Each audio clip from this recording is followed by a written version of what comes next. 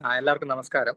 ആ, നമ്മുടെ PNF-ന്റെ യുവ എന്ന് പറയുന്ന കമ്മ്യൂണിറ്റി നമ്മുടെ യുവജനങ്ങൾക്ക് വേണ്ടിയിട്ട്, നമ്മുടെ വിശ്വകർമ്മ സമുദായത്തിലെ യുവജനങ്ങൾക്ക് വേണ്ടിയിട്ട് ആ, തുടങ്ങിയിട്ടുള്ളതാണ്. അപ്പൊ അതില് ആ,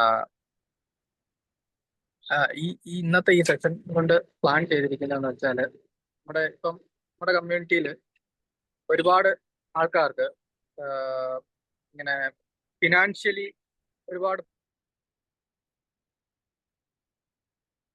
കുടുംബത്തിന്റെയും അടിത്തറ എന്ന് പറയുന്നത് സ്റ്റേബിൾ ആവാത്തതിന്റെ ഒരു റീസൺ എല്ലാവരും സാമ്പത്തികമായിട്ട് കുറച്ച് പിന്നോക്കം നിൽക്കുന്നു, അല്ലെങ്കിൽ അതിന് വേണ്ടതായിട്ടുള്ള ഒരു ഗൈഡൻസ് കിട്ടാത്തത് ഒക്കെയാണ്. അപ്പം അത്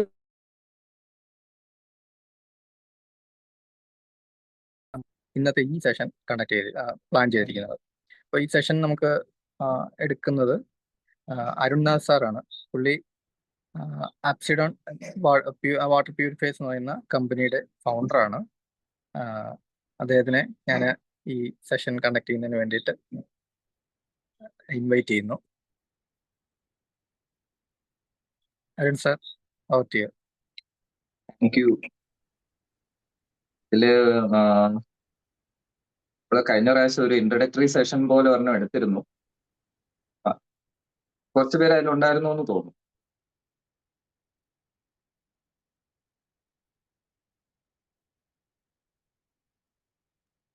ഇല്ലേ?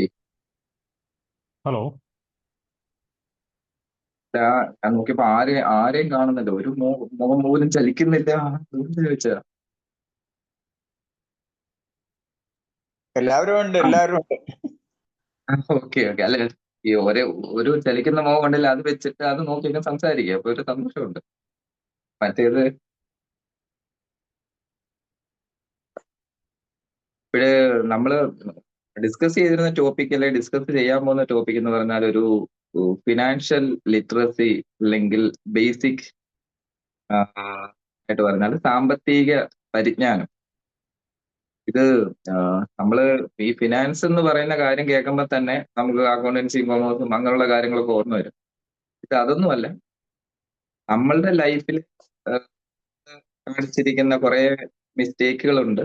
അതിൽ നിന്ന് തിരുത്തി അതിനെ കറക്റ്റ് ചെയ്ത് ഉള്ള ഇൻകം വെച്ച് തന്നെ അത്യാവശ്യം നല്ലൊരു ലൈഫ്. ഇപ്പം ഒരു 40,000 50,000 ഇൻകം കിട്ടുന്ന ഒരാൾക്ക് പോലും ഒരു ലോണും ഇല്ലാതെ ഒരു വീട് വെച്ച്, ഒരു ലോണും ഇല്ലാതെ ഒരു കാർ വാങ്ങി, ഒരു 45 50-ല് അത്യാവശ്യം ഗവൺമെന്റ് ജീവനക്കാരനെക്കാട്ടിലും സ്റ്റേബിൾ ആയിട്ട് റിട്ടയർമെന്റ് ചെയ്യാനും, അല്ലെങ്കിൽ അവർക്ക് ആവശ്യമുള്ള ബാക്കി യാത്രകളും, അല്ലെങ്കിൽ ലൈഫിന്റെ എന്തൊക്കെ ഒരു എക്സ്പെക്ടേഷൻ ഉണ്ട് അതെല്ലാം കംപ്ലീറ്റ് ചെയ്യാനും പറ്റുന്ന രീതിയിൽ നമുക്ക് നമ്മുടെ ലൈഫ് പ്ലാൻ ചെയ്യാൻ പറ്റും. പക്ഷെ ഒരു 500 രൂപ കൊടുത്ത് ഒരു സാധനം വാങ്ങിക്കാൻ പോകുമ്പോൾ പോലും ഒന്ന് പ്ലാൻ ചെയ്യും. പക്ഷെ നമ്മുടെ സ്വന്തം ലൈഫ് വരുമ്പോഴത്തേക്ക് പ്ലാനിങ് ഒന്നും കാണാറില്ല. പൈസയ്ക്ക് ആവശ്യം വരുമ്പം അടുത്ത സെക്കൻഡ് ഓപ്ഷൻ എന്ന് പറയുന്നത് ഫണ്ടിന്റെ, അല്ലെ ക്യാഷിന്റെ ഒരു സെക്കൻഡ് ഓപ്ഷൻ എന്ന് പറഞ്ഞാൽ നമ്മളെല്ലാവരും, ഞാനടക്കം വിചാരിച്ചിരുന്നത് ലോണാണ്. അത് ബാങ്കിൽ നിന്ന് എടുക്കുന്ന ലോണാകാം, അല്ലെങ്കിൽ സുഹൃത്തുക്കളുടെ അടുത്ത് നിന്ന് കടമായിട്ട് വാങ്ങിക്കുന്ന അല്ലെ കടമാകാം. അങ്ങനെ ആ ഒരു ലോൺ അതിനൊരു ഇൻകം സോഴ്സ് ആയിട്ട് കാണുന്ന ഒരു ജനതയാണ് ഞാൻ കാണുന്നത്. പക്ഷെ ഇതെല്ലാം വളരെ സിമ്പിൾ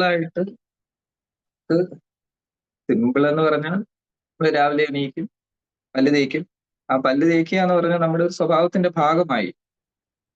അതേപോലെ ഈ ഫിനാൻഷ്യൽ ഡിസിപ്ലിൻ എന്ന് പറയുന്ന ഒരു സാധനവും നമ്മുടെ സ്വഭാവത്തിന്റെ ഭാഗമാണ്. ഇപ്പൊ ഈ പല്ല് തേക്കുന്ന കാര്യം തന്നെ പറഞ്ഞാല്, അതുകൊണ്ടാണ് നമ്മുടെ പല്ല് ഒരു പരിധി വരെ 50-60 വയസ്സ് വരെ ഇരിക്കുന്നത്.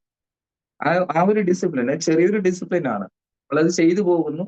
പണ്ട് ആരോ പ്രാക്ടീസ് ചെയ്യിച്ചു, ആ സമയം നമ്മൾ ചെയ്യാതിരുന്നപ്പം തല്ല് കിട്ടി. പിന്നെ ഇടയ്ക്ക് എപ്പോഴോ മറന്നുപോയി പ്രോപ്പറായിട്ട് പല്ല് തേക്കാൻ. അപ്പൊ 2-3 പല്ലില് കോട് വന്നു, റൂട്ട് കനാൽ ചെയ്തു, കുറച്ചുകൂടെ ബുദ്ധിമുട്ടായി. വീണ്ടും ട്രാക്കിലേക്ക് വന്നു. ഇപ്പൊ കുറച്ചുകൂടെ എല്ലാവരും പെർഫെക്റ്റ് ആയിട്ട് നോക്കും. ഇതേപോലെ തന്നെയാണ് ഇതിലും സിമ്പിൾ ആയിട്ട് ചെയ്യാവുന്ന കാര്യങ്ങളാണ് ഈ നമുക്ക് നല്ലൊരു സാമ്പത്തിക അടിത്തറ ഉണ്ടാക്കാനായിട്ട്. അപ്പൊ അതില് ഈ പേഴ്സണൽ ഫിനാൻഷ്യൽ സേവിങ്സ് അല്ലെങ്കിൽ അതിന്റെ ഒരു ബേസിക് ആയിട്ട് അതിന് ആദ്യമേ ചെയ്യുന്ന ഒരു കാര്യം എന്ന് പറഞ്ഞാൽ നമ്മള് വരവ് ചെലവ് എഴുതി സൂക്ഷിക്കുക എന്നുള്ളതാണ്. വേറെ ഒന്നും ചെയ്തില്ലെങ്കിൽ എഴുതുക. ഈ എഴുതി കഴിയുമ്പോൾ തന്നെ നമുക്ക് മനസ്സിലാകും എവിടെ നിന്നൊക്കെ പൈസ വരുന്നു, എവിടോട്ടൊക്കെ പണം പോകുന്നു. പിന്നെ ഇതിൽ ഒരു കാര്യം പറയുന്നത്, ഇതിൽ എല്ലാവരും ജോലിക്കാരാണെന്നുള്ള ഒരു അസംഷനിലാണ് ഞാൻ സംസാരിക്കുന്നത്. കുട്ടികളാരും ഉണ്ടെന്ന് തോന്നുന്നില്ല. അപ്പം നമ്മൾ എഴുതുക.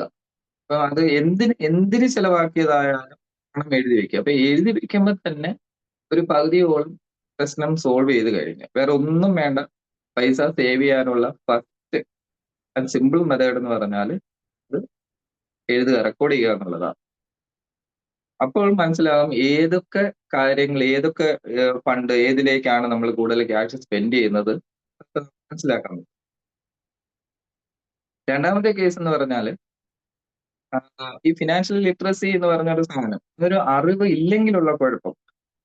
അപ്പം ഉണ്ടെങ്കിൽ എന്തൊക്കെ ഉണ്ടാവുമെന്ന് നമുക്കറിയാം. ഇപ്പം എല്ലാ ഫീൽഡിലും ഡോക്ടേഴ്സ് ആകട്ടെ, എഞ്ചിനീയേഴ്സ് ആകട്ടെ, ഏത് ഫീൽഡിലുള്ളവരാണെങ്കിലും ആ ഫീൽഡിൽ സക്സസ് ആവുന്നവരും കാണും, ഫെയിലിയർ ആവുന്നവരും. ഈ സക്സസ് എന്ന് പറഞ്ഞാൽ വലിയ കടമൊന്നുമില്ലാത്ത ഒരു ലൈഫായിരിക്കും അവർ മുമ്പോട്ട് കൊണ്ടുപോകുന്നത്.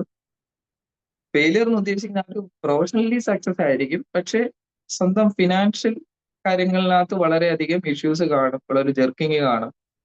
അന്നന്നത്തെ പൈസയ്ക്ക് വേണ്ടി അതൊരു 40-45 വയസ്സാകുമ്പോഴാണ് ശരിക്കും ഇത് ഫീൽ ചെയ്യാൻ തുടങ്ങുന്നത്. അപ്പോൾ അതിൽ നിന്ന് മാറാനായിട്ട് നമുക്ക് കുറച്ച് അറിവ് വേണം. അറിവുണ്ടെങ്കിൽ കുറെ കാര്യങ്ങൾ അവോയ്ഡ് ചെയ്യാമായിരുന്നു. അതിൽ ഒരെണ്ണം ഇൻഷുറൻസ് പോളിസികൾ. നമ്മൾ ഒരു ജോലി കിട്ടാൻ കാത്തിരിക്കും. തൊട്ടടുത്തുള്ള വീട്ടിലെയോ അല്ലെ അപ്പുറത്തെയോ നമ്മുടെ ബന്ധുക്കളോ ആരെങ്കിലും ഏജൻസ് കാണും.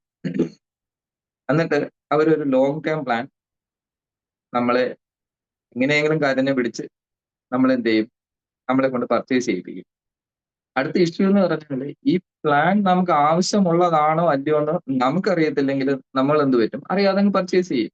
ഇത് ചിലപ്പോൾ ഇതൊരു ഫിനാൻഷ്യൽ ലോസിലേക്ക് പോകും. ഒരു ലോൺ എടുക്കുന്നത് പോലെ തന്നെ, അതേപോലെ തന്നെ ശ്രദ്ധിച്ച് വേണം ഒരു ഇൻഷുറൻസ് പ്ലാനും എടുക്കാൻ. നമ്മുടെ ആവശ്യം എന്താണ്, നമ്മുടെ ഭാവിയിലെ ഫിനാൻഷ്യൽ കമ്മിറ്റ്മെന്റ്സ് എന്തൊക്കെയായിരിക്കും, അതിനെ എങ്ങനെ നമുക്ക് ടാക്കിൾ ചെയ്യാം, അതിന് അല്ലെ റവന്യൂ നമ്മുടെ എങ്ങനെയായിരിക്കും വരുന്നത്, ഇതിനെല്ലാം ആലോചിച്ചിട്ട് വേണം ഒരു ഇൻഷുറൻസ് പ്ലാൻ പോലും എടുക്കാൻ.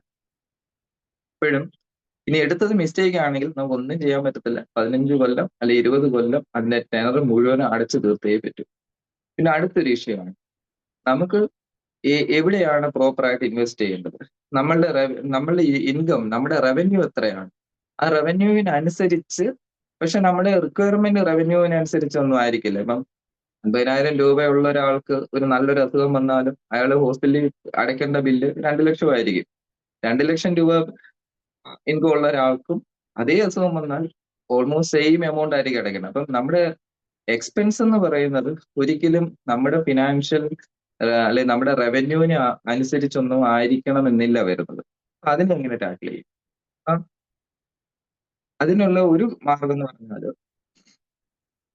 നമ്മുടെ റവന്യൂവിൽ നിന്ന് തന്നെ നമ്മുടെ റിക്വയർമെന്റിനെ ഫുൾഫിൽ ചെയ്യാൻ പറ്റുന്ന ഈ സേവിങ് മെത്തേഡുകളും. അപ്പൊ ആ സേവിങ്സ് മെത്തേഡുകൾ ഏതൊക്കെയാണെന്ന് നമ്മൾ അറിഞ്ഞിരിക്കണം. അപ്പം അതിനെ കുറിച്ച് ഒരു ഇൻഡെപ്ത് നോളജ് നമ്മൾ ഉണ്ടാക്കിയില്ലെങ്കിലുള്ള പ്രോബ്ലം നമുക്കറിയാവുന്ന പോലെ ഒരുപാട് പേർക്ക് പൈസ നഷ്ടമാകുന്ന പല സ്കീമുകളിൽ ഇപ്പോഴും പറയുന്നത് സ്വർണം അത് ഇരട്ടിപ്പിക്കൽ, പിന്നെ അല്ലെങ്കിൽ പൈസ മണി മൾട്ടിപ്ലയിങ് സ്കീമുകൾ, പല ക്രിപ്റ്റോയിലെ സ്കീമുകൾ, പല ഇതിലേക്ക് നമ്മൾ അറിയാതെ, അതെല്ലാം നമ്മുടെ അറിവില്ലായ്മ കൊണ്ടാണ് അതിൽ കൊണ്ട് പൈസ ഇടും, നമ്മുടെ പൈസ പോയി. ഒരു 40-45 വയസ്സാകുന്ന ഒരാടുത്ത് ചോദിച്ചു കഴിഞ്ഞാൽ എങ്ങനെ പോയാലും 10 ലക്ഷം രൂപയ്ക്കടുത്ത് അയാൾക്ക് ഉണ്ടാക്കാമായിരുന്ന അത്രയും തുക, അല്ലെങ്കിൽ അതിന് ഈക്വലന്റ് ആയിട്ടുള്ള ഒരു നഷ്ടം അയാൾ ഉണ്ടാക്കിയിരിക്കും. അതിനെല്ലാം കാരണം സാമ്പത്തിക പരിജ്ഞാനം, ബേസിക് ആയിട്ടുള്ള നോളജ് ഇല്ല എന്നുള്ളതാണ്. പിന്നെ അടുത്തത് എങ്ങനെയാണ് ബേസിക് നോളജ് ഉണ്ടാക്കുന്നത്? അവിടെ ഒരു കാര്യമുണ്ട്, നമ്മൾക്ക് ഓരോരുത്തർക്കും ഓരോ ഇൻകമാണ്. അപ്പൊ ആ ഇൻകത്തിനനുസരിച്ച് അവരവര് തന്നെ അതിനുള്ള ഒരു പ്ലാൻ ഉണ്ടാക്കിയെടുക്കേണ്ടത്. അത് അതിന് അതെങ്ങനെയാണ് പ്ലാൻ ഉണ്ടാക്കാനായിട്ട് എന്ത് ചെയ്യണം? അപ്പൊ ഞാൻ നേരത്തെ പറഞ്ഞ പോലെ ആദ്യമേ നമ്മുടെ റവന്യൂ എങ്ങനെ നമ്മൾ സ്പെൻഡ് ചെയ്യുന്നു എന്ന് എഴുതി സൂക്ഷിക്കുക. രണ്ടാമത്തെ കേസ്, ഇപ്പം ഒരു വീടൊക്കെ വെക്കുമ്പോൾ സാധാരണ ഞാൻ കണ്ടിരിക്കുന്നത് കല്യാണമൊക്കെ കഴിഞ്ഞു അല്ലെ കല്യാണത്തിന് മുമ്പ് നാട്ടുകാരുടെയും വീട്ടുകാരുടെയും പ്രഷർ കാരണം എവിടെന്നെങ്കിലും കുറച്ച് വസ്തു മേടിക്കും, ഇവിടെ അതൊരു ലോണൊക്കെ എടുത്ത് മേടിക്കും, എങ്ങനെയെങ്കിലും അടച്ചു തീർക്കാൻ ശ്രമിക്കും, നടക്കത്തില്ല, അങ്ങനെ ഒരുപാട് ഇഷ്യൂസിലേക്ക് പോകും. അപ്പൊ ഇത്ര വലിയൊരു കാര്യമാണ് ചെയ്യുന്നതെങ്കിൽ അതിനൊരു പ്രോപ്പർ പ്ലാനിങ്ങിന്റെ ആവശ്യമുണ്ട്. അതൊരു 5 കൊല്ലം മുമ്പെങ്കിലും ഒരു വീട് വെക്കുന്ന കാര്യം പ്ലാൻ ചെയ്താൽ ഒരുപക്ഷെ നമുക്ക് ലോൺ ഇല്ലാതെ തന്നെ ആ വീട് നമുക്ക് കംപ്ലീറ്റ് ആക്കാൻ പറ്റും. പിന്നെ ഈ വീടിന്റെ കാര്യം എപ്പോഴും പറയാനുള്ള കാരണം ഒരാളുടെ ജീവിതത്തില് ഒരു സാധാരണ ഒരു ഏണിംഗ് മെമ്പറിന്റെ ജീവിതത്തില് ഏറ്റവും കൂടുതൽ ഇഷ്യൂ ഉണ്ടാക്കുന്ന ഒരു കാര്യം വീടിന്റെ പ്രശ്നമാണ്. വീട്, കുട്ടികളുടെ വിദ്യാഭ്യാസം, ഒരു കല്യാണം, പിന്നെ ഹോസ്പിറ്റൽ റിലേറ്റഡ് ആയിട്ടുള്ള പ്രസവം, അതുമായിട്ട് റിലേറ്റഡ് ആയിട്ടുള്ള കാര്യം. ഈ കാര്യങ്ങൾക്കാണ് കേരളത്തിൽ ഏറ്റവും കൂടുതൽ ക്യാഷ് സ്പെൻഡ് ചെയ്യുന്നത്. അപ്പൊ നമ്മളും നമ്മുടെ ലൈഫിൽ ഇത്രയും കാര്യങ്ങൾക്ക് ആവശ്യമുള്ള ഫണ്ട് കറക്റ്റ് ടൈമിൽ കിട്ടുന്ന രീതിയിൽ ഒരു പ്ലാനിങ്ങും ഒക്കെ ചെയ്താൽ ഇത് വളരെ സക്സസ്ഫുൾ ആയിട്ട് നമുക്ക് മുമ്പോട്ട് കൊണ്ടുപോകാൻ പറ്റും. ഇപ്പം എനിക്കിതൊരു മൊണോട്ടണസ് ആയിട്ട് തോന്നുന്നു. എന്തെങ്കിലും ഒരു സജഷൻ ഒക്കെ പറഞ്ഞാൽ എനിക്ക് മുമ്പോട്ട് പോകാമായിരുന്നു. എന്താണ് അല്ലെങ്കിൽ എന്തെങ്കിലും ഒരു ഡൗട്ടോ എങ്ങനെയാണ് മുമ്പോട്ട് പോകേണ്ടതെന്ന് പറഞ്ഞാല്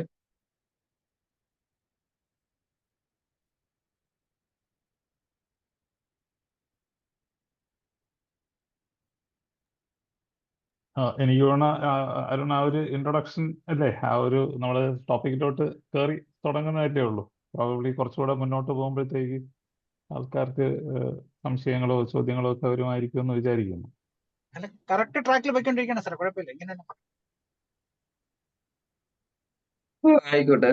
അപ്പം നമ്മുടെ ഇൻകം ഇപ്പൊ ഒരു എക്സാമ്പിൾ, ചുമ്മാ ഒരു എക്സാമ്പിൾ വെച്ചങ്ങ് പറയുകയാണ്. വേറെ ഒരു 40,000 രൂപ ഇൻകം കിട്ടുന്ന ഒരാൾ, ഈ 40,000 രൂപ ഇൻകം കിട്ടുന്ന ഒരാള് അയാളൊരു ഒരു ജസ്റ്റ് ബിഗിനർ ആണെങ്കിൽ, ഒരു 25, 24, 25 വയസ്സുള്ള ഒരു ചെറുപ്പക്കാരനാണെങ്കിൽ, കാരണം ഇത് ചോദിക്കാൻ കാരണം ഇതിനകത്ത് എത്ര പേർക്ക് 24, 25 വയസ്സുണ്ടെന്ന് എനിക്ക് അറിയത്തില്ല, എത്ര പേര് 40s പ്ലസ് അല്ലെങ്കിൽ എങ്ങനെയുള്ളതെന്ന് അറിയത്തില്ല.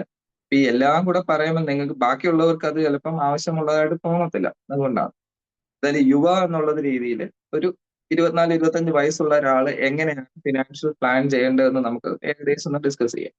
അപ്പൊ അതിനു മുമ്പ് നമ്മുടെ ഇപ്പൊ ഈ ബുക്കിലും ഒക്കെ നമ്മൾ പഠിക്കുന്ന കാര്യങ്ങളിനകത്ത് ഫിനാൻഷ്യൽ പ്ലാനിങ് ഉണ്ടോ എന്ന് പറഞ്ഞാൽ അത് വളരെ കുറച്ചേ ഉള്ളൂ. മാത്രമല്ല അതിനകത്ത് നമ്മൾ വലിയ ഇമ്പോർട്ടൻസും കൊടുക്കാറില്ല. അതിന് കാരണം നമ്മുടെ ഈ ഇപ്പം നമ്മൾ പഠിക്കുന്ന എഡ്യൂക്കേഷൻ സിസ്റ്റം എന്ന് പറഞ്ഞാൽ ജോലിക്കാരെ, വർക്കേഴ്സിനെ ഉണ്ടാക്കുക എന്നുള്ളത് മാത്രമേ ഉള്ളൂ അതിന്റെ ലക്ഷ്യം.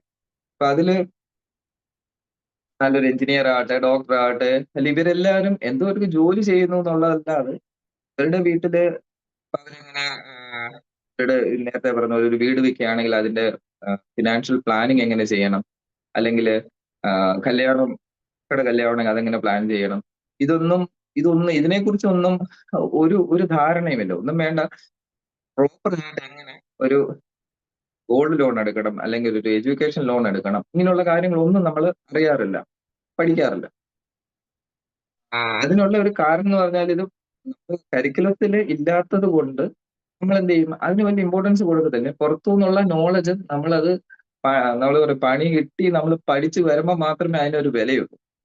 അപ്പോഴ് പിന്നെ അടുത്തത് നമുക്ക് കിട്ടുന്ന ബുക്സ് ആണ്. ഈ ബുക്സിൽ ഒരു 80-90% ഒരു വെസ്റ്റേൺ സ്റ്റൈലാണ്. ഇപ്പം അല്ലെങ്കിൽ അവിടെ യൂറോപ്യൻ സ്റ്റൈലാണ്. ഇവരെങ്ങനെയാണ് ഒരു ഫിനാൻഷ്യൽ പ്ലാനിങ് ചെയ്യേണ്ടതെന്നാണ് കാണിക്കുന്നത്. അതായത് ആദ്യത്തെ ശമ്പളം കിട്ടും, അതിന്റെ ഒരു 10%, 20% എവറി മന്ത് നീക്കി വെക്കുക. 50-60 വയസ്സാകുമ്പോൾ നമുക്ക് റിട്ടയർമെന്റിലേക്ക് പോകാം. ഇങ്ങനെ ഒരു സ്റ്റൈലാണ് അവർ ഫോളോ ചെയ്യുന്നത്. അതാണ് നമ്മൾ മിക്കവാറും ഫിനാൻഷ്യൽ പ്ലാനേഴ്സ് എന്ന് പറഞ്ഞ ആൾക്കാർ നമ്മുടെ അടുത്ത് വന്ന് പറയുന്നത്. അറൌണ്ട് 10-20% മാറ്റി വെക്കുക, അതുകൊണ്ട് ജീവിതം ഉണ്ടാക്കുക. പക്ഷെ ഇത് പ്രാക്ടിക്കലി ഇന്ത്യ പോലെയുള്ളവരടുത്ത്, അതിലും വലിയത് കേരളം പോലെയുള്ളടത്ത് നടക്കാനുള്ള ചാൻസ് ഇല്ല. അതിന് കാരണം നമ്മൾ യൂറോപ്പ് അല്ലെങ്കിൽ ഫോറിൻ കൺട്രീസുമായിട്ട് കമ്പയർ ചെയ്യുമ്പോൾ നമുക്കൊരു പ്രത്യേകതയുണ്ട്. അവിടുത്തെ പോലെ അതിനെക്കാട്ടിലും കട്ടിയായിട്ടുള്ള ഒരു ടാക്സ് സിസ്റ്റമാണ്. അത്യാവശ്യം നല്ല രീതിയിൽ നമ്മളിൽ നിന്ന് ടാക്സ് എടുക്കുന്നുണ്ട്. അറൗണ്ട് ഒരു 40-50% എല്ലാവരിൽ നിന്നും ഡയറക്റ്റ് അല്ലെങ്കിൽ ഇൻഡയറക്റ്റ് ടാക്സ് പോകുന്നു. എന്നിട്ട് അവർക്ക് പിന്നെ ഒരു 40-50 അല്ലെങ്കിൽ 50-55 വയസ്സൊക്കെ ആയി കഴിഞ്ഞാൽ അവർക്ക് പിന്നെ ടെൻഷനൊന്നും വേണ്ട. അവരുടെ അല്ലെങ്കിൽ സോഷ്യൽ സെക്യൂരിറ്റി എന്ന് പറഞ്ഞൊരു കാര്യം അവർ വളരെ കൂടുതലാണ്. അത് കാരണം അവരുടെ സേവിങ്സ് അങ്ങനെ മതി. 10 അല്ലെങ്കിൽ 15% അവർ എവറി മന്ത് സേവ് ചെയ്താൽ അത് വളരെ കൂടുതലാണ്. നമ്മുടെ ഇവിടെ എന്ന് പറഞ്ഞാൽ ആ ഒരു കാര്യത്തില് സൊമാലിയയിലെ ഫീച്ചേഴ്സ് ആണ് നമുക്ക് കിട്ടുന്നത്. പിന്നെ എന്ത് ചെയ്താൽ ഈവൻ ഒരു പെൻഷൻ പ്ലാൻ എടുത്താൽ പോലും അതിൽ പോലും ടാക്സ് ഇമ്പോസ് ചെയ്യുന്ന ഒരു സിസ്റ്റം ഉണ്ട്. ഇങ്ങനെയുള്ള ഒരു കേസിൽ നമ്മളിത് വളരെ ക്രൂഷ്യലാണ് ഈ ഫിനാൻഷ്യൽ പ്ലാനിങ് ചെയ്യണം എന്നുള്ളത്. അല്ലെങ്കിൽ ഒരു വളരെ വലിയ അസുഖം പോലെ ക്യാൻസർ പോലെയോ വന്നു കഴിഞ്ഞിട്ട് പിന്നെ ചികിത്സിക്കാൻ പറ്റാത്ത അവസ്ഥയിൽ പോകും. ഇനി എങ്ങനെ നമ്മൾ പ്ലാൻ ചെയ്യണം? അപ്പൊ ആദ്യമേ ഞാൻ നേരത്തെ പറഞ്ഞു, ഒരു 20-25 വയസ്സായ ഒരാൾ ആദ്യമായിട്ട് ജോലി കിട്ടി. ആ ജോലി കിട്ടിയ അയാൾ എങ്ങനെയാണ് സേവ് ചെയ്യുന്നത്? ഫസ്റ്റ് നമ്മൾ ഇപ്പം മുതിർന്നവരാണെങ്കിൽ നമ്മുടെ മക്കളുടെ ആ 20-25 വയസ്സുള്ള കുട്ടികളുടെ സാലറിയുടെ 70-80% അവരെ കൊണ്ട് സേവ് ചെയ്യിക്കുന്ന ഒരു ആറ്റിറ്റ്യൂഡ് ഉണ്ടാക്കണം. എത്ര നാളത്തേക്ക്? ആദ്യത്തെ ഒരു 3 കൊല്ലം മാത്രം, അല്ലെങ്കിൽ 2 കൊല്ലം 3 കൊല്ലം. ഇതൊരു റിച്വലായിട്ട് ഇപ്പൊ ഒരു കുട്ടി ജനിച്ചു, അതിന് 28 കെട്ടുണ്ട്, അതേപോലെ അല്ലെങ്കിൽ ചോറൂണുണ്ട്, അതേപോലെ അവനോ അവൾക്കോ ഒരു ജോലി കിട്ടി. ആ ജോലി കിട്ടി ആദ്യത്തെ സാലറി, അവർക്ക് കിട്ടുന്ന സാലറി എത്ര ആയിക്കോട്ടെ, ആ സാലറിയുടെ 80-90% അല്ലെങ്കിൽ 70-80% എങ്കിലും സേവ് ചെയ്യണം ഫസ്റ്റ് 3 years. ഈ ഒരു കാര്യം മാത്രം ചെയ്താൽ ആ കുട്ടിയുടെ ഭാവി നമുക്ക് രക്ഷപ്പെടുത്താം. ഫസ്റ്റ് കാര്യം ഇതാണ്. ഇനി എവിടെ സേവ് ചെയ്യണം അതെല്ലാം സെക്കൻഡറി ആണ്. അത് നമുക്ക് പിന്നെ വളരെ ഡീറ്റെയിൽ ആയിട്ട് അത് പഠിക്കാം. അപ്പം ഫസ്റ്റ് കണ്ടീഷനാണ്. പിന്നെ അപ്പൊ ഇതിൽ നിന്ന് അയാൾ എന്തായി? അയാളുടെ ലൈഫ് അയാൾ സെക്യൂർ. എന്നിട്ട് ഈ പൈസ പിന്നെ ഇതിൽ തുടരുത്. ബാക്കി നോർമൽ 3 കൊല്ലത്തിന് ശേഷം ജോലി കിട്ടിയാൽ എങ്ങനെ ജീവിക്കും അതേപോലെ ജീവിക്കുക. ബാക്കിയുള്ള ബാക്കിയുള്ളതിന് പിന്നെ ഒരു 10-15%, 10%, 5% മാത്രം സേവിങ്സിലോ ഇൻവെസ്റ്റ്മെന്റിലേക്കോ മാറ്റിക്കൊണ്ടിരിക്കുക. ഇതാണ് ഇത് പറയാനുള്ള കാരണം. വീട്ടില് നമ്മുടെ എല്ലാവരും ഞാൻ കണ്ടിരിക്കുന്നത്, ഈ ചെറുപ്പക്കാരൻ വളർന്നു വരും, അതിന് വലിയൊരു ബേർഡൻ കാണും. അപ്പൻ ഉണ്ടാക്കിയ കടമായിരിക്കും, അല്ലെ കുടുംബം ഉണ്ടാക്കിയ കടമായിരിക്കും. കടം വീട്ടിൽ കഴിയുമ്പോൾ എന്റെ നടു കുടിയും. വെറുതെ 10-35 വയസ്സാവും.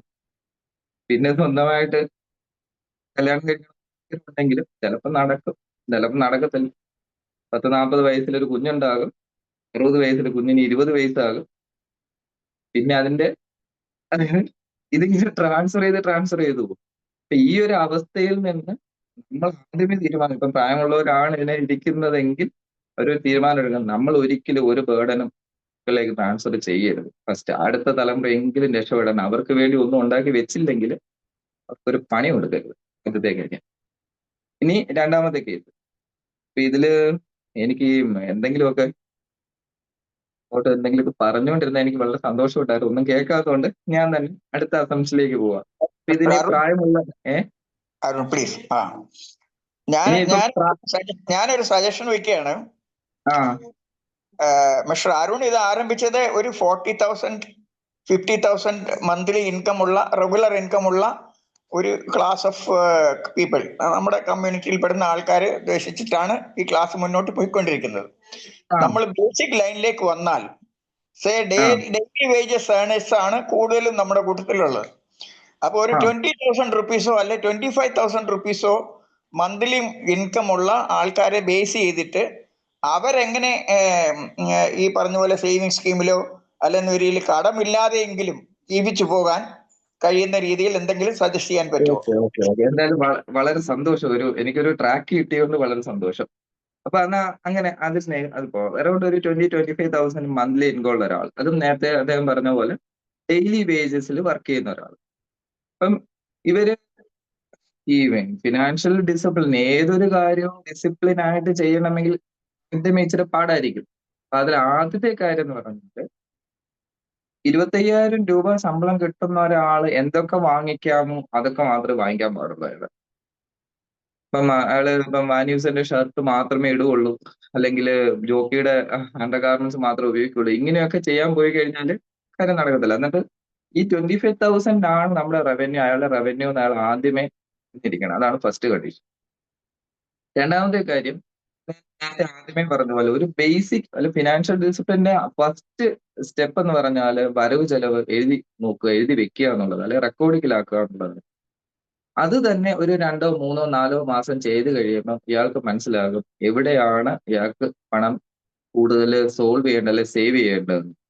പിന്നെ ഉണ്ടാക്കി വെച്ചിരിക്കുന്ന കടങ്ങളെ എങ്ങനെ മാറ്റാം അത് പാടായിരിക്കും. കാരണം എങ്ങനെയാണ് കടം ഉണ്ടാക്കി വെച്ചിരിക്കുന്നത് എനിക്ക് അറിയില്ല. അപ്പൊ നമുക്കൊരു കോമൺ ആയിട്ട് പറയാം, ഇയാള് ഇങ്ങനെ ഐഡിയൽ ആയിട്ട് ഇങ്ങനെ സ്റ്റാർട്ട് ചെയ്യുന്നു. ഇയാൾക്ക് ഇനി 25,000 രൂപയുള്ള ഒരാള് കടമില്ലാതെ എങ്ങനെ ഒരു വീട് വെക്കാം. ഇയാളുടെ ഏജ് ഒരു 30 വയസ്സെന്നിരിക്കട്ടെ. 30 വയസ്സിലെ ഇയാള് ഇരിക്കുന്നത്, കല്യാണം കഴിഞ്ഞു, ഒരു കുട്ടിയുണ്ട് എന്ന് അസ്യൂം ചെയ്യുക. അങ്ങനെയാണെങ്കിൽ എങ്ങനെ ഇയാൾക്ക് ഒരു 40-ാമത്തെ വയസ്സിൽ ഒരു വീട്, പിന്നെ എന്തെങ്കിലും റിക്വയർമെന്റ് ഉണ്ടെങ്കിൽ നമുക്ക് പറയാം, ഇനി ഒരു 45 അല്ലെ ഒരു 50-ാമത്തെ വയസ്സിൽ റിട്ടയർമെന്റ്. ഈ രണ്ട് കാര്യങ്ങൾ നമ്മൾ പറയുക. വീട് കടമില്ലാതെ വെച്ച് റിട്ടയർമെന്റും കൂടെ ആയാൽ വലിയ തലവേദനയില്ല. അതിനിടയ്ക്ക് കുഞ്ഞിന്റെ വിദ്യാഭ്യാസത്തിനുള്ളത്, ഇതും എല്ലാം എങ്ങനെ ഈ 25,000 ചെയ്യാം എന്നുള്ളത് നമ്മൾ ഈ ഒരു കേസിൽ 30 വയസ്സിൽ കല്യാണം കഴിഞ്ഞ് എക്സ്പെൻസ് ഒക്കെ കാണും. അപ്പൊ ഫസ്റ്റ് ഇതിൽ നിന്ന് ഏതൊക്കെ ചെലവുകൾ വെട്ടി ചുരുക്കാം എന്നുള്ളതാണ് ആദ്യമേ അറിയേണ്ടത്. അപ്പം അതിന് നേരത്തെ നമ്മൾ പറഞ്ഞു, ആദ്യമായിട്ട് ഈ വരവ് ചെലവ് കണക്ക് എഴുതി കൂട്ടി അതിൽ നിന്ന് പിന്നെ ഓരോ കാര്യങ്ങളായിട്ട് കട്ട് ഔട്ട് ചെയ്യാൻ തുടങ്ങും. ഫസ്റ്റ് ഇപ്പൊ മൊബൈൽ ഫോൺ, മന്ത്ലി നമ്മുടെ കമ്മിറ്റ്മെന്റ്സ് എന്തൊക്കെയാണെന്നുള്ളത് നോക്കാം. ഒന്ന് മൊബൈൽ കാണും, 2 നമ്പർ കാണും, ഒരാൾക്ക് ചിലപ്പോൾ 4 നമ്പർ കാണും ആ വീട്ടില്. അപ്പം ഒരു വീട്ടിൽ 4 നമ്പറാ, മിനിമം ഒരു 300 രൂപ വെച്ച് അത് തന്നെ 1,200 രൂപയായി. അപ്പൊ അതിൽ എന്തൊക്കെ കട്ട് ചെയ്യാം അത് കട്ട് ചെയ്യുക. ഒരു നമ്പർ, അതും 250 രൂപയുടെ റീചാർജ് അല്ലെങ്കിൽ 200 രൂപയുടെ മന്ത്ലി റീചാർജ് ഉള്ള സ്കോപ്പ് ഉണ്ട്, അതിലേക്ക് പോകാനുള്ള ശ്രമം നടത്തുക. ഇപ്പൊ 200 കാരണം ഇവർക്ക് വേറെ ഇൻകം വരുന്നില്ലെങ്കിൽ അതുപോലെ കട്ടിയായിട്ടുള്ള തീരുമാനങ്ങൾ എടുത്താൽ മാത്രമേ ഇവർക്ക് ഫിനാൻഷ്യൽ ഫ്രീഡത്തിലേക്ക് അല്ലെങ്കിൽ അത്യാവശ്യം നല്ലൊരു സാമ്പത്തിക നിലയിലേക്ക് പോകാൻ പറ്റുള്ളൂ. 25,000 എന്ന് പറയുന്ന ഈ കാലത്ത് അറിയാം, ഒരു ആഴ്ചയിൽ പച്ചക്കറി മേടിക്കണമെങ്കിൽ തന്നെ ഒരു 400 രൂപ 500 രൂപ വേണം. അപ്പൊ അത് തന്നെ വളരെ വളരെ കട്ടിയായിട്ട് വളരെ സ്ട്രോങ് ആയിട്ടുള്ള തീരുമാനങ്ങൾ എടുക്കുന്ന ഒരാൾക്ക് മാത്രമേ ഈ ചെറിയ തുക കൊണ്ട് ഇത് ചെയ്യാൻ പറ്റുള്ളൂ. പക്ഷെ ചെയ്യാൻ പറ്റുമെന്നുള്ളതാണ് ഇവിടുത്തെ ഒരു പ്ലസ് പോയിന്റ്. അപ്പൊ ആദ്യമേ അത്. പിന്നെ വീട്ടിലെ പത്രം ഉണ്ടോ? പത്രം ആവശ്യമില്ലെങ്കിൽ നിർത്തുക. കാരണം ഫുള്ളും നെഗറ്റീവ്സ് മാത്രം സ്പ്രെഡ് ചെയ്യുന്ന ഒരു സാധനം പത്രം. 250 രൂപ അല്ലെങ്കിൽ 300 രൂപ 310 രൂപയാണ് ഒരു മാസം. 36,600 രൂപ ഒരു മാസം. എന്തിനാ? വല്ല പരസ്യവും കണ്ട്. ഇപ്പൊ ശരിക്കും പത്രം ഇല്ലെന്ന് പറഞ്ഞാലും നമുക്ക് ആവശ്യമുള്ള ന്യൂസ് എല്ലാം നമുക്ക് കിട്ടും. അതിന് നല്ല കുറെ ചാനലുകൾ നമുക്ക് വേണമെങ്കിൽ സബ്സ്ക്രൈബ് ചെയ്യാം. ഇനി അതല്ലെങ്കിൽ വേറെ പല ഓപ്ഷൻസും നമുക്ക് ഇതിനു വേണ്ടി ഓപ്റ്റ് ചെയ്യാൻ പറ്റും. അപ്പം 2. പിന്നെ അടുത്തതാണ് ഒരു ആവശ്യവും ഇല്ലാത്തൊരു സാധനം, T V, cable T V, അങ്ങനെയുള്ള സാധനങ്ങൾ. മാസം 350 രൂപ 400 രൂപ 400 രൂപ വെച്ച് അറൌണ്ട് 4,800 റുപ്പീസ് ഇയർലി. ഇനി അടുത്തൊരു കാര്യം എന്ന് പറഞ്ഞാൽ നമ്മൾ എല്ലാത്തിന്റെയും ഇപ്പൊ കറണ്ട് ചാർജ് അടയ്ക്കും. 10-ാം തീയതിയാണ് ഡേറ്റ്, നമ്മൾ 15-ാം തീയതി അടയ്ക്കുള്ളൂ. 3% ചാർജ്. അടുത്തത് ഇങ്ങനെയാണ് എല്ലാം. ലാൻഡ് ടാക്സ് അടയ്ക്കണം, അതും ഡേറ്റ് എത്ര, എവരി 6 months അടയ്ക്കേണ്ടത്. നമ്മൾ എന്ത് ചെയ്യും, അവിടുന്ന് വന്ന് അവരുടെ പഞ്ചായത്തിൽ നിന്ന് വന്ന് വിളിച്ച് എത്ര കടന്നിട്ട് നമ്മൾ അടയ്ക്കുന്നുണ്ട്. ഇങ്ങനെയുള്ള കാര്യങ്ങൾ എഴുതി ഇതാണ് ഡിസിപ്ലിൻ ആകുക എന്ന് പറയുന്നത്. ഈ ഡിസിപ്ലിൻ ആയി കഴിയുമ്പോൾ തന്നെ ഒരുപാട് ഇൻട്രസ്റ്റുകൾ വഴി നമുക്ക് പോകുന്ന ലോസ് നമുക്ക് തിരിച്ചു പിടിക്കാൻ പറ്റും. അപ്പം ഇവർക്ക് ഈ 25,000 നിന്ന് നമ്മൾ ഒരു അറൌണ്ട് ഒരു 10% 20% നമ്മൾ മാറ്റിവെക്കാൻ ശ്രമിക്കുക. അത് വളരെ പാടാണെന്ന് അറിയാവുന്നത് കൊണ്ട് 2,500. കാരണം ഇപ്പൊ അതുപോലെ ടൈറ്റ് ആയിട്ട് പോകുന്ന ഒരാളുടെ ലൈഫാണെന്ന് അസ്യൂം ചെയ്യുക. പ്ലസ് ഇങ്ങനെ പല കാര്യങ്ങൾ കട്ട് ഔട്ട് ചെയ്തിട്ട് 1,000 രൂപയും കൂടെ ഒരു മാസം ഉണ്ടാക്കാൻ ശ്രമിക്കുക. ഇങ്ങനെ 3,500 ഒരു മാസം സേവ് ചെയ്യാനായിട്ടുള്ള ശ്രമം നടത്തും. ഇനി അടുത്തത് നമുക്ക് ഇല്ല ഇപ്പോഴേ വേണ്ട, കുറച്ചുകൂടെ പോയിട്ട് നമുക്കത് ചോദിക്കാം സാരെങ്കിൽ. ഇപ്പൊ അറൌണ്ട് ഒരു 3,500 4,000 നമ്മൾ മന്ത്ലി സേവ് ചെയ്യാൻ ശ്രമിക്കുന്നത്. അടുത്ത കേസ് നമുക്ക് ഈ 3,500 4,000 ഉള്ളൂ. പക്ഷെ നമ്മുടെ റിക്വയർമെന്റ് എന്ന് പറഞ്ഞാൽ ഒരു 30 ലക്ഷം രൂപയുടെ വീട്. അപ്പൊ അതൊരു 5 കൊല്ലം അല്ലെങ്കിൽ 10 കൊല്ലത്തിന് ശേഷം അതിന്റെ ഇൻഫ്ലേഷനിൽ അടക്കം ഒരു 50 ലക്ഷം രൂപയുടെ വീട് വേണം എന്ന് നമ്മൾ അസ്യൂം ചെയ്യുക. കാരണം അന്ന് 50 ലക്ഷം രൂപയാകും. അപ്പം 50 ലക്ഷം രൂപ നമുക്ക് 40-ാമത്തെ വയസ്സിൽ 50 ലക്ഷം രൂപ വേണം. അടുത്ത കേസ് 50-ാമത്തെ വയസ്സിൽ നമുക്ക് റിട്ടയർമെന്റിൽ 25,000 രൂപയിൽ ജീവിക്കുന്ന ഒരാൾക്ക് റിട്ടയർ സാലറിയെക്കാട്ടിലും കൂടുതലൊന്നും എക്സ്പെക്ട് ചെയ്യാനുള്ള റേറ്റ് ഇല്ല. 25,000 പകരം അന്നത്തെ അറൌണ്ട് ഒരു 30,000 35,000 മന്ത്ലി ഇൻകം കിട്ടണം. ഈ രണ്ട് കാര്യങ്ങളെ നമുക്ക് എങ്ങനെ പ്ലാൻ ചെയ്യാം? ഈ 3,500 അല്ലെങ്കിൽ 4,000 വെച്ച് ഇയാൾ ഇൻവെസ്റ്റ് ചെയ്യാനായിട്ട് സ്റ്റാർട്ട് ചെയ്യുക. ഇനി ഇൻവെസ്റ്റ് ചെയ്യാനായിട്ട് ഏത് ഇൻസ്ട്രുമെന്റ് ആണെന്നുള്ളത് നമുക്ക് നോക്കാം. ഇവിടെ ഏറ്റവും നമുക്ക് സേഫസ്റ്റ് ഇൻസ്ട്രുമെന്റ്സ് എന്ന് പറയുന്നത് എപ്പോഴും ബാങ്ക് FD അല്ല, ബാങ്ക് FDയെക്കാട്ടിലും സേഫ് ആയിട്ടുള്ളത് ഗവൺമെന്റ് ബോൺസ് ആണ്. ഗവൺമെന്റ് ബോൺസ് ആൻഡ് സെക്യൂരിറ്റീസ് ആണ്. അതിന്റെ ആവറേജ് ഇൻട്രസ്റ്റ് റേറ്റ് എന്ന് പറഞ്ഞാൽ 8 to 12%, 8 to 10% നമുക്ക് എക്സ്പെക്ട് ചെയ്യാം. പക്ഷെ നമുക്ക് ഇയാൾക്ക് ഇൻവെസ്റ്റ് ചെയ്യാൻ 4,000 ഉള്ളൂ. കിട്ടേണ്ട തുക വളരെ കൂടുതലാണ്. അപ്പൊ കുറച്ചുകൂടെ എന്താ പറയുന്നത്, അതുപോലെ 10 കൊല്ലം നമുക്ക് സമയമുണ്ട്. 30 വയസ്സ് മുതൽ 40 വയസ്സ് വരെ 10 വർഷം സമയമുള്ളത് കൊണ്ട് നമുക്കത് ഷെയർ റിലേറ്റഡ് ആയിട്ടുള്ള പ്രോഡക്ട്സിലേക്ക് പോകും. അതിലും ഡയറക്റ്റ് ഷെയർസിലൊന്നും പോകുന്നില്ല. ഒന്ന് മ്യൂച്വൽ ഫണ്ട്സ് ഉണ്ട്, രണ്ട് മ്യൂച്വൽ ഫണ്ട് കമ്പനികളുടെ തന്നെ അടുത്തൊരു പ്രോഡക്റ്റ് ആണ് ഇൻഡെക്സ് ഫണ്ട്. അവരുടെ തന്നെ അടുത്തൊരു പ്രോഡക്റ്റ് ആണ് ETF. എല്ലാം ഓൾമോസ്റ്റ് സെയിം ആണ്, ചെറിയ ചെറിയ ഡിഫറൻസ് ഇല്ല. പക്ഷെ നമ്മൾ ഏറ്റവും കൂടുതൽ കേട്ടിരിക്കുന്നത് മ്യൂച്വൽ ഫണ്ട്സ് ആണ്. ഈ മ്യൂച്വൽ ഫണ്ട്സിൽ അതിന്റെ റിട്ടേൺ എന്ന് പറഞ്ഞാൽ ആവറേജ് ഒരു 10 to 15% പ്രതീക്ഷിക്കാം. ഇൻഡെക്സ് ഫണ്ടും അറൌണ്ട് 10 to 15%, 20% വരെ പ്രതീക്ഷിക്കും. ETF എന്ന് പറയുന്നത് അതൊരു 25%, 24% പ്രതീക്ഷിക്കാം എവറി ഇയർ. പക്ഷെ അത് ഒരു കൊല്ലത്തെ ആവറേജ് അല്ല, ഒരു 10 കൊല്ലം 15 കൊല്ലത്തെ ആവറേജിലാണ് അങ്ങനെ പ്രതീക്ഷിക്കാവുന്നത്. അതിൽ മ്യൂച്വൽ ഫണ്ട്സിന്റെ പ്രത്യേകത, മ്യൂച്വൽ ഫണ്ട്സ് തന്നെ രണ്ട് ടൈപ്പ് ഉണ്ട്. ഒന്ന് ഡയറക്റ്റ് ഫണ്ടും, രണ്ട് റെഗുലർ ഫണ്ടും. ഡയറക്റ്റ് ഫണ്ട് എന്ന് പറഞ്ഞാൽ നമ്മൾ ആ പേര് പറയുന്ന പോലെ ആ കമ്പനിയിൽ നിന്ന് ഡയറക്റ്റ് ആയിട്ട് പർച്ചേസ് ചെയ്യുന്നത്. റെഗുലർ ഫണ്ട് എന്ന് പറഞ്ഞാൽ ഏതെങ്കിലും ഒരു ഏജന്റ് വഴി, ഇപ്പം ICICI ബാങ്ക് അല്ലെങ്കിൽ SBI ഉണ്ട്, SBIയുടെ ഇത് ബാങ്കിൽ പോയിട്ട് അവര് മ്യൂച്വൽ ഫണ്ട്സ് സെല്ല് ചെയ്യുമ്പോൾ അവരിൽ നിന്ന് പർച്ചേസ് ചെയ്യുകയാണെങ്കിൽ അത് ഡയറക്റ്റ് അല്ല, റെഗുലർ ഫണ്ടാണ്. അപ്പോൾ റെഗുലർ ഫണ്ട് ആകുമ്പോൾ ആ ഇടനിലക്കാരൻ SBI ബാങ്കിനും SBI മ്യൂച്വൽ ഫണ്ടും രണ്ടും രണ്ട് കമ്പനി ആയതുകൊണ്ട് SBI bank SBI mutual fund sell ചെയ്യുമ്പോൾ അതിനൊരു മാർജിൻ SBI ബാങ്കിന് കൊടുക്കണം. അടുത്ത കേസ് ഡയറക്റ്റ് ഫണ്ടാണ്. ഡയറക്റ്റ് ഫണ്ട് എങ്ങനെ എടുക്കണം? അത് നമ്മൾ കഴിഞ്ഞ കുറെ ദിവസം ഡിസ്കസ് ചെയ്യുന്നത് ഒരു ഡിമാറ്റ് അക്കൗണ്ട്, ഡിമാറ്റീരിയലിസ്റ്റ് അക്കൗണ്ട് ഉണ്ടെങ്കിൽ അക്കൗണ്ട് വഴി നമുക്ക് ഡയറക്റ്റ് ഫണ്ട്സ് പർച്ചേസ് ചെയ്യാൻ പറ്റും. അടുത്തത് ഇൻഡെക്സ് ഫണ്ടാണ്. ഈ മ്യൂച്വൽ ഫണ്ട്സും ഇൻഡെക്സ് തമ്മിലുള്ള ഡിഫറൻസ് എന്താണെന്ന് പറഞ്ഞാൽ, മ്യൂച്വൽ ഫണ്ട്സ് ആക്റ്റീവ് ഫണ്ട് എന്ന് പറയും, ഇൻഡെക്സ് ഫണ്ട് പാസീവ് ആണ്.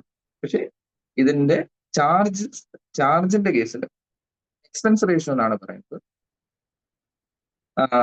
മ്യൂച്വൽ ഫണ്ട്സിൽ അറൌണ്ട് 2.5 to 3% എക്സ്പെൻസ് റേഷ്യോ വരും. അതായത് 3% ഇതിന്റെ ചാർജ്. ഇതുകൊണ്ടാണ് ഞാൻ നമ്മുടെ ക്ലാസിന്റെ ഇടയ്ക്ക് ഞാൻ പറഞ്ഞിരുന്നത് ഇൻഷുറൻസിന്റെ കേസ് പറയും. നമ്മളെ എല്ലാവരും വന്ന് മീറ്റ് ചെയ്യും, ഇൻഷുറൻസ് ഏജന്റ് വന്ന് മീറ്റ് ചെയ്യും. നിങ്ങൾ ഇന്ന് വെച്ച് കഴിഞ്ഞാൽ ഇത്ര പൈസ 10%, 25% എല്ലാം അല്ലെങ്കിൽ വലിയ മാർജിൻ കിട്ടുമെന്ന് നമ്മൾ അറിയാതെ കൊണ്ട് അതിനകത്ത് ഇടും. അതിന്റെ ഏറ്റവും വലിയ ദോഷം എന്ന് പറഞ്ഞാൽ ഞാൻ കമ്പയർ ചെയ്ത് അത് അറൌണ്ട് ഒരു ഓൺ ആൻ ആവറേജ് ഇപ്പോൾ ഒരു 25% ആണ് അതിന്റെ ചാർജ്. നമ്മൾ 10,000 രൂപ ഇടുകയാണെങ്കിൽ അതിൽ നിന്ന് 2,500 ആണ് അപ് ഫ്രണ്ട് കട്ട് ചെയ്യുന്നത്. നമ്മൾ ഇൻവെസ്റ്റ് ചെയ്ത എമൗണ്ട് തന്നെ ഒരു ഓൺ ദ സ്പോട്ട് ആ ഒരാഴ്ച കഴിയുമ്പോൾ 7,500 ആയിട്ട് കുറയും. ഈ 7,500 രൂപ ഗ്രോ ചെയ്ത് 10,000 നമ്മൾ ഇട്ട തുകയാണെങ്കിൽ തന്നെ 4-5 കൊല്ലം പിടിക്കും. ഇനി അതേ തുക മ്യൂച്വൽ ഫണ്ട്സിൽ ഇടുകയാണെങ്കിൽ അതൊന്നും 2.5% ആയിരിക്കും അത് ക്യാച്ച് ചെയ്യുന്നത്. 2.5% എന്ന് പറയുമ്പോൾ ഇതുമായിട്ട് കമ്പയർ ചെയ്യുമ്പോൾ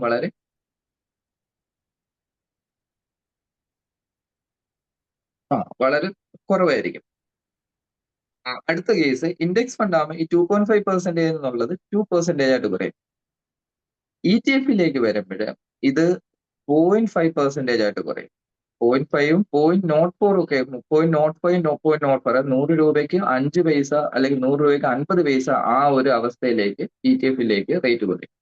ഇനി നമുക്ക് ETF അറിയില്ല, അല്ലെങ്കിൽ ഇൻഡെക്സ് ഫണ്ട് അറിയില്ല, ഇതൊന്നും അറിയില്ല എന്ന് പറഞ്ഞാൽ ഇത് പറ്റില്ല.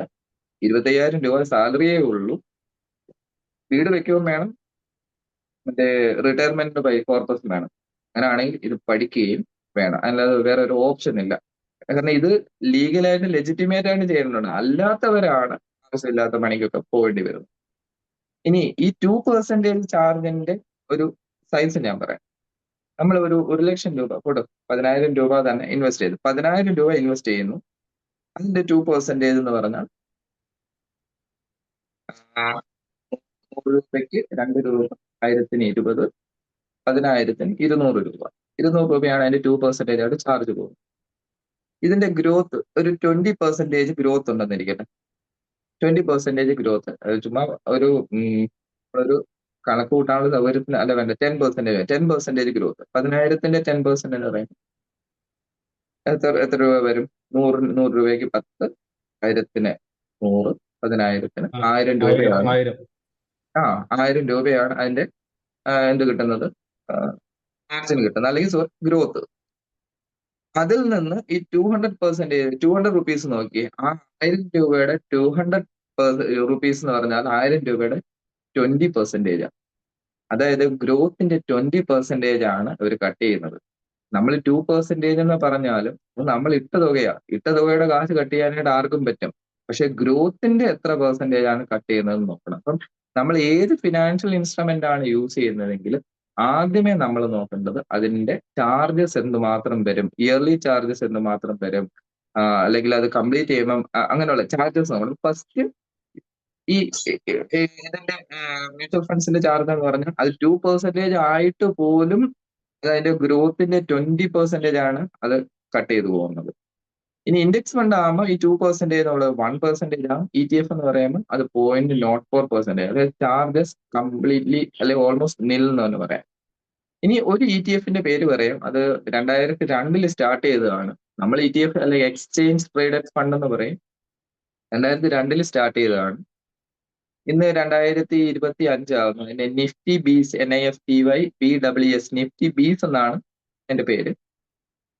അത് ഇത്രയും നാൾ കൊണ്ട് കൊടുത്തിരിക്കുന്ന റിട്ടേൺ 2000%-ന് മുകളിൽ. 23 കൊല്ലം കൊണ്ട് നിഫ്റ്റി ബീസ് എന്ന് പറഞ്ഞ ആ ഒരു ഇൻവെസ്റ്റ്മെന്റ് മെത്തേഡ് അല്ലെങ്കിൽ ETF കൊടുത്തിരിക്കുന്ന റിട്ടേൺ 2000%-ന് മുകളിലാണ്. പക്ഷെ അവിടെ ഒരു കാര്യം, 23 കൊല്ലമുണ്ട്. കൊല്ലത്തിന്റെ ആവറേജ് എന്ന് പറയുമ്പോൾ അറൗണ്ട് ഒരു കൊല്ലം 100%. പക്ഷെ ഇത് എന്നിട്ട് ഈ കൊല്ലം ഇട്ടു, അടുത്ത കൊല്ലം 100% കിട്ടില്ല. ഒരു 5 കൊല്ലം 10 കൊല്ലം ഇട്ടാൽ മാത്രമേ ഈ ആവറേജിലേക്ക് പോകുള്ളൂ. അപ്പൊ അപ്സ് ആൻഡ് ഡൗൺസും ഒക്കെ ഉണ്ടാകും. അത് അതിന്റെ ഒരു ഇതും കൂടെ ഞാനിപ്പം പറയാം. നമ്മളിപ്പോ ഗോൾഡിന്റെ കേസിൽ 10 കൊല്ലം അല്ലെ 20 കൊല്ലം മുമ്പ് ഉണ്ടായിരുന്ന ഗോൾഡിന്റെ പ്രൈസ് എന്തായിരുന്നു? ആ പ്രൈസ് കൂടി കുറഞ്ഞു. ഇപ്പോഴത്തെ അവസ്ഥ അറിയാമല്ലോ. അറൗണ്ട് 80,000 90,000 ആ റേഞ്ചും ആയിട്ടുണ്ട്. ഇനി ഇത് 10 കൊല്ലത്തെ പഴയ പ്രൈസിൽ 5 കൊല്ലം മുമ്പുള്ള പ്രൈസിലേക്ക് പോകാനുള്ള ചാൻസ് ഉണ്ടോ? അല്ലെങ്കിൽ അത് വളരെ കുറവാണ്. അല്ലെങ്കിൽ അതുപോലെ എന്തെങ്കിലും ഇഷ്യൂസ് ഉണ്ടായാലും, ഇപ്പം ഇനി അടുത്തൊരു വേൾഡ് വാറോ അതുപോലെയൊക്കെ ഉണ്ടായി, അല്ലെങ്കിൽ ഒരുപാട് ഗോൾഡ് മാർക്കറ്റിലേക്ക് പമ്പ് ചെയ്യപ്പെടുകയോ, അതൊക്കെ എന്ന് പറഞ്ഞാൽ നോർമലി നടക്കാൻ ചാൻസ് ഇല്ലാത്തത്. ഇങ്ങനെ വന്നാൽ മാത്രമേ അതിന്റെ പ്രൈസ് കുറയൂ. അതേപോലെ തന്നെയാണ് വസ്തുവിന്റെ വില. വസ്തു ഇപ്പം കോവിഡിന്റെ ടൈമിൽ പോലും വസ്തുവിന്റെ വില അടിച്ച് താഴെ പോയി. പിന്നെ നമ്മുടെ നോട്ട് നിരോധിച്ച സമയവും ബ്ലാക്ക് മണിയുടെ അളവ് കുറഞ്ഞത് കാരണം വസ്തുവിന്റെ വില താഴെ പോയി. പക്ഷെ ഇപ്പൊ വീണ്ടും പഴയ പോലെ കയറുന്നുണ്ട്. എന്നാലും ഒരു 20 കൊല്ലം അല്ലെ 15 കൊല്ലം മുമ്പ് വസ്തു കിട്ടിയിരുന്ന അതേ വിലയ്ക്ക് ഇപ്പം നമുക്ക് ഒരിക്കലും വാങ്ങിക്കാൻ പറ്റത്തില്ല. അതേപോലെ തന്നെയാണ് ഈ ETF-കളും ഇതും. ഇതിനകത്ത് ഫ്ലക്ച്വേഷൻസ് ഉണ്ട്. അത് ഏതൊരു സാധനത്തിനും ഫ്ലക്ച്വേഷൻസ്. ഇപ്പൊ അരിയുടെ വില പോലും ഫ്ലക്ച്വേറ്റ് ചെയ്യുന്നതാണ് അല്ലെ. അത് നമ്മൾ മൈൻഡ് ചെയ്യാറില്ല, കാരണം നമുക്കത് ആവശ്യമുണ്ട്. അതേപോലെ ഈ സേവിങ്സും അരി പോലെ ആവശ്യമുള്ള ഒരു സാധനം തന്നെ. ആ സേവിങ്സ് ചെയ്ത് എന്ത് ചെയ്യാം, പോയി. അപ്പൊ ഇനി ഏകദേശം അയാൾക്ക് 40-ാമത്തെ വയസ്സിൽ എത്ര രൂപ കിട്ടും, എങ്ങനെയാണ് അടുത്ത ലോൺ എടുക്കേണ്ടതെന്ന് പറയാം. അടുത്തത്, ഇയാൾ 40-ാമത്തെ വയസ്സിൽ ഇയാൾ ലോൺ എടുത്ത് തന്നെയാണ് വീട് ചെയ്യേണ്ടത്. അപ്പൊ ആ ലോൺ എടുക്കാനായിട്ട് 40 ഏജില് ലോൺ എടുക്കണമെങ്കിൽ എന്ത് വേണം? ഒന്നില്ലെങ്കിൽ അയാൾ ഒരു ജോലിക്കാരനായിരിക്കണം, അല്ലെങ്കിൽ അയാൾ ഒരു ബിസിനസ്സുകാരനായിരിക്കണം. ഇത് രണ്ടുമല്ല. ഇപ്പൊ ഡെയിലി വേജസ് ആണെങ്കിൽ അയാൾക്ക് ചെയ്യാൻ പറ്റുന്നതെന്ന് പറഞ്ഞാൽ 25,000 എന്ന് പറഞ്ഞാൽ വളരെ കുറവാണ്. പക്ഷെ അയാൾക്ക് ഒരു കാര്യം ചെയ്യാം. അയാൾക്ക് ഇത്ര ഇൻകം കിട്ടുന്നു എന്ന് ഡിക്ലെയർ ചെയ്തിട്ട് അയാൾക്ക് എന്ത് ചെയ്യാം? Sales tax income tax file ചെയ്യാം. IT ഫയൽ ചെയ്യാം. IT ഫയൽ ചെയ്യുമ്പോൾ റെക്കോർഡിങ്ങിലായി. അത് എപ്പം തൊട്ട് ഫയൽ ചെയ്യാൻ തുടങ്ങണം? ഒരു 30-35 വയസ്സ്, 30-32 വയസ്സ് തൊട്ട് ഫയൽ ചെയ്യണം. ഒരു 7-8 കൊല്ലം ട്രാക്ക് വേണം. അപ്പൊ ഇപ്പൊ നമുക്ക് 12 ലക്ഷം രൂപ വരെ എന്ത് വേണം? ടാക്സ് ഒന്നും കൊടുക്കണം. പക്ഷെ ഫയൽ ചെയ്യുക. അതായത് എനിക്ക് ഇത്രയും സെൽഫായിട്ട് ഡിക്ലെയർ ചെയ്യുക. ഒരു 5-6 കൊല്ലത്തെ സെൽഫ് ഡിക്ലറേഷൻ വഴി ഇത്രയും ഇൻകം കാണിച്ചു കഴിഞ്ഞാൽ അതനുസരിച്ച് നമുക്ക് എന്ത് ചെയ്യും? ഹോം ലോൺ എടുക്കാൻ പറ്റും. ഹോം ലോൺ എന്തുകൊണ്ട് എടുക്കണം എന്ന് പറഞ്ഞാൽ, ഒന്ന് അതിന്റെ ടെനർ വളരെ കൂടുതലാണ്, രണ്ട് അതിന്റെ ഇൻട്രസ്റ്റ് റേറ്റ് വളരെ കുറവാണ്. ഇപ്പോഴത്തെ ഹോം ലോണിന്റെ ഇൻട്രസ്റ്റ് റേറ്റ് എന്ന് പറഞ്ഞാൽ 7.6% ആണ്. ഇപ്പം കഴിഞ്ഞ പ്രാവശ്യം റിപ്പോ റേറ്റ് വീണ്ടും കുറച്ചതാണ്. 7.6 ആണ്. 8.1 നിന്ന് 7.6 ആയിട്ട് കുറഞ്ഞു. 8.1 എന്ന് പറഞ്ഞാൽ നമ്മൾ ഗോൾഡ് ലോൺ എടുക്കുന്നത് നാഷണലൈസ്ഡ് ബാങ്കിൽ നിന്ന് ഗോൾഡ് ലോൺ എടുക്കുമ്പോൾ അറൌണ്ട് 8.1 ആണ് അവിടുത്തെ ഇൻട്രസ്റ്റ്. അതേ ഇൻട്രസ്റ്റ് റേറ്റിൽ തന്നെ നമുക്ക് എന്ത് കിട്ടും? ഹോം ലോൺ എടുക്കാൻ പറ്റും. ഇതിന് സിബിൽ സ്കോർ എന്ന് പറയുന്ന സംഭവമുണ്ട്. സിബിൽ സ്കോർ കറക്റ്റ് ആയിട്ട് ഒരു 800ലേക്ക് കൊണ്ടുവരിക. അപ്പോഴത്തേക്ക് വീണ്ടും ഇൻട്രസ്റ്റ് റേറ്റ് കുറയും. ഇതെല്ലാം നമുക്ക് പ്രീ പ്ലാൻ ചെയ്ത് ഒരു 4-5 കൊല്ലം ഉണ്ടെങ്കിൽ ഇതെല്ലാം ചെയ്യാൻ പറ്റും. ഇനി അയാൾ ഒരു 50 ലക്ഷം രൂപ ലോൺ എടുക്കുന്നതെങ്കിൽ അയാൾക്ക് 50,000 രൂപയായിരിക്കും അറൗണ്ട് EMI വരുന്നത്. നമുക്ക് കണക്കൂട്ടാനുള്ള സൗകര്യത്തിന് വേണ്ടി പറഞ്ഞതാണ്. 50,000 രൂപ EMI. അപ്പൊ അയാൾ ഇൻവെസ്റ്റ് ചെയ്തിരിക്കുന്ന എമൗണ്ട് അറൗണ്ട് 4,000 വെച്ച് മന്ത്ലി വെച്ചിട്ട് ഒരു കൊല്ലം 50,000, 48,000 ആയാലും കണക്കൂട്ടാൻ സൗകര്യം 50,000 പറയുന്നത്. 50,000 ഇൻറ്റു 10 കൊല്ലം. 10 കൊല്ലം ആകുമ്പോൾ 5 ലക്ഷം രൂപയായിരിക്കും അയാൾ ഇൻവെസ്റ്റ് ചെയ്തിരിക്കുന്ന ആകെ തുക. ഇനി രസം എന്താ പറഞ്ഞാൽ, അയാള് ഈ 3 കൊല്ലം കഴിയുമ്പോഴത്തേക്ക്, അല്ലെങ്കിൽ ഈ സമയം അയാൾക്ക് 10 കൊല്ലം കഴിയുമ്പം അയാൾക്കൊരു കോർപ്പസ് ഉണ്ടാകും. ആ കോർപ്പസിൽ നിന്ന് അറൗണ്ട്, ഒരു മിനിറ്റ് ഞാൻ കാൽക്കുലേറ്റ് ചെയ്തു നോക്കാം.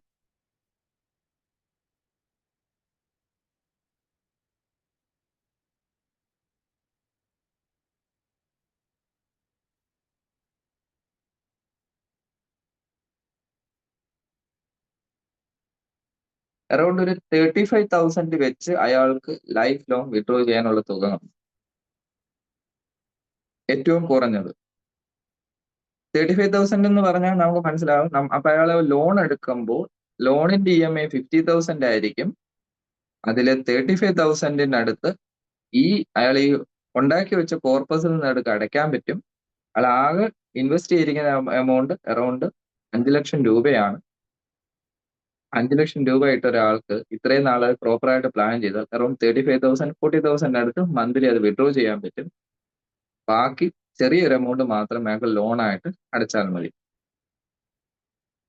അത് തന്നെ കണ്ടിന്യൂ ചെയ്യുക. അപ്പം ഇങ്ങനെയാണ് പ്ലാൻ ചെയ്യാൻ പറ്റുന്നത്. ഇങ്ങനെ പ്ലാൻ ചെയ്താൽ ഇത് വളരെ സിമ്പിൾ ആയിട്ട് നടക്കും. ആ ലോണിന്റെ അടവിന്റെ EMIയുടെ ഒരു 80% ഇവിടെ അടഞ്ഞു പോകും. 20% മാത്രം നമ്മൾ അധ്വാനിച്ചുണ്ടാക്കുക.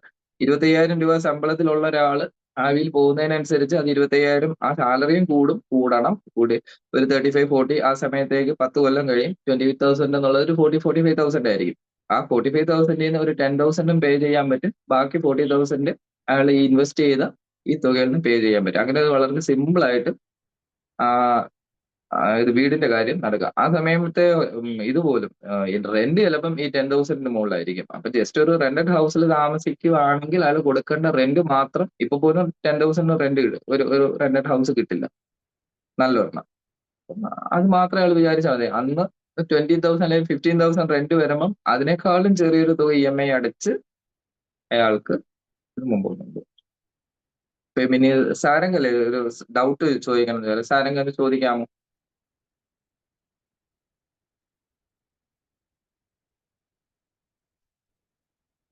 ഹലോ, നമസ്കാരം സാർ. ആദ്യം പറഞ്ഞ ഒരു പോയിന്റിനോടനുബന്ധിച്ചാണ് എന്റെ ചോദ്യം വരുന്നത്. ഇപ്പോ 25 വയസ്സുള്ള ഒരു ചെറുപ്പക്കാരൻ ആദ്യത്തെ ജോലി കയറുമ്പോഴത്തേക്ക് ഈ പറഞ്ഞ പോലെ ഒരു 70% സേവ് ചെയ്യണമെന്ന് പറഞ്ഞു. ഹലോ, സപ്പോസ് ഇപ്പൊ നമുക്ക് ജോലി വേറെ ഏതെങ്കിലും ഒരു സ്ഥലത്താണ്, ഇപ്പൊ ബാംഗ്ലൂരോ അല്ലെ ചെന്നൈ പോലുള്ള സ്ഥലങ്ങളിലാണ്. പക്ഷെ ഈ പറയുന്ന സ്റ്റാർട്ടിംഗ് സാലറി ഏകദേശം 20-25 അല്ലെങ്കിൽ 30 ആണെങ്കിൽ പോലും ഈ പറഞ്ഞ റെന്റ് 10,000, അങ്ങനെ ബാക്കിയുള്ള ചെലവുകൾ അങ്ങനെ വരുമല്ലോ. അപ്പൊ അങ്ങനെ ഒരു സാഹചര്യത്തിൽ എങ്ങനെയാണ് നമുക്ക് ഈ 70% സേവ് ചെയ്യാൻ പറ്റുക എന്നുള്ളൊരു, അവിടെ എങ്ങനെയാണ് പ്ലാനിങ് വരേണ്ടതെന്നുള്ളതാണ് എന്റെ ഡൗട്ട്. അല്ല, ഞാൻ 70% എന്ന് പറഞ്ഞത് അത്രയും ചെയ്യാനുള്ള ശ്രമം നടത്തുക. വേറൊരു ഓപ്ഷൻ ഇല്ല. റെന്റ് ആണെങ്കിൽ ആ റെന്റിന്റെ കേസ് നിങ്ങൾ എന്ത് ചെയ്യുക, കുറച്ചിട്ട് ബാക്കിയുള്ളത് ചെയ്യുക. ആ സമയം നമ്മള് ഈ ഹോസ്റ്റലിൽ പണ്ട് താമസിച്ചിരുന്ന സമയം നമുക്കറിയാം, ഒരു കട്ടില് 2 പേര് അല്ലെ ഒരു റൂമിൽ എത്ര പേരെ ഇടിച്ചു കയറി. അപ്പൊ ഞങ്ങളും സമയം ഒന്നുമില്ല, ആദ്യത്തെ മാസം വീട്ടിൽ നിന്ന് പൈസ തരും, അതിന് പോകും. ആദ്യത്തെ ആഴ്ച നല്ല ലാവിഷായിട്ടായിരിക്കും ഫുഡ്. രണ്ടാമത്തെ ആഴ്ചയാകുമ്പോൾ ആദ്യത്തെ എല്ലാവർക്കും ഇഷ്ടമുള്ള നോൺ വെജ് ചേച്ചി വെച്ച് ഞങ്ങൾ ഒരു കുക്കൊക്കെ ഉണ്ടായിരുന്നു. രണ്ടാമത്തെ ആഴ്ചയാകുമ്പോൾ ചെറിയ മീനൊക്കെ കാണുള്ളൂ. മൂന്നാമത്തെ ആഴ്ച വെജിറ്റബിൾസ് മാത്രം. നാലാമത്തെ ആഴ്ചയാകുമ്പോൾ ചേച്ചി വീട്ടിൽ നിന്ന് എന്തെങ്കിലും മറ്റേ ഇത് ചീരയും അതും ഇതൊക്കെ കൊണ്ടുവന്ന് രസവും പിന്നെ മോരൊക്കെ വല്ലപ്പോഴും കിട്ടിയാലായി. അങ്ങനെ കഴിഞ്ഞു പോയിക്കൊണ്ടിരുന്നത്. പക്ഷെ അതേപോലെ തന്നെ നമുക്ക് ലാസ്റ്റ് ആഴ്ചയിലെ ചെലവും അത് മതി. ആ രീതിയിൽ ഒരു 3 കൊല്ലം ഇത് അവരവരുടെ ലൈഫ് ഒന്ന് സെക്യൂർ ചെയ്യാണ്. അപ്പൊ നമ്മൾ എന്ത് ചെയ്യരുത്, ഔട്ടിങ്ങിന് പോകുമ്പോൾ ശ്രദ്ധിക്കണം, പുറത്ത് ആൾക്കാരുമായിട്ട് കറങ്ങാൻ പോകുന്നതല്ല ശ്രദ്ധിക്കണം. എവിടെയൊക്കെ ക്യാഷ് നമുക്ക് സേവ് ചെയ്യാൻ പറ്റുമോ അതെല്ലാം സേവ് ചെയ്യാം. അതിന് ആദ്യമേ പറഞ്ഞത് നമ്മുടെ വരവ് ചെലവ് കറക്റ്റായിട്ട് എഴുതി തന്നെ സൂക്ഷിക്കണം. ഇപ്പൊ എന്റെ കേസിൽ ഞാൻ പറയാം, എങ്ങനെയൊക്കെ സേവ് എന്ന് പറഞ്ഞാൽ അത് എല്ലാവർക്കും ഇത് തോന്നും. പക്ഷെ നമുക്ക് സേവ് ചെയ്യാൻ പറ്റും, നമുക്ക് അതുപോലെ സേവ് ചെയ്യുക. അത് എങ്ങനെ അതിനെക്കുറിച്ച് ആലോചിക്കണം. ഒരു ദിവസം ഒരു 5-10 മിനിറ്റ് ആലോചിക്കണം. ഇത് റെന്റ് വളരെ കൂടിയ റെന്റ് ആണെങ്കിൽ കുറച്ച് ഉള്ളിൽ റെന്റ് കുറഞ്ഞ ഒരിടത്ത് പോകണം. നമ്മൾ ആദ്യത്തെ 2-3 കൊല്ലം സ്ട്രഗിൾ ചെയ്താൽ മതി, അല്ലെങ്കിൽ നമ്മൾ ലൈഫ് ലോങ് സ്ട്രഗിൾ ചെയ്യണം. നമ്മൾ പഠിക്കുന്ന കേസിലും അങ്ങനെ തന്നെയായിരുന്നു. നമ്മൾ ആദ്യത്തെ 3 കൊല്ലം 4 കൊല്ലം നമുക്കൊരു കോഴ്സ് കിട്ടി. ആ കോഴ്സിൽ അന്നന്ന് പഠിച്ചിരുന്നെങ്കിൽ നമ്മൾ ഇതിലും നല്ലൊരു പൊസിഷനിൽ എത്തിയേനെ. പക്ഷെ നമ്മൾ അവിടെ അത് വിട്ടു. സമയം എൻജോയ്മെന്റിലേക്ക് പോയതുകൊണ്ട് അടുത്ത് നമ്മൾ അനുഭവിക്കുക. ഇവിടെ എൻജോയ്മെന്റ് പോയി ലൈഫ് ലോങ് നമ്മൾ അനുഭവിക്കേണ്ടി വരും.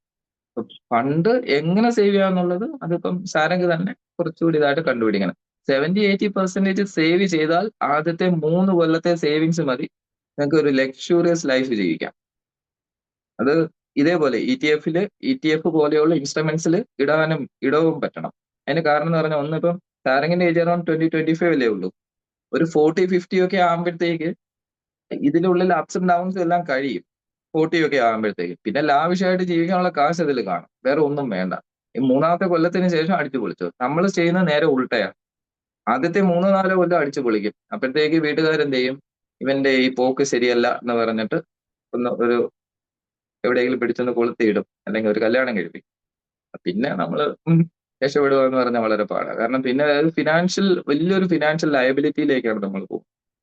പിന്നെ എങ്ങനെ എവിടുന്ന് ഈ ചെലവ് വരുന്നു നമുക്ക് പോലും അറിയത്തില്ല. എങ്ങനെയൊക്കെ ആയാലും കയ്യിൽ എത്ര പൈസയുണ്ടോ അതിനേക്കാളും ഒരു 20% കൂടുതൽ ചെലവ് വന്നിട്ടിരിക്കും. ഇത് എന്റെയും അനുഭവത്തിൽ തന്നെ ആയിരുന്നു. ഫസ്റ്റ് സാലറി കിട്ടി എല്ലാം 10-18 കൊല്ലം മുമ്പ് ജോലി കിട്ടിയ ഒരാളാണ്. ആദ്യത്തെ സാലറി 35,000 എടുത്തിട്ടുണ്ടായിരുന്നു. എവിടെ പോയി എന്ന് പറഞ്ഞാൽ എനിക്കൊന്നും അറിയില്ല. എനിക്ക് ഉണ്ടായിരുന്ന ഒരു യമഹയുടെ ബൈക്ക് ഉണ്ടായിരുന്നു, വേറെ ഒന്നുമില്ല. ഒരു ഓർമ്മയില്ല, എങ്ങനെ പൈസ പോയെന്ന് അറിയില്ല. പിന്നെ എന്റെയും ലൈഫ് കുറച്ച് സ്ട്രഗിൾ ചെയ്തപ്പോഴാണ് ഞാനൊന്ന് റീതിങ്ക് ചെയ്യാൻ തുടങ്ങിയതും ഒരു ട്രാക്ക് മാറ്റിയതും.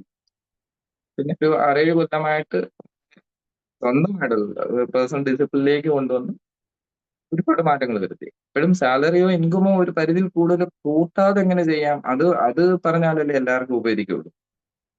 പിന്നെ ഉറപ്പായിട്ടും ഒരു കാര്യം ചെയ്യേണ്ടത്, നമ്മൾ ഇവിടെ ഒരു ഇൻവെസ്റ്റ്മെന്റ്, ഇപ്പൊ ഇതെല്ലാം ഫിനാൻഷ്യൽ ഇൻവെസ്റ്റ്മെന്റ് ആണ് പറയുന്നത്. ഇപ്പൊ സാരംഗിനെ പോലെയുള്ള ഒരാൾ ഉറപ്പായിട്ടും ഡെയിലി ഒരു അരമണിക്കൂറെങ്കിലും സാരംഗിന്റെ ഫീൽഡിനെ കുറിച്ച് ഡീറ്റെയിൽ ആയിട്ട് പഠിക്കണം. അല്ലെങ്കിൽ അതിനെ എൻറിച്ച് ചെയ്യാനായിട്ട്, അതിനെ അപ്ഗ്രേഡ് ചെയ്യാനായിട്ട് എന്ത് വേണം അത് പഠിച്ചുകൊണ്ടേയിരിക്കണം. അത് എന്ത് വന്നാലും ഡെയിലി ഒരു 1/2 hour അല്ലെങ്കിൽ 15 മിനിറ്റ്സ് എങ്കിലും അതിന് വേണ്ടി സ്പെൻഡ് ചെയ്യണം.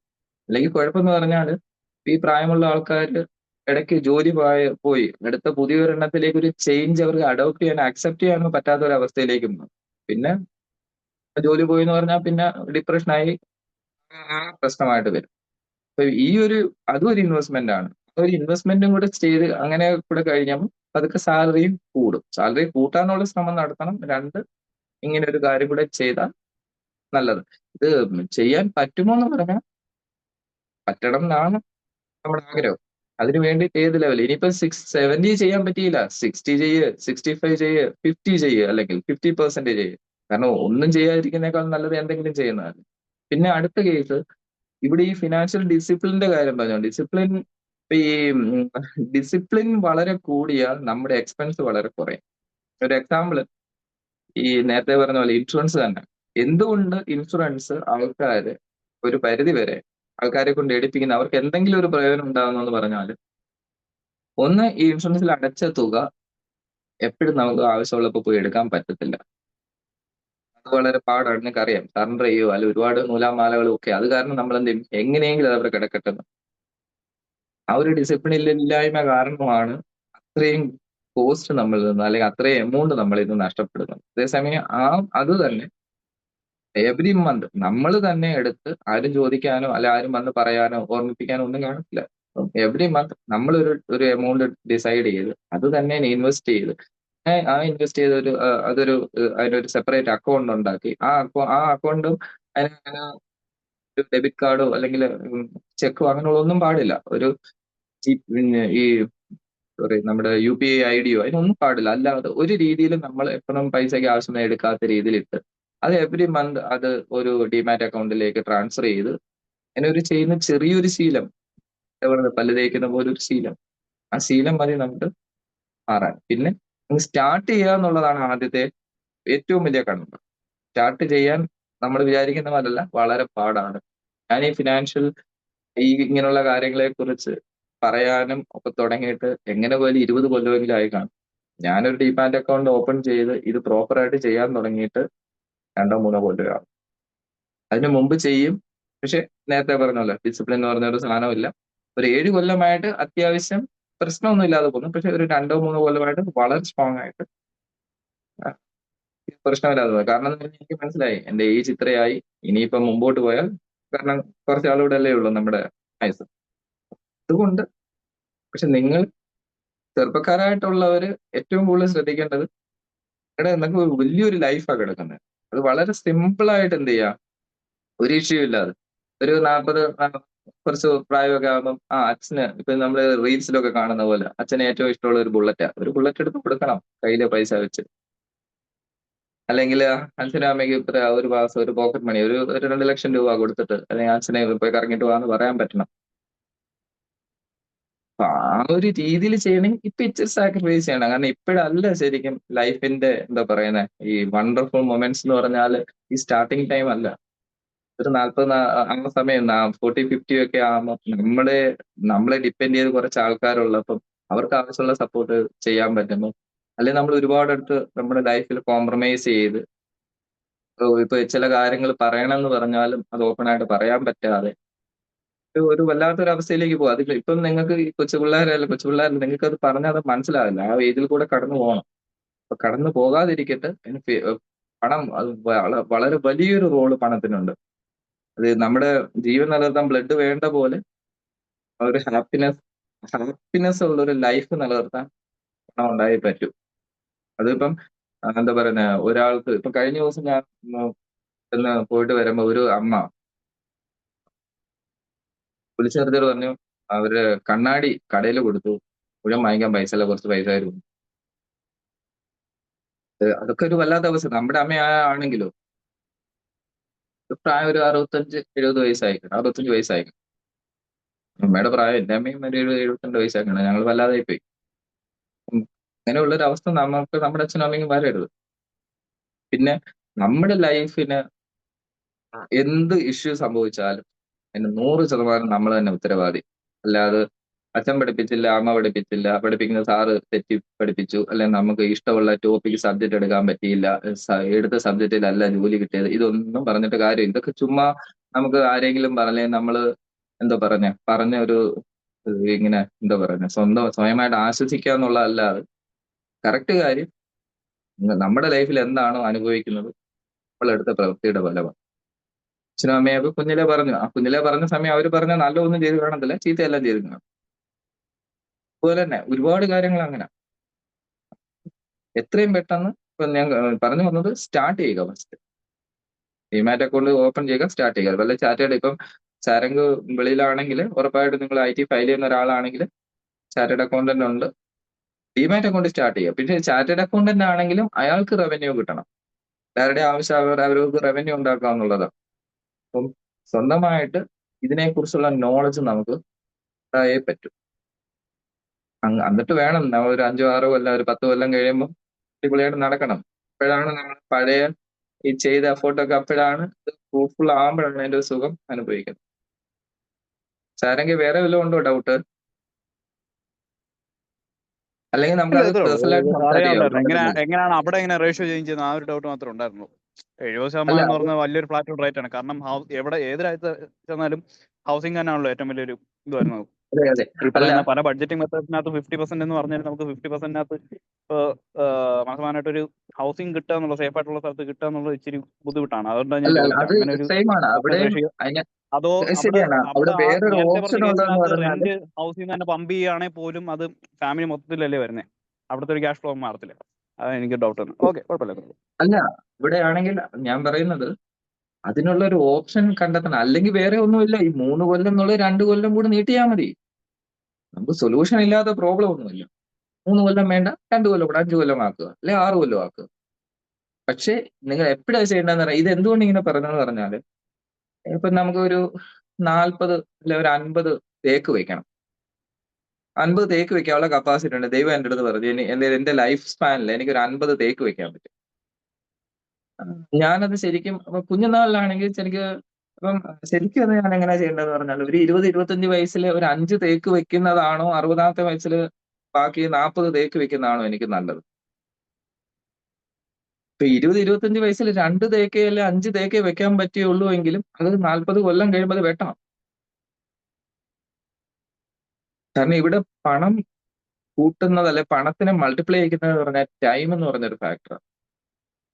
നമ്മളൊരു ഇൻവെസ്റ്റ്മെന്റ് 20 കൊല്ലം ഇടുന്നതും 21 കൊല്ലം ഇടുന്നതും തമ്മിൽ വലിയ വ്യത്യാസം വരെ. അതിപ്പോ ഒരു എക്സൽ ഷീറ്റ് എടുത്ത് നോക്കിയാൽ മതി. ഒരു 5% 10% കോമ്പൗണ്ടിങ്ങിൽ വെച്ച് ഒരു 20 ഇയേഴ്സും 21 ഇയേഴ്സും വെറും ഒരു 10,000 രൂപ വെച്ച് ജസ്റ്റ് ഒരു ഒറ്റ വൺ ടൈം ഇൻവെസ്റ്റ്മെന്റ് 10,000 എന്നിട്ട് 20 കൊല്ലം ഒരു എമൗണ്ട് എടുക്കുക, 21 കൊല്ലം ഒരു എമൗണ്ട് എടുക്കുക. സോറി 20 കൊല്ലം കഴിഞ്ഞിട്ടുള്ള റിട്ടേൺ, 21 കൊല്ലം കഴിഞ്ഞിട്ടുള്ള റിട്ടേൺ. ആ ഒരു കൊല്ലത്തെ റിട്ടേൺ എന്ന് പറഞ്ഞാൽ വളരെ ഹ്യൂജ് ആയിരിക്കും.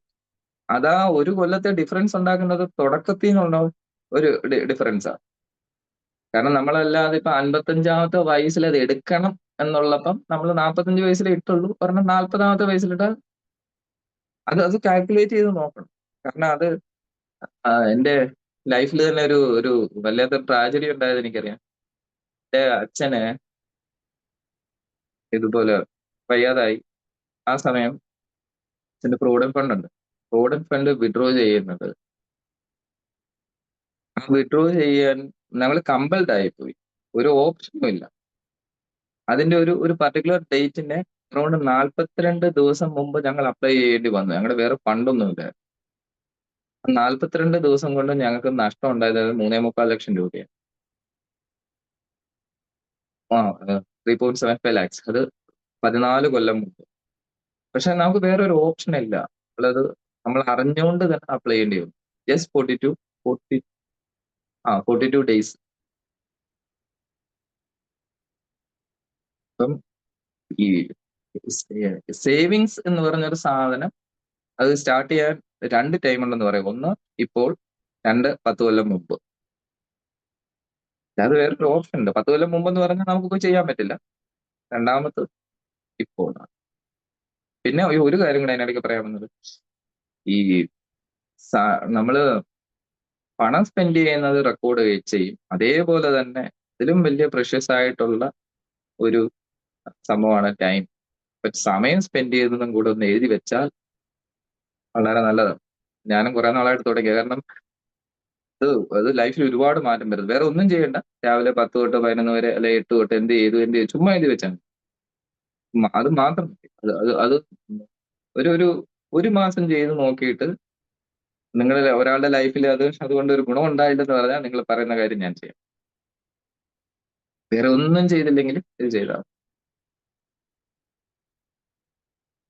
പിന്നെ സാരംഗ് ഇത് പഠിക്കണ്ടെന്ന് പറഞ്ഞാൽ സാരംഗിന്റെ ആവശ്യം എത്രാമത്തെ വയസ്സിൽ ഒരു വീട് വെക്കും, എപ്പോഴാണ് മാരേജ് കഴിഞ്ഞാണോ എന്നൊക്കെ അറിയാം. മാരേജ് ആണെങ്കിൽ അത് എപ്പോൾ ചെയ്യും, എങ്ങനെയുള്ള ഫിനാൻഷ്യൽ സെറ്റപ്പ് ഉണ്ടാക്കും, ആ സമയം ഒരു ഇഷ്യൂ വന്നാൽ എങ്ങനെ ഹാൻഡിൽ ചെയ്യും, ഇതെല്ലാം നമ്മൾ എന്ത് ചെയ്യും. ഇപ്പം സാരംഗ് ഏത് സ്ട്രീമാണെന്ന് എനിക്കറിയില്ല. ഇപ്പം നമ്മളൊരു ബിസിനസ് ആണെങ്കിൽ ആ ബിസിനസ്സിൽ കേസ് സ്റ്റഡി വെച്ച് പഠിക്കും. ഒരു ബിസിനസ് ഈ ടൈമിൽ ഇന്നത് പറ്റുന്നു, അപ്പൊ എന്ത് ചെയ്യും, എങ്ങനെയാണ് അതിന്റെ റണ്ണിങ് ക്യാപിറ്റൽ റണ്ണിങ് ക്യാപിറ്റൽ ഉണ്ടാകുന്നത്, അല്ലെങ്കിൽ എന്റെ ഷോർട്ട് ടേം ഗോളുകൾ ലോങ് ടേം ഗോളുകൾ എങ്ങനെ ഫുൾഫിൽ ചെയ്യും, അല്ലെ എന്തൊക്കെ സ്ട്രാറ്റജിക് പ്ലാനിങ് ആണ് ചെയ്യുന്നത്, ഇതെല്ലാം നമ്മൾ ചെയ്യും. ഇതിലും വലിയൊരു സാധനമാണ് നമ്മുടെ ലൈഫിന്റെ. അതും ചെയ്യണം അതേപോലെ തന്നെ. ഇത്ര ഏജില് കല്യാണം കഴിക്കണം എന്നുള്ളത് നമുക്ക് പക്ക അതിനെന്ത് വേണം, ഒരു കറക്റ്റ് ആയിട്ടൊരു പ്ലാൻ വേണം. ഇനി ഓക്കെ ഇല്ല നടന്നില്ല, ഇനി തൊട്ടുള്ള പ്ലാൻ വേണം. അടുത്ത കൊല്ലം, അടുത്ത കൊല്ലം എന്ത് ചെയ്യും. നമുക്കിപ്പം ഞാൻ മുമ്പ് പറഞ്ഞ പോലെ ഒരു കാര്യം, ഈ 6 മാസത്തിനുള്ളിൽ ടാക്സ് വരും, നമ്മുടെ വീടിന്റെ ടാക്സ് ഉണ്ട്, അത് അടയ്ക്കണം. അതൊക്കെ നമ്മൾ മുൻകൂട്ടി അറിയാവുന്നതേ ഉള്ളൂ. അത് അങ്ങനെ ഈ ആറ്റിറ്റ്യൂഡ് നേരത്തെ തുടങ്ങിയാൽ മാത്രമേ ഇത് പെർഫെക്റ്റ് ആയിട്ട് ഹാൻഡിൽ ചെയ്യാൻ പറ്റൂ. ഇവിടെ സേവിങ്സ് എന്ന് പറഞ്ഞാൽ ഇത് ശരിക്കും ഒരു ബാലികാറാമലയൊന്നും അല്ല, ആകെ ഒരേ ഒരു ഹാബിറ്റ് ആണ്. ഹാബിറ്റ് മാത്രമാണ് എന്റെ ഫൈനലായിട്ട് പറയാനുള്ളത്. ബാക്കി ഏത് ഇൻസ്ട്രുമെന്റ് വേണം, അല്ലെങ്കിൽ ഏത് രീതിയിൽ ഇൻവെസ്റ്റ് ചെയ്യണം, മന്ത്ലി വേണോ, വീക്ക്ലി വേണോ, ഡെയിലി വേണോ, ഇതെല്ലാം എന്ന് പറഞ്ഞാൽ നമ്മളെ ഡിപ്പെൻഡ് ചെയ്യുന്നിരിക്കും. പക്ഷെ ഒരു ഹാബിറ്റ് ഉണ്ടാവും. അതെങ്ങനെയാ? ഫസ്റ്റ് 1000 രൂപ കിട്ടിയാൽ അതിൽ നിന്ന് ഫസ്റ്റ് ഇപ്പൊ ഞാൻ പറയാം, നമ്മൾ ടാക്സ് കൊടുക്കണം. ഒരു ബിസ്ക്കറ്റ് മേടിച്ച് 5 രൂപ ടാക്സ് കൊടുത്തതിന് ശേഷം, അല്ലെങ്കിൽ അതിന്റെ പെർസെന്റേജ് ഓഫ് ടാക്സ് എടുത്തതിന് ശേഷമാണ് നമുക്ക് തരുന്നത്. നമ്മൾ എത്ര കടക്കണിയിലാണെങ്കിലും പട്ടിണി കിടക്കുവാണെങ്കിലും നമ്മൾ ആ സാധനം മേടിക്കുമ്പോൾ ടാക്സ് കൊടുക്കാതിരിക്കാൻ പറ്റില്ല. അത് ഗവൺമെന്റ് ഫ്ലാറ്റ് ആയിട്ടാണ് വെച്ചിരിക്കുന്നത്. എല്ലാവരും ഈക്വാലിറ്റി അതിലൊക്കെയാണ് ഗവൺമെന്റ് തരുന്നത്. 50,000 രൂപ 5 ലക്ഷം രൂപ സാലറി ഉള്ളവനും 1000 രൂപ സാലറി ഉള്ളവനും ഒരു ബിസ്ക്കറ്റ് മേടിച്ചാൽ അതിന്റെ രണ്ടുപേരും കൊടുക്കേണ്ട ടാക്സ് സെയിമാണ്. അപ്പൊ അതേപോലെ അതെന്ന് പറഞ്ഞാൽ ഞാൻ പറഞ്ഞത് അത്ര അത് കട്ട് ആൻഡ് റൈറ്റ് ആയിട്ട് അവർ ഇത് ചെയ്തുകൊണ്ട് പോകും. അവിടെ എന്തില്ല ഒരു മനുഷ്യത്വമോ അങ്ങനെയുള്ള പരിപാടികളൊന്നും. നമ്മൾ സേവിങ്സിലും അതേപോലെ തന്നെ ആയിരിക്കണം നമ്മളും ചെയ്യേണ്ടത്. നമുക്ക് 1000 രൂപ കിട്ടി, എത്ര സേവ് ചെയ്യും? അത് സേവ് ചെയ്യുന്ന മാറ്റി വെച്ചിട്ടുള്ള കളി മതി. ഒരു സ്വഭാവം വളരെ കഷ്ടപ്പെട്ടുണ്ടാക്കണം. അത് എത്ര ഏജ് ഉള്ള ഒരാളാണെങ്കിൽ അത് ഇപ്പൊ തൊട്ട് ഉണ്ടാക്കി എടുക്കണം. 1000 രൂപ ഉള്ള ഒരാൾ 50 രൂപ സേവ് ചെയ്യണമെങ്കിൽ 50 രൂപ മതി. പക്ഷെ ആ ഒരു ചെറിയ എമൗണ്ട് സേവ് ചെയ്യുന്ന സ്വഭാവം ഉണ്ടാക്കണം. അത് എപ്പോ തൊട്ട്? ഇന്ന് തൊട്ട് ഇപ്പൊ തൊട്ടുണ്ടാകും. അത് നമ്മൾ പ്രായമുള്ളവരുടെ കേസിൽ അത് ചെയ്യുന്നതിന്റെ, നല്ലത് ചെയ്യുന്നതിന്റെ 10-1 പോലും ചെയ്യാൻ ചാൻസ് ഇല്ല നമ്മുടെ തലമുറ. ഇത് ചെയ്യുന്നതിന്റെ 10 ടൈംസും മറ്റേതിന്റെ 1/10 ചെയ്യും. കാരണം അവരുടെ റോൾ മോഡലാണ് അവരുടെ അപ്പനും. അത് ഇൻഡയറക്ട്ലി അവരുടെ അൺകോൺഷ്യസ് ബ്രെയിനിൽ അത് അടിച്ചേൽപ്പിക്കപ്പെടുക. ഇപ്പം പ്രായമുള്ളവരും അവർ എന്റെ ഏജ് ഒക്കെ ആയി, ഇനിയൊന്നും ആയി, അങ്ങനല്ല ഇരിക്കണ്ടേ. ഇപ്പൊ പോലും മാറാൻ പറ്റുമെന്നുള്ള രീതിയിൽ കാണിച്ച് ഇനി എത്ര ലൈഫ് ഉണ്ടോ അത്രയും നാള് ഒരു മാറ്റം നമ്മൾ വരുത്തി കാണിക്കണം. അതിനകത്തൊരു എന്താ പറയുന്ന, അതങ്ങനെ തന്നെ കാണിക്കണം. എന്നാൽ മാത്രമേ നമ്മുടെ മക്കൾക്കും ഇൻസ്പിറേഷൻ. അവരും ഒരു പണിയൊക്കെ കിട്ടി ലൈഫിൽ ഒരു ഇഷ്യൂസ് ഒക്കെ വന്നു കഴിഞ്ഞാൽ അവർ പറയാം, എന്റെ അപ്പൻ 60-60ാമത്തെ വയസ്സിലല്ല 55ാമത്തെ വയസ്സിൽ ഇതുപോലെ ഒരു തീരുമാനം എടുത്തിട്ട് ഞങ്ങളുടെ ലൈഫ് ഫുള്ള് തിരിച്ചു പിടിച്ചല്ലേ, അത് ലൈഫ് സൂപ്പർ ആക്കിയ ഒരാളാണ്, ഒരു അപ്പന്റെ മകനാണ്. അപ്പൊ എനിക്കും ഒരു പ്രശ്നം പറ്റിയാൽ അതിനെ റിക്കവർ ചെയ്യുന്നുള്ള ഒരു ബോധം. അത് ചുമ്മാ ആ സമയം പോയി പറയുകയൊന്നും അല്ല. ഇതൊക്കെയാണ് ശരിക്കും നമ്മൾ ഈ സേവിങ്സ് എന്ന് പറഞ്ഞ സാധനം അല്ലെങ്കിൽ ഇതുവഴി മക്കൾക്ക് കൊടുക്കേണ്ടത്. അപ്പൊ ഇതില് സേവിങ്സ് അല്ലെങ്കിൽ ഇങ്ങനെയുള്ള ഒരു ഫിനാൻഷ്യൽ ഡിസിപ്ലിൻ എന്ന് പറഞ്ഞ സാധനത്തിൽ നിന്ന് ഒരാൾക്ക് പോലും എന്ത് ചെയ്യാൻ പറ്റില്ല, എസ്കേപ്പ് ചെയ്യാൻ പറ്റില്ല. എല്ലാവരും അത് എത്ര ഏജ് ആണെങ്കിലും, സ്റ്റാർട്ടിങ് ആണെങ്കിലും, കൊച്ചു കുട്ടികളാണെങ്കിലും അല്ല, ഒരു 15 വയസ്സിന് ശേഷമുള്ള എല്ലാ. അരുൺ സാർ, അരുൺ ഒരു ക്വസ്റ്റ്യൻ ചോദിച്ചിട്ടുണ്ട്. റെന്റഡ് ഹൗസ് ആണോ ഒരു ഫ്ലാറ്റോ അല്ലെങ്കിൽ ഹൗസോ വാങ്ങിക്കുന്നതാണോ ഫിനാൻഷ്യലി ഗുഡ്? ഇത് ഭയങ്കര ഡിബേറ്റബിൾ ആയിട്ടുള്ളൊരു ചോദ്യമാണ്. പിന്നെ കാരണം എന്ന് പറഞ്ഞാല് ഞാനും എന്റെ ഒപ്പീനിയനില് നമുക്ക് ഇച്ചിരി മനക്കെട്ടിയൊക്കെ ഉണ്ടെങ്കിൽ റെന്റഡ് ആണ് നല്ലത്. പക്ഷെ ഒരു ഇഷ്യൂ എന്ന് പറഞ്ഞാൽ നമ്മുടെ വീടെന്ന് പറഞ്ഞാൽ നമ്മുടെ കുടുംബം വേണം. അല്ലെങ്കിൽ നമുക്ക് ആണുങ്ങളാകുമ്പോൾ അരുണല്ലേ പറയാം, കല്യാണം നടക്കത്തില്ല. കാരണം എല്ലാം തികഞ്ഞവർക്ക് പെണ്ണ് കൊടുക്കും എന്നുള്ള ഒരു അവസ്ഥയിലാണ് നമ്മുടെ. അതിന് ഉള്ളൊരു മാർഗം കാണണം. അല്ല റെന്റഡ് ആണെന്ന് ചോദിച്ചാൽ എന്നെ പറ്റി റെന്റഡ് ആയിരുന്നു. ഞാൻ ഇന്നും ഒരാളോട് സംസാരിക്കുമായിരുന്നു. ഒരു 5 കൊല്ലം കൂടെ എനിക്ക് വീട് വാങ്ങിക്കാൻ, ഇപ്പം വീട് വാങ്ങിച്ചു പോയി. അപ്പൊ അതൊരു 5 കൊല്ലത്തെ ഗ്യാപ്പ് കൂടെ ഉണ്ടായിരുന്നെങ്കിൽ ഞാൻ ഇത്രയും സ്ട്രഗിൾ ചെയ്യേണ്ട ആവശ്യം വരില്ല. പിന്നെ അവിടെ അത് ചോദിച്ച വേറെ ഒരു കാര്യമുണ്ട്. നമ്മൾ ഈ ഫിനാൻഷ്യൽ ഡിസിപ്ലിനിലേക്ക് പോകണമെങ്കിൽ അടുത്തൊരു കാര്യം, ഈ നാട്ടുകാരുടെ ഇവിടെ അവരുടെ അഭിപ്രായങ്ങളൊന്നും കേൾക്കാതെ ഒരല്പ റെബലിയസ് ആകുക. മുഖത്ത് നോക്കി ഇങ്ങോട്ട് പറഞ്ഞാൽ അങ്ങ് പറഞ്ഞേക്കുക. അതിനകത്തൊന്നും ഒരു ദാക്ഷിണ്യവും വിചാരിക്കരുത്. ഇപ്പം റെന്റിൽ ഞാൻ താമസിച്ചിരുന്നപ്പം ഭയങ്കര പ്രഷറാ. അത് വൈഫിനെ പറഞ്ഞു വെടിയുന്ന ഇത്രയാവും, എന്റെ അല്ലേ ഉള്ളൂ ജീവിതം, മറ്റേ അങ്ങനെ പറഞ്ഞ് നമ്മളെ മനസമാധാനം കെടുത്തു. ഇനി അത് കഴിഞ്ഞിട്ട് നമ്മള് ഈ ലോങ് ടേം ലോൺ എടുത്ത് വീട് വെച്ച് കഴിഞ്ഞാലും അതിൽ നിന്നൊരു രക്ഷപ്പെടാൻ ഭയങ്കര പാടാ. അപ്പൊ മെന്റലി ഇച്ചിരി ഡൗൺ മൂഡ് ആയി കഴിഞ്ഞാലും പാടാ. ഞാൻ ഒരു കുറച്ച് വീട് വെച്ചതിന് ശേഷം എന്റെ കയ്യിൽ പൈസ എല്ലാം തീർന്നു. ശരിക്കും ഡെസ്പായി എന്ന് പറഞ്ഞാല് എനിക്കത് എങ്ങനെ പറഞ്ഞറിയിക്കണം എന്നറിയില്ല. ആണുങ്ങളുടെ അടുത്ത് കുറച്ച് ക്യാഷ് ഇല്ലെങ്കിൽ അത് എന്റെ ഒരു മനസ്സും കൂടെ പറഞ്ഞതാ, അത് ഭയങ്കര പാടാ നമുക്കൊന്ന് മുമ്പോട്ട് സർവൈവ് ചെയ്ത് പോകാൻ. അപ്പം വീട് റെന്റഡ് ആണെന്ന് വെച്ച് കഴിഞ്ഞാൽ റെന്റഡ് ആണ് എപ്പം വരെ നമുക്കത് വളരെ സിമ്പിൾ ആയിട്ട് അതിന്റെ ഇത് ലോൺ എടുക്കാതെ അത് അടയ്ക്കാൻ പറ്റിയാൽ, അല്ലെങ്കിൽ നമ്മുടെ ഫിനാൻഷ്യലി അത് ഓക്കെ ആകുന്നിടം റെന്റഡ് തന്നെയാണ് നല്ലത്. ആൾക്കാർ എന്ത് പറഞ്ഞാലും ഒരു ചെവി കൂടെ കേട്ട് മറ്റേ ചെവി കൂടെ എടുത്ത് കളയുക. പിന്നെ അടുത്തൊരു കാര്യം കൂടെ ഉണ്ട്. ഇപ്പൊ എന്റെ വീട് ഞങ്ങൾ ചെങ്ങന്നൂര് സിറു സൈഡ് എന്റെ അച്ഛൻ ചെയ്തപ്പോഴ് താഴെ ഒരു 3 കടമുറികളും മുകളിലുമാണ് വീട്. ഈ ഞങ്ങൾക്ക് ആ വീട് കാണുമ്പോൾ ഭയങ്കര ദേഷ്യം തോന്നും. കാരണം വീടിന്റെ ഒരു ഭംഗിയൊന്നുമില്ല. താഴെ എപ്പോഴും തട്ടും മുട്ടും സൗണ്ടും ഒക്കെയാ. അതെപ്പോഴും ഓരോ പച്ചക്കറി കടയായിരുന്നു, ചിലപ്പോൾ ടെലിഫോൺ ബൂത്ത് ആയിരുന്നു, ബുക്ക് സ്റ്റോൾ ആയിരുന്നു, അങ്ങനെ എപ്പോഴും ആരെങ്കിലും ഒക്കെ റെന്റിന് ഇരിക്കുമായിരുന്നു. അതിന്റെ തൊട്ട് മുകളിലാണ് നമുക്ക് താമസം. അപ്പൊ ആ വീടിന് വലിയൊരു ഗേറ്റോ അങ്ങനെയുള്ള സംഭവങ്ങളൊന്നും ഇല്ല, കാരണം റോഡ് ഫ്രണ്ടേജ് ഉള്ളതാണ്. ഇന്ന് പപ്പയുടെ അടുത്ത് വലിയ ദേഷ്യമായിരുന്നു. കുറെ നാൾക്ക് ശേഷം അച്ഛന്റെ മരിച്ചു പോയതിനു ശേഷം ആ സമയം അല്ലെങ്കിൽ ഇപ്പോഴാണ് ഇതിന്റെ റെന്റിന്റെ പവർ മനസ്സിലായത്. ചെറിയൊരു എമൗണ്ടേ ഉള്ളൂ റെന്റ്, പക്ഷെ നമ്മൾ പണിയെടുക്കാതെ എല്ലാ മാസവും ഇൻകം കിട്ടാം. ഇതൊരു പാസീവ് ഇൻകം എന്ന് പറയും. നമ്മൾ ഫസ്റ്റ് നമ്മുടെ ലൈഫിൽ ചെയ്യേണ്ടത് ഒരു ഫിനാൻഷ്യൽ ഫ്രീഡം കിട്ടണമെങ്കിൽ ചെയ്യേണ്ടത് ഇതേപോലുള്ള പാസീവ് ഇൻകം. പാസീവ് ഇൻകം എന്ന് പറഞ്ഞാൽ റെന്റ് ഇപ്പം വലിയ പാടാണ് റെന്റ് പാസീവ് ഇൻകം ആക്കാൻ, കാരണം ഹ്യൂജ് ഇൻവെസ്റ്റ്മെന്റ് വേണം. റോഡ് സൈഡ് ഒരു 5 സെന്റ് സ്ഥലം മേടിക്കുക എന്ന് പറഞ്ഞാൽ എങ്ങനെ പോയാലും ഒരു 50 ലക്ഷം രൂപയുടെ ചിലവാ. പിന്നെ ഒരു ബിൽഡിംഗ് ഒരു 50 ലക്ഷം രൂപ, 1 കോടി രൂപ. 1 കോടി രൂപയുടെ 10% എങ്കിലും റവന്യൂ ഇയർലി കിട്ടിയാൽ ഓക്കെ. 10% എന്ന് പറയുമ്പോൾ 10 ലക്ഷം രൂപ, ഒരു 80-90,000 മന്ത്ലി റെന്റ് കിട്ടാൻ 1 കോടി രൂപയുടെ ഇൻവെസ്റ്റ്മെന്റ് പോരാ. അപ്പം അത് വിട്ടേക്കുക. പക്ഷെ നമ്മൾ ആദ്യമേ ചെയ്യേണ്ടത് ഒരു എവിടെന്നെങ്കിലും സ്വർണ്ണമുട്ട ഇടുന്ന അല്ലെങ്കിൽ പൊന്മുട്ട ഇടുന്ന 2-3 താറാവിനെ കൊണ്ടുവരിക. പിന്നെ ആ താറാവ് ഇടുന്ന മുട്ട മാത്രം എടുത്ത് ജീവിക്കുക. അല്ലെങ്കിൽ ആ താറാവിന് ആ മുട്ട പറ്റുമെങ്കിൽ ഇടയ്ക്ക് 2 മുട്ട എടുത്ത് അടവെച്ച് നോക്കുക, വീണ്ടും 2 സ്വർണ്ണമുട്ട ഇടുന്ന താറാവ് കിട്ടുമോ നോക്കുക. ഒരു കാരണവശാലും പൈസയ്ക്ക് ആവശ്യമുണ്ടെന്ന് പറഞ്ഞ് താറാവിനെ കൊല്ലാതിരിക്കുക.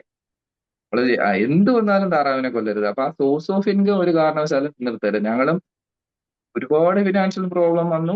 ആ വീട് വിൽക്കാൻ ഒക്കെ ആ സമയം ആൾക്കാർ വന്ന് ഇതൊക്കെ പറഞ്ഞു കൊടുത്തില്ല. ഇപ്പോഴും അതുകൊണ്ട് കുഴപ്പമില്ല. കാരണം അതുപോലെ സ്ട്രഗിളിൽ കൂടെ കടന്നു പോയിട്ടും എംസി റോഡ് സൈഡ് ഒരു 3 കടമുറി അത്യാവശ്യം വലിയൊരു ബിൽഡിംഗ് ഉണ്ട്. അതിന്റെ ഗുണം അതിലാണ് ഞാൻ എന്റെ വാട്ടർ ട്രീറ്റ്മെന്റ് പ്ലാന്റിന്റെ ഒക്കെ ബിസിനസിന്റെ എല്ലാ ലൈസൻസുകളും എടുത്തിരിക്കുന്നത്. അപ്പം അതിന്റെ ഗുണം അത് നമുക്ക് അറിയില്ല, അത് എന്തുമാത്രം ഞങ്ങളുടെ ലൈഫിൽ അത് സപ്പോർട്ട് ചെയ്തു. അപ്പം ഞങ്ങളും ഇനി ഇതേ ഒരു കാര്യം കൂടെ വിളിച്ച് പറയാം. എന്റെ പപ്പ BA, BGL, BL ഒക്കെ കഴിഞ്ഞ ഒരു അഡ്വക്കേറ്റ് ആണ്. പപ്പയുടെ ഒരു സിസ്റ്റർ ഉണ്ട്. സിസ്റ്റർ പഴയ പ്രീ യൂണിവേഴ്സിറ്റി പാസ്സായോന്ന് അറിയില്ല. 10ാം ക്ലാസ് കഴിഞ്ഞിട്ട് അന്ന് 1 കൊല്ലം യൂണിവേഴ്സിറ്റി കയറുന്ന പ്രീ യൂണിവേഴ്സിറ്റി എന്നൊരു കോഴ്സ് ഉണ്ട്. അത് കഴിഞ്ഞിട്ട് തിരുവല്ല മുനിസിപ്പാലിറ്റിയിൽ പിയൂണായിട്ട് കയറിയതാണ്. പിയൂൺ അല്ല, സ്വീപ്പറായിട്ട് കയറിയതാണ്. എന്റെ പപ്പായ്ക്ക് ഞങ്ങൾക്ക് ഓർമ്മയുണ്ട്, ചില സമയം നല്ല അത്യാവശ്യം നല്ല ഇൻകം കിട്ടുന്ന ഒരു ക്രിമിനൽ ലോയർ ആയിരുന്നു. ചിലപ്പോൾ ഈ പൈസ കൊണ്ടുവരുന്ന 5 രൂപയുടെയും 2 രൂപയുടെ 1 രൂപയുടെ ഒക്കെ നോട്ടുണ്ട്. അപ്പൊ അതിന്റെ കെട്ട് കൊണ്ടുവരും. അന്ന് പണ്ട് വക്കീലന്മാർക്കാണ് ഈ പൈസ കിട്ടിയിരുന്നത്. ഞങ്ങൾ എണ്ണി മടുക്കും, എന്നാലും തീരത്തില്ല. ഇങ്ങനെ പൈസ കൊണ്ടുവരുന്ന സമയം പപ്പ ഈ അസറ്റിലെ ഇൻവെസ്റ്റ്മെന്റ് എന്ന് പറഞ്ഞ പരിപാടിയൊക്കെ ഒരു വേറെ വസ്തു ഒന്നും വാങ്ങിച്ചില്ല. ഉള്ള വസ്തു പ്രോപ്പറായിട്ട് കുടുംബത്തിൽ കിട്ടിയത് അത് പ്രോപ്പറായിട്ട് നിർത്തി. ഈ എന്റെ അത്ത എന്ന് പറഞ്ഞ അല്ലെങ്കിൽ പപ്പയുടെ ചേച്ചി ചില ചിട്ടിയൊക്കെ പിടിച്ച് അന്ന് തൊട്ട് ഇതുപോലെ. അപ്പൊ അവര് ചെരുപ്പ് പോലും ഇടത്തില്ല. ചെരുപ്പ് ഇടാതാവുമ്പോൾ ഞങ്ങൾക്ക് ഇവരുടെ കൂടെ ഈ നമ്മുടെ ചെങ്ങന്നൂര് ചന്തയില് ഒക്കെ പോകുമ്പോ നമുക്ക് ഭയങ്കര മടിയാ പോവാൻ. കാരണം 10 രൂപ പറയുന്ന വഴുതനങ്ങയ്ക്കോ അല്ലെങ്കിൽ വെള്ളരിക്കയ്ക്കോ പോയി ഈ അത്ത പോയി 5 രൂപ പറയും, 2 രൂപ പറയും. അപ്പൊ അവര് പറയാത്ത തെറിയൊന്നുമില്ല. ആ തെറി മുഴുവൻ നമ്മൾ കേൾക്കണം. അപ്പൊ അത് കാരണം ഇവരുടെ കൂടെ പോകാൻ മടിയാ. അപ്പൊ ഇവര് പറയും നിനക്ക് തരാൻ പറ്റുമെങ്കിൽ താ. ഞാൻ ആ പ്രൈസ് ചോദിച്ചു. പക്ഷെ എന്ത് പറ്റിയെന്ന് പറഞ്ഞാല് അത് ഈ ചെരുപ്പ് പോലും ഇടാത്ത എന്താന്ന് ചോദിച്ചപ്പോ ഒരു കണക്ക് കാണിച്ചു. 20 കൊല്ലം ചെരുപ്പിട്ടാൽ എത്ര രൂപ പോകുമായിരുന്നു. എന്റെ വരുമാനം അത്രേ ഉള്ളടാ. ഞാൻ എങ്ങനെ എന്റെ മക്കളെ നോക്കും? ഇനി 4 ആൺമക്കളാ. ഹസ്ബൻഡ് ഉണ്ട്. ഹസ്ബൻഡ് പോലീസ് ഉദ്യോഗസ്ഥനാ. അവിടെയും പൈസ ഈ അത്ത ഇതുപോലെ വാങ്ങിച്ച് ഫുള്ള് മാനേജ് ചെയ്യുന്നത് ഇങ്ങനെ. ഒരു കല്യാണം കഴിച്ച് പോകുമ്പോൾ അവർക്കൊരു ഒരു സ്ഥലത്ത് ഒരു 10 സെന്റിന് താഴെയുള്ള വീട്. ഈ അത്തയും മാമനും ഇവർക്ക് വേണ്ടി ബില്ല് എഴുതി വെച്ചത്, ഇവരുണ്ടാക്കി വെച്ചത് എല്ലാവർക്കും ഓരോ മക്കൾക്കും 1.5 ഏക്കറിന് മുകളിലുള്ള സ്ഥലം. 4 ആമക്കൾക്കും 4 വീട്. അല്ല 2 നില വീടാണ്. ഒരു 1800 2000 സ്ക്വയർ ഫീറ്റ് ഉള്ള വീട്. മൂത്തയാള് PG കഴിഞ്ഞു. രണ്ടാമത്തെ ആളും 2 PG ഉണ്ട്. ഇപ്പം ഫിംഗർ പ്രിന്റ് ബ്യൂറോയിൽ സർക്കിൾ ഇൻസ്പെക്ടർ ആണ്. മൂന്നാമത്തെ ആള് RTO ആണ്. 4മത്തെ ആള് MBA ഇപ്പം ഡോക്ടറേറ്റ് വെളിയിലായിരുന്നു. MBA ഡോക്ടറേറ്റ് ഒക്കെ കിട്ടി ഇപ്പം സേലം ഒരു കോളേജില് ലെക്ചറാണ്. അപ്പൊ ഈ പൈസ എത്ര കിട്ടുന്നു എന്നുള്ളതല്ല, എങ്ങനെ അത് ഉപയോഗിക്കുന്നു എന്നുള്ളത്. വേറെ ഒരു റവന്യൂ ഒന്നുമില്ല. ആ തുച്ഛമായ വരുമാനം. അപ്പൊ ഇവർക്ക് ഒരു 10 സ്ഥലം 1 കൊല്ലം 1.5 കൊല്ലം കിട്ടുന്ന ഇൻകം ആയിരുന്നു ഞങ്ങളുടെ പപ്പായ്ക്ക് 2 മാസം കിട്ടിക്കൊടുത്തത്. വേറൊരു കാര്യമുണ്ട്. അത് കഴിഞ്ഞിട്ട് ഈ പപ്പായ്ക്ക് 2 സഹോദരിമാരുണ്ട്. ഒരാൾ ഇതും. ഞങ്ങൾക്ക് ക്ലാസ് തുടങ്ങുന്നതിന് മുമ്പ് ഞങ്ങൾക്ക് ആവശ്യമുള്ള എല്ലാ ടെക്സ്റ്റ് ബുക്കും ഈ അത്ത മേടിച്ചോണ്ട് വരും.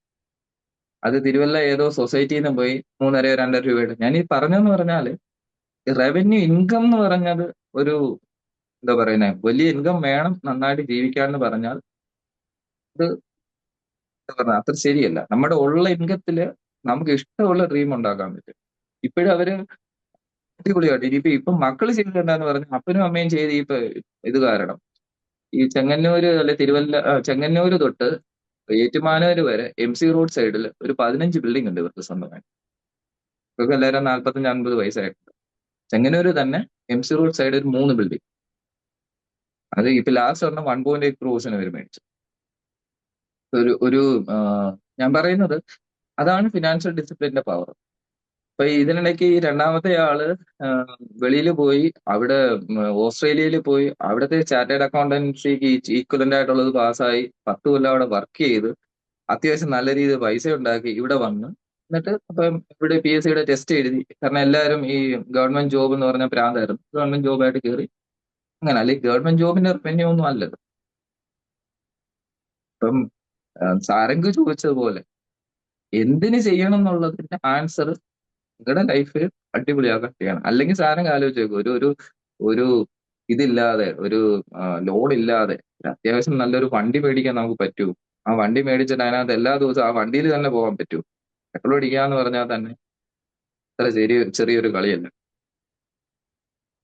അപ്പം പിന്നെ എന്തെങ്കിലും ഈ പേഴ്സണലായിട്ടുള്ള ഇത് കാരണം ഇത് എല്ലാം പേഴ്സണലി ഓരോരുത്തർക്കും ഓരോ തരമാണ് അവരുടെ ഈ സ്വഭാവവും എല്ലാം. അപ്പം അതിനനുസരിച്ച് നിങ്ങൾ തന്നെ ഒരു ബ്ലൂ പ്രിന്റ് ഉണ്ടാക്കുക എങ്ങനെ ചെയ്യണം എന്നുള്ളത്. എന്നിട്ട് നമുക്ക് അതിനെക്കുറിച്ച് വേണമെങ്കിൽ പേഴ്സണലായിട്ട് ഡിസ്കസ് ചെയ്യാം.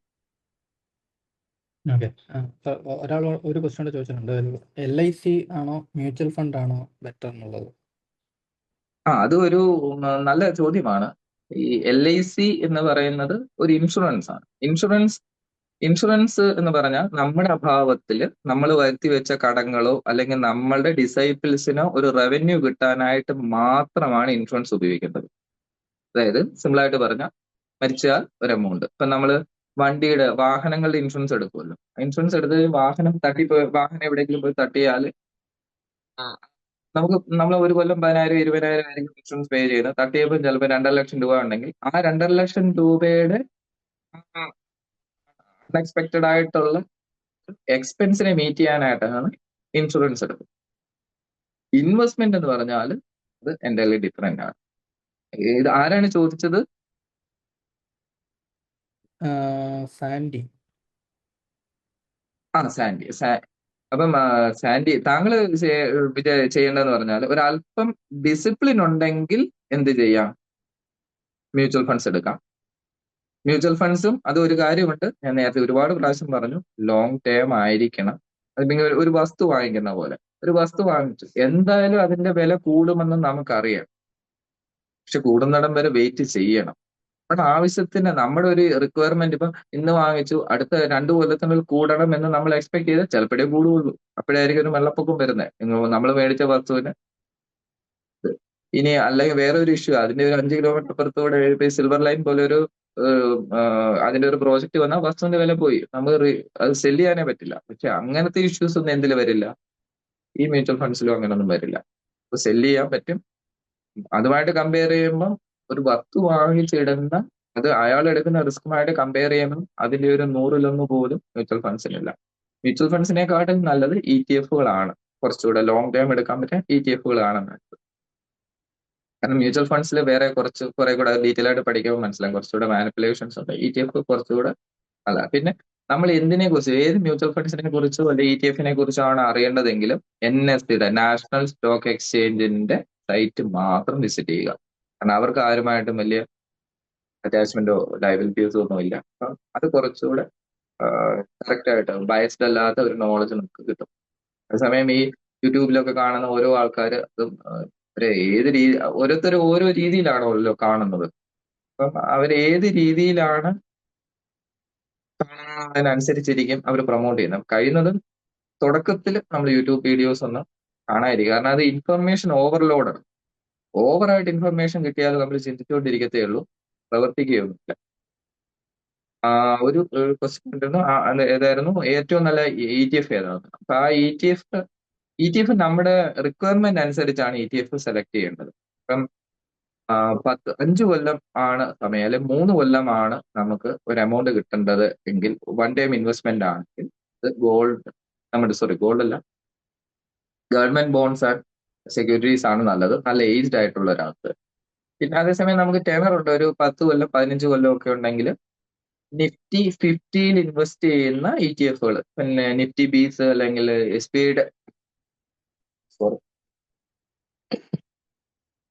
SBIയുടെ ഫസ്റ്റ് 50 എന്ന് പറഞ്ഞുകൊണ്ട് അങ്ങനെയുള്ളതുണ്ട്. പിന്നെ PIയുടെ പുതിയ ഒരെണ്ണം ഇറങ്ങി വാല്യൂ 20 എന്ന് പറഞ്ഞൊരു ETF, നിഫ്റ്റി 50 വാല്യൂ 20 എന്ന് പറഞ്ഞ ഒരെണ്ണം, അത് കുറച്ചുകൂടെ നല്ലതാണ്. നിഫ്റ്റി 50 ബീസ് അല്ല, നിഫ്റ്റി ബീസ് എന്നാണ്. അപ്പം ഇതിൽ കുറെ എണ്ണം ഉണ്ട്, അതെല്ലാം നമ്മുടെ ഇതനുസരിച്ച്. പിന്നെ ഇതിനൊരു പോർട്ട്ഫോളിയോ, അതായത് പല എണ്ണം നമ്മൾ സെലക്ട് ചെയ്യണം. ഇപ്പൊ നല്ല ട്രെൻഡിങ്ങിൽ നിൽക്കുന്ന ഒരു ETF എന്ന് പറഞ്ഞാൽ ഡിഫൻസ് സെക്ടറിലുള്ള ഫണ്ടുകൾ. ഡിഫൻസ് സെക്ടറിലുള്ള ഫണ്ട് എന്ന് പറഞ്ഞാൽ ഈ സിന്ദൂർ കഴിഞ്ഞ പിന്നെ അറിയാം, നമ്മുടെ കൊച്ചിൻ ഷിപ്പ്യാർഡിന്റെ ഷെയർ വാല്യൂ കഴിഞ്ഞ 2 കൊല്ലം കൊണ്ട് 2-3 കൊല്ലം കൊണ്ട് അറൗണ്ട് 300-400% ഗ്രോ ചെയ്തു. ഇപ്പോഴുള്ള ഡിഫൻസ് സെക്ടറിലെ ഫണ്ടും അതുപോലെ ഒരു മയമില്ലാതെ ഗ്രോ ചെയ്യുന്നു. കാരണം ഇത്ര കോസ്റ്റ് കുറച്ച് ഇത്ര പ്രിസിഷനിൽ അറ്റാക്ക് ചെയ്യാൻ പറ്റുന്ന ഇൻസ്ട്രുമെന്റ്സ് നമുക്കുണ്ട്. അപ്പൊ ആ ഡിഫൻസ് സെക്ടറിൽ നിൽക്കുന്ന നല്ലതാണ്. അപ്പൊ അതിന്റെ ETF-കളുണ്ട്. അപ്പൊ അതൊരു 10-18 കമ്പനീസിലാണ് ഇൻവെസ്റ്റ് ചെയ്തത്. നമുക്ക് വേറെ ഇഷ്യൂസ് ഒന്നുമില്ല. ETF ആകുമ്പോൾ ചെറിയ 100 രൂപയ്ക്ക് 500 രൂപയ്ക്ക് ആ ചെറിയ എമൗണ്ടിന് പർച്ചേസ് ചെയ്യാനും പറ്റും. ഇപ്പൊ ഇത് ഒരു ഈ എന്താ പറയുക, ക്യാപ്സൂള് പോലെ ഇത് കൊടുക്കാൻ പറ്റില്ല. കാരണം ഇതിനകത്ത് നമ്മൾ ഏത് ഒരു ഇൻവെസ്റ്റ്മെന്റിന്റെയും അല്ലെങ്കിൽ ഇതിലേക്ക് ഇൻവെസ്റ്റ് ചെയ്യുമ്പോൾ പ്രൈമറി ആയിട്ട് നിങ്ങൾ നോക്കേണ്ടത് ഇത് ലോങ് ടേം ആയിരിക്കും.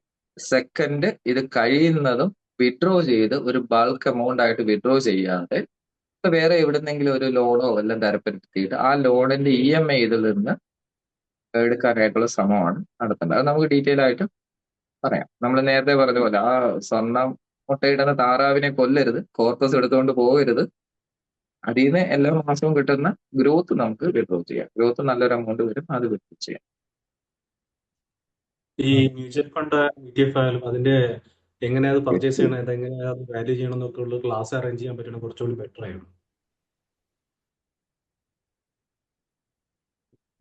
അതിന് മുമ്പ് അങ്ങനെ അറേഞ്ച് ചെയ്യാം. പക്ഷെ കുറെ കാര്യങ്ങൾ റീഡ് ചെയ്യാനായിട്ട് കുറെ ടോപ്പിക് തരാം. ആ റീഡ് ചെയ്തിട്ട് ഒരു ഇതിന്റെ നമ്മുടെ ഗൂഗിൾ ഫോമും തരാം. അപ്പൊ അതിലൊരു കുറച്ച് ക്വസ്റ്റ്യൻസ് കാണാൻ, ക്വസ്റ്റ്യൻസിന് ആൻസറോട് ഇട്ടിട്ട് നമുക്ക് ചെയ്യാം. കാരണം അല്ലെങ്കിൽ ഇത് ചെറിയൊരു ടോപ്പിക് അല്ല, ഇങ്ങനെ അങ്ങ് വൈഡായിട്ടിരിക്കും. ക്വസ്റ്റ്യൻസ് ചോദിച്ചു പോകും.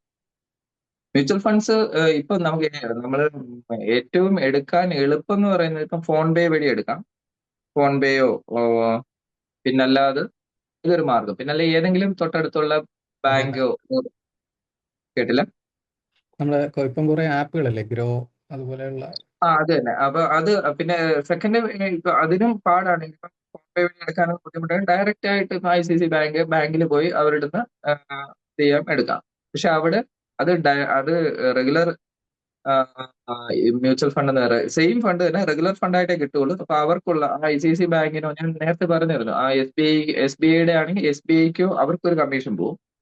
പിന്നെ അടുത്തത് ഇപ്പം മൃത്യാജ് പറഞ്ഞ പോലെ ഗ്രോയോ ഏതെങ്കിലും ഒരു ആപ്പ്, അത് ഏതെങ്കിലും ഡിമാറ്റ് അക്കൗണ്ട് ഓപ്പൺ ചെയ്യുക, നല്ലൊരു ഡിമാറ്റ് അക്കൗണ്ട് നോക്കി ഓപ്പൺ ചെയ്യുക, എന്നിട്ട് അതുവഴി പർച്ചേസ് ചെയ്യാം.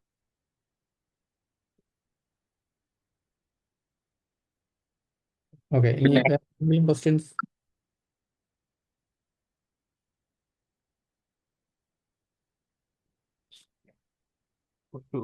കുട്ടികൾക്ക്, അതായത് ഒരു 17-18 ഇയേഴ്സ് ഒക്കെ ഉള്ള കുട്ടികൾക്ക് സേവിങ്സും ഇൻവെസ്റ്റ്മെന്റ്സും തുടങ്ങാൻ എങ്ങനെ ഒരു റോഡ് മാപ്പ്?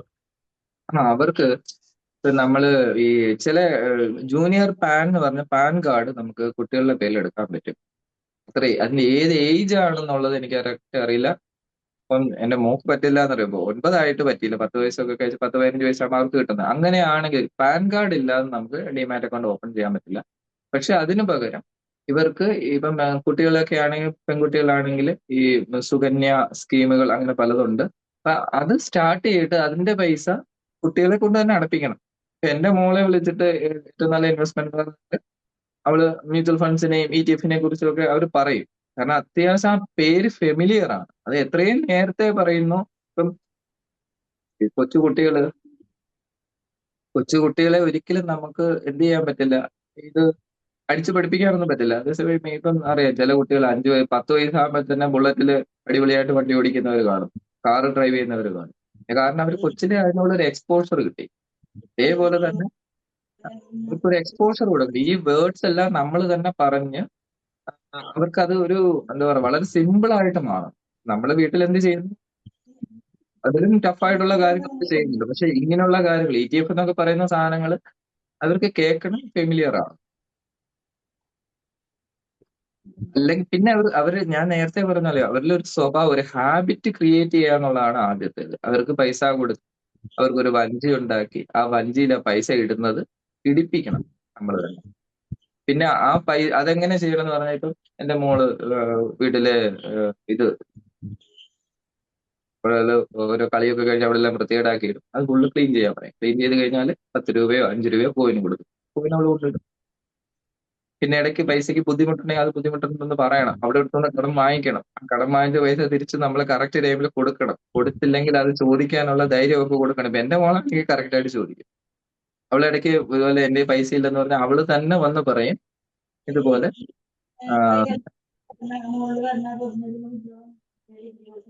അവള് തന്നെ പറയും, ഇതുപോലെ പൈസ വേണമെങ്കിൽ ഞാൻ തരാം, ഇതിൽ പൈസ ഉണ്ടായിരുന്നു. അപ്പൊ അതും അതിനുള്ള ഒരു ഒരു ഒരു ആ പൈസ കൊണ്ട് എത്ര രൂപ, അതിന്റെ പർച്ചേസിങ് പവറും കൂടെ അവരൊന്ന് അറിയണം. ഒരു പാവ വാങ്ങിക്കണമെങ്കിൽ എത്ര രൂപ കൊടുക്കണം. ഒരു കടയിൽ പോയി കഴിഞ്ഞാൽ നമ്മള് ഈ സ്റ്റിക്കർ നോക്കുന്നത് നമ്മൾ എന്ത് ചെയ്യും, ഒരു മക്കളെ നോക്കണ്ടെന്ന് ചോദിച്ചാൽ നമ്മൾ മേടിച്ചു കൊടുക്കും. അങ്ങനല്ല, 20 രൂപയുടെ സാധനം ഇവിടെ 10 രൂപയുടെ ഉണ്ടോ എന്ന് നോക്കാൻ പറയണം. അവർ പോയി നോക്കട്ടെ. അപ്പൊ അങ്ങനെ പൈസയെക്കുറിച്ച് ഒരു നല്ലൊരു അവബോധം ഉണ്ടാക്കി കൊടുക്കണം. ഇതൊന്നും നമുക്ക് കിട്ടിയില്ല. എന്റെയൊക്കെ കേസിൽ ഞാന് പോയപ്പോഴാണ് ടാക്സ് എവിടെ അടയ്ക്കേണ്ടതെന്ന് പോലും അറിയാതെ എല്ലാ കാര്യവും ചെയ്തിരുന്നു. ഇവിടം തൊട്ട് പഠിച്ചത് കഴിഞ്ഞ ഒരു 10-15 കൊല്ലം കൊണ്ടാണ് പഠിച്ചത്. അങ്ങനെ ഒരു ഇഷ്യൂസ് വരും. കാരണം അച്ഛനെല്ലാം എന്റെ അച്ഛൻ എന്നെ സപ്പോർട്ട് ചെയ്യുമായിരുന്നു, എല്ലാ കാര്യങ്ങളും നോക്കി ചെയ്തത്. ഫിനാൻഷ്യൽ ലിറ്ററസി, അപ്പൊ ഇത് ഇങ്ങനെ ഒരു സാധനം മക്കളിലേക്ക് ഈ ഒരു നോളജ് എത്തിക്കുക. അപ്പൊ അതിന്റെ തുടക്കം എന്നുള്ള രീതിയിൽ പൈസ കൊടുക്കുക, അത് അധ്വാനിച്ചുണ്ടാക്കുന്ന രീതിയിൽ ചെയ്യുക. പിന്നെ ഈ ഒരു കാര്യം പറയാൻ വിട്ടുപോയ ഒരു സാധനം, ഏറ്റവും നല്ല സേവിങ്സ്, ഏറ്റവും കൂടുതൽ ഇൻട്രസ്റ്റ് കിട്ടുന്ന സേവിങ്സ് എന്ന് പറഞ്ഞാൽ, അല്ലെങ്കിൽ ഇൻവെസ്റ്റ്മെന്റ് എന്ന് പറഞ്ഞാൽ, ഒരു ചെറിയ ബിസിനസ് സ്റ്റാർട്ട് ചെയ്യുക എന്നുള്ളതാണ്. ഇതിന്റെ അത്രയും റവന്യൂ ഉള്ള ഒരു സാധനം വേറെ ഒന്നുമില്ല. ബിസിനസ് ചെറിയ ട്രേഡിംഗ് ആകട്ടെ, ട്രേഡിംഗ് എന്ന് ഉദ്ദേശിച്ച് ഒരു സാധനം എടുത്ത് വിൽക്കുക. അതിനകത്ത് ഏറ്റവും ചെലവ് കുറഞ്ഞ മാർഗം വിൽപ്പനയാണ്. ഇപ്പൊ ചില സാധനങ്ങൾ നമുക്കിപ്പം എന്താ പറയുന്നത്, കുട്ടികളുടെ ബുക്സ് അങ്ങനെയുള്ള സാധനങ്ങൾ, അല്ലെങ്കിൽ ടോയ്സിന്റെ ഒക്കെ മാർജിൻ എന്ന് പറഞ്ഞാൽ 300-400% ആണ്. അപ്പൊ അത് എങ്ങനെ എടുക്കണം? ഒന്നോ രണ്ടോ, ഇപ്പൊ ചില ആപ്പ് ഉണ്ട്, മീസോ പോലെയുള്ളതാണെന്ന് തോന്നുന്നു. അപ്പൊ അതിൽ തന്നെ നമുക്ക് ഒരെണ്ണം ഇൻട്രൊഡ്യൂസ് ചെയ്തിട്ട് അവരിൽ നിന്ന് തന്നെ ഒരെണ്ണം എടുത്ത് ഇൻട്രൊഡ്യൂസ് ചെയ്ത് സെയിൽസ് ക്രിയേറ്റ് ചെയ്യാം. അപ്പൊ അങ്ങനെ ഒരു ഹാബിറ്റും കൂടെ നമ്മൾ ഉണ്ടാക്കാൻ ശ്രമിക്കണം. കാരണം എന്താണെന്ന് പറഞ്ഞാൽ നമുക്ക് പൈസയ്ക്ക് ആവശ്യം വരുന്നത്, നമ്മളൊരു ജോലിക്കാരനാണെങ്കിൽ ആ റവന്യൂ അത്രയുമേ ഉള്ളൂ, ഒന്ന് കൂട്ടാനുള്ള ഓപ്ഷൻ ഇല്ല. അതേസമയം ഒരു ബിസിനസിന്റെ പ്രത്യേകത ആ റവന്യൂ വളരെയധികം കൂട്ടാൻ പറ്റും.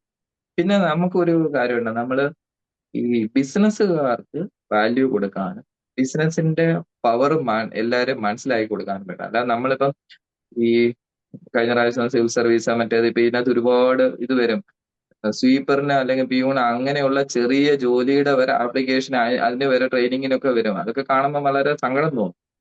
നമ്മളിപ്പോ ഒരു ഡിഗ്രി കഴിഞ്ഞ ഒരാള് എന്തെങ്കിലും കിട്ടിയാന്നല്ല, ഡിഗ്രി പഠിച്ചിട്ടുണ്ടോ അതിനെ പറ്റിയൊരു ജോലിക്ക് പോകണം. താഴത്തെ ലെവലിലേക്ക് പോകുന്നതിനോട്, അല്ലെങ്കിൽ അത് ഉപയോഗിക്കണം. അതായത് മുന്നേ അത് മനസ്സിലാക്കി. അല്ലെങ്കിൽ പ്രശ്നം എന്ന് പറഞ്ഞാല് അയാൾ തന്നെ എല്ലാ ദിവസവും അയാളോട് പറയുക എന്താ പറയുക, ഗുഡ് ഫോർ നത്തിങ് എന്ന് പറയുന്ന പോലെ അതിന് തുല്യമായിട്ട് വരും.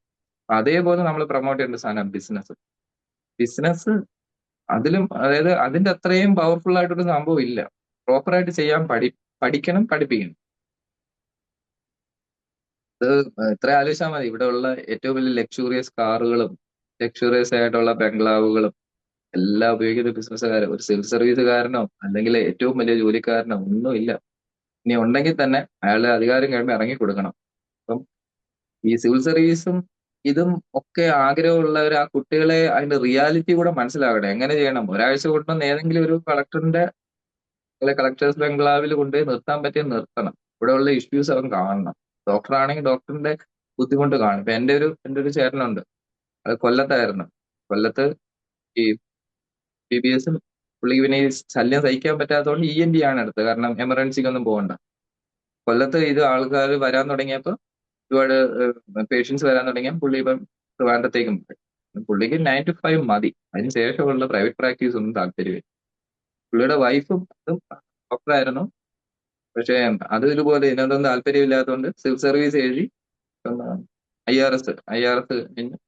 അതും ഞാൻ പറയുന്നത്, കുട്ടികളുടെ കേസിൽ അവരെ ഒരു റിയാലിറ്റി കാണിക്കും. ഇപ്പം ഞാൻ MBA കംപ്ലീറ്റ് ചെയ്ത ഒരാളാണ്. MBAക്ക് മുമ്പ് ഞങ്ങളുടെ കോളേജിൽ പഠിക്കാൻ കയറിയപ്പോൾ ഞാൻ വിചാരിച്ചു MBA കഴിഞ്ഞ് അത്യാവശ്യം മാർക്കൊക്കെ ഉണ്ടെങ്കിൽ ഇനി വലിയ വൻകിട കമ്പനികൾ നമ്മളെ പറയുന്ന ക്യൂ നിൽക്കും എന്നൊക്കെ വിചാരിച്ചു. പക്ഷെ ശരിക്കും സംഭവിച്ചെന്ന് പറഞ്ഞാൽ പിന്നെ നമ്മൾ നമ്മുടെ കഴിവ് അവരുടെ മുമ്പിൽ പ്രൂവ് ചെയ്യണം. MBA ഒന്നുമല്ല, 10ാം ക്ലാസ് കഴിഞ്ഞവനാണെങ്കിലും ഒരു ബിസിനസ്സിന് വേണ്ടി സക്സസ് ഉണ്ടാക്കുന്നവനാണ്.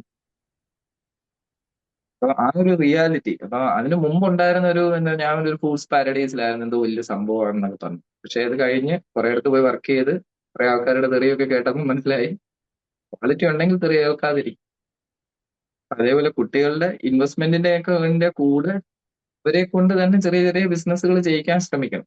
ഇപ്പം നമ്മുടെ VNF ടെക്സ്റ്റൈൽസിന്റെ കേസിൽ അത് ഭയങ്കര നല്ലൊരു കാര്യമാണ് ചെയ്യുന്നത്. അപ്പൊ അതില് നമുക്ക് ഒരു ട്രെയിനിങ് പോലെ നമ്മളിപ്പം കുറച്ച് കുട്ടികൾക്ക് ആവശ്യമുണ്ടെങ്കിൽ അവർ തന്നെ മുമ്പോട്ട് വരണം. അവരുടെ അപ്പനും അമ്മയും സഹായിക്കണം. ഇപ്പൊ ഇവിടെ പേര് പറയാൻ പറ്റുമോ എന്ന് എനിക്കറിയില്ല. അദ്ദേഹത്തിന്റെ മകന്റെ ഒരു ടാലന്റ് കണ്ടുപിടിച്ച്, കുക്കിങ്ങിലാണ് ടാലന്റ് കണ്ടുപിടിച്ച് ഒരു ഇടത്ത് പ്ലസ് ടു കഴിഞ്ഞാന്നാണ് പറഞ്ഞത്. അപ്പൊ അദ്ദേഹത്തിനെ ആ കുട്ടിയെ അവിടെ ജോലിക്ക് വിടാനുള്ള ശ്രമവും നടത്തിയത് വിട്ടുവന്നു. അപ്പൊ അങ്ങനെയുള്ള ശ്രമം നമ്മുടെ രക്ഷകർത്താക്കളുടെ സൈഡിൽ നിന്ന് തന്നെ ഉണ്ടാവണം. പൈസ ഉണ്ടാക്കാനുള്ള മാർഗം കൂടെ പഠിപ്പിക്കണം. സേവിങ്സ് ഉണ്ടാക്കിയാലേ സേവിങ്സ് പറ്റൂ. പിന്നിപ്പോ നേരത്തെ പറഞ്ഞത് 25,000 എന്ന് പറഞ്ഞ സാധനം ഒരിത് വെച്ചിട്ട് നമുക്ക് എല്ലാം അച്ചീവ് ചെയ്യാൻ പറ്റുമെന്ന് പറഞ്ഞാൽ പ്രാക്ടിക്കലി നടക്കില്ല. അപ്പൊ അവർ ആദ്യമേ ചെയ്യേണ്ടത് സേവിങ്സിനെക്കാട്ടിലും കൂടുതൽ ആ 25,000 എന്ന് പറഞ്ഞ സാധനം കൂട്ടി ഒരു 50,000ലേക്ക് എത്താനുള്ള കാര്യമാണ് ചെയ്യേണ്ടത്.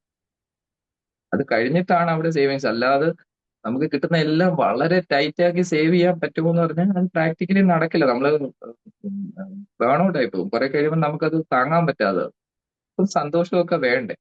സന്തോഷിക്കാനാണ് നമ്മൾ ജീവിക്കുന്നത്. അൾട്ടിമേറ്റ് ആയിട്ടൊന്ന് സന്തോഷിക്കണം. ആണുങ്ങൾക്കാണെങ്കിൽ കുറെ ആളാ നീ ചെയ്തത് നല്ലതാ. ഇപ്പൊ ഞാനിത് ഈ പ്രസന്റേഷൻ കഴിയുമ്പോ എന്റെ പ്രസന്റേഷൻ നല്ലതെന്ന് കേൾക്കുമ്പോൾ എനിക്കൊരു സന്തോഷമുണ്ട്.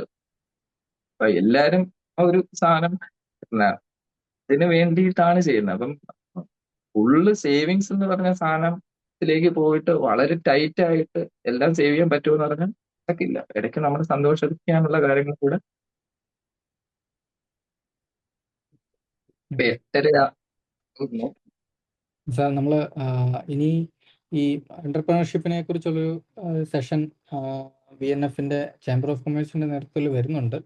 അപ്പോൾ അത് അടുത്ത് തന്നെയൊക്കെ ഉണ്ടാവും. അപ്പോൾ അതിൽ നമ്മളുടെ കുട്ടികളെയും കൂടെ ഒക്കെ അതിൽ ഇൻവോൾവ് ചെയ്യിപ്പിക്കാൻ ഒരു പ്ലാൻ ഉണ്ട്. നമ്മുടെ കുട്ടികളിലും ആ ഒരു സ്കില്ലൊക്കെ വളർന്നു വരട്ടെ എന്നുള്ള ഒരു ആഗ്രഹമുണ്ട്. അത് നമുക്ക് അവിടെ എനിക്കൊരു ഇത് പറയാനുള്ളത്, ഇപ്പൊ എന്റെ വൈഫിന്റെ അവിടെയൊക്കെ ആണെങ്കിൽ, വൈഫിന്റെ അവിടെ കോഴിക്കോടാണ്. അവിടെ ഒരു 10 വയസ്സ് 15 വയസ്സ് കഴിഞ്ഞാല് 10 വയസ്സൊക്കെ കഴിയുമ്പോ വലിയ തെങ്ങും തോട്ടമാണ്. തേങ്ങ ഇടാൻ സമയം ഇവരെല്ലാം വിളിച്ചുകൊണ്ട് പോകും, തേങ്ങ പെറുക്കിയിടും, പെറുക്കുന്നതിന് പൈസ കൊടുക്കും. ഇങ്ങനെ അത് പഠിപ്പിക്കണ്ടേ? നമ്മൾ ഈ ക്ലാസ്സിനെക്കാട്ടിലും കൂടുതൽ ഇവർക്ക് പ്രാക്ടിക്കലായിട്ട് ചെയ്യാനായിട്ടുള്ള ഒരു ചാൻസ് കൊടുക്കുക, അവർ ചെയ്തോളും. പിന്നെ കുറെ പേര് കഴിഞ്ഞിട്ട് മറ്റേ വലിയ അവിടുത്തെ വെട്ടുകല്ലുണ്ടല്ലോ, 40 കിലോ 35 കിലോ ഉള്ള വെട്ടുകല്ല്, ഈ വെട്ടുകല്ല് പൊക്കി ലോഡ് ചെയ്യും അൺലോഡ് ചെയ്യും, നന്നായിട്ട് കാശുണ്ടാക്കും. 18 വയസ്സാകുന്ന ഒരു പയ്യന്റെ അടുത്ത് അവിടുത്തെ ഒരു സൂപ്പർ ലക്ഷറി ബൈക്ക് മേടിക്കാനുള്ള കാശ് കാണും. 18 വയസ്സ് അവന്റെ ബർത്ത്ഡേ കഴിയുമ്പോഴത്തേക്ക് അവന്റെ ലൈസൻസിന് അപ്ലൈ ചെയ്യും. 6 മാസത്തിൽ 18 വയസ്സ് 6 മാസം കൂടെ കഴിയുമ്പോൾ അവൻ ആ ബൈക്ക് മേടിച്ചിരിക്കും, അതിനുള്ള ലൈസൻസും കാണും. അതിനുള്ള പൈസ അവർ നേരത്തെ ഉണ്ടാക്കും. അതറിയാതെ ഉണ്ടായ ഒരു കഷ്ടം.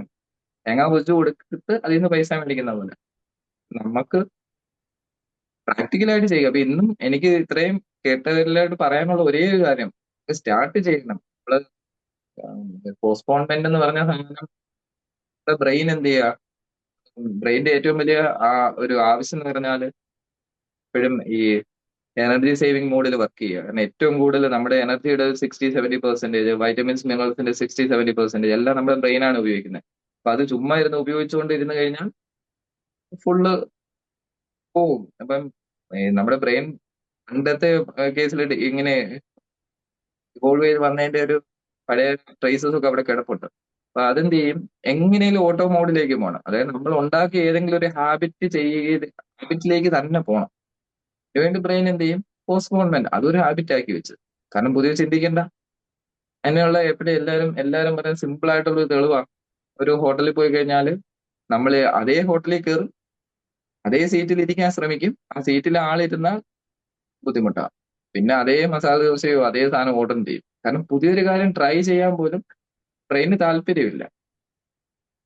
അതേപോലെ അപ്പൊ ഇവിടെ നമ്മൾ ആകെ ചെയ്യേണ്ടത് നമ്മുടെ സ്വഭാവത്തിൽ ആക്ഷൻ എടുക്കുന്ന ഒരു ഹാബിറ്റ് ഉണ്ടാകുക. എന്ത് കാര്യം ആക്ഷൻ ചെയ്യുക, ചെയ്തു തുടങ്ങുന്ന സ്വഭാവം ഉണ്ടാക്കുക, നീട്ടിക്കൊണ്ട് പോകാതെ. ക്ലാസിന്റെ ഒരു പ്രശ്നം എന്ന് പറഞ്ഞാൽ അത് ഞാൻ കണ്ടിട്ടുണ്ടായി. ഇത് കഴിഞ്ഞിട്ട് ഇങ്ങനെയുള്ള ക്ലാസ് അറ്റൻഡ് ചെയ്ത് ഉള്ള സർട്ടിഫിക്കറ്റ് എല്ലാം വാങ്ങിച്ച് കഴുത്തിൽ വെച്ച് കിടക്കുന്ന ഫ്രണ്ട്സ് ഉണ്ട് എനിക്ക്. ഇങ്ങനെ സർട്ടിഫിക്കറ്റ് എന്തെങ്കിലും ഗുണമുണ്ടോ ഇല്ല, എന്നിട്ട് ഇവര് പഠിപ്പിക്കാൻ പോകും. സ്വന്തമായിട്ട് ഉള്ള അറിവ് ഒന്ന് ഉപയോഗിച്ച് അതൊന്ന് മിനുക്കി എടുക്കാതെ പഠിപ്പിക്കാൻ പോകും. സർട്ടിഫിക്കറ്റിന്റെ ഖേദകരമായിരിക്കും. നമുക്ക് ആവശ്യമുള്ളത് പഠിക്കുക. എല്ലാം പഠിക്കാൻ പറ്റില്ല. ആദ്യത്തെ കാര്യം വെറുതെ സമയവും പോകത്തേ ഉള്ളൂ. ആവശ്യമുള്ള ഇപ്പം നമ്മുടെ ലൈഫ് എങ്ങനെയാണ് അതിനെക്കുറിച്ച് മാത്രം പഠിക്കുക. ഓക്കെ. ഇത് എന്റെ ഒരു ഒപ്പീനിയനാ പറഞ്ഞത്. കാരണം ഞാൻ കൂടുതൽ സമയം, കാരണം അതെങ്ങനെയാന്ന് പറഞ്ഞാൽ ഒരു 60-70 വയസ്സ് വരെ നമുക്ക് ജീവിച്ചിരിക്കൂ എന്ന് ഇടയ്ക്കിടയ്ക്ക് ഒന്ന് ഓർത്താൽ മതി. ഇനി എത്ര നാൾ കൂടെ ഉണ്ടെന്ന് ഓർത്താൽ മതി. ഡേറ്റും ഒന്ന് എണ്ണി നോക്കിയാൽ മതി. അപ്പം ഈ സമയമൊക്കെ കറക്റ്റ് ആയിട്ട് ഉപയോഗിച്ചോളൂ. അപ്പോൾ ഇന്നത്തെ നല്ലൊരു സെഷൻ ആയിരുന്നു സാർ. എന്തായാലും വളരെ നന്നായിരുന്നു. ഓഡിയൻസിന്റെ ഇടയിൽ നിന്ന് ആർക്കെങ്കിലും ഒക്കെ ചോദ്യങ്ങളൊക്കെ ക്വസ്റ്റ്യൻസ് ഇനി ആർക്കെങ്കിലും ഉണ്ടെങ്കിൽ അതുകൂടെ കവർ ചെയ്തിട്ട് നമുക്ക് വൈൻഡ് അപ്പ് ചെയ്യാം. ഇനി ആർക്കെങ്കിലും എന്തെങ്കിലും ക്വസ്റ്റ്യൻസ് ഉണ്ടോ ചോദിക്കാനായിട്ട്, ക്ലിയർ ചെയ്യാൻ വേണ്ടിയിട്ട്?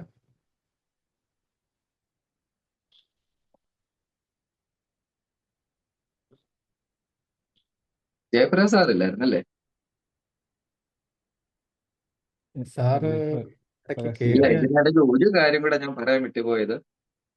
എനിക്ക് ഭയങ്കര സന്തോഷമുണ്ട് ഇങ്ങനെ ഒരു VNF പോലെയുള്ള ഒരു ഇത് ഒരു എന്താ പറയുന്നേ, ഒരു ഇനിഷ്യേറ്റീവ്. അതും അത്യാവശ്യം നല്ല സ്കോളേഴ്സ് ആൻഡ് ബ്രെയിൻ ഉള്ള ആൾക്കാരുടെ കയ്യിൽ നിന്ന് ഇങ്ങനെ ഒന്നും ഉണ്ടായത്.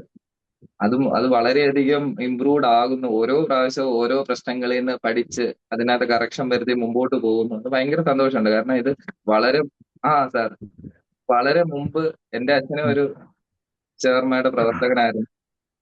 അപ്പൊ അന്ന് തൊട്ടേ എനിക്ക് ഭയങ്കര ആഗ്രഹമാണ്. ഈ സാമ്പത്തികം എന്ന് പറഞ്ഞ സാധനം എപ്പോഴും എന്റെ മനസ്സിൽ കിടക്കുന്ന ഒരു സാധനമാണ്.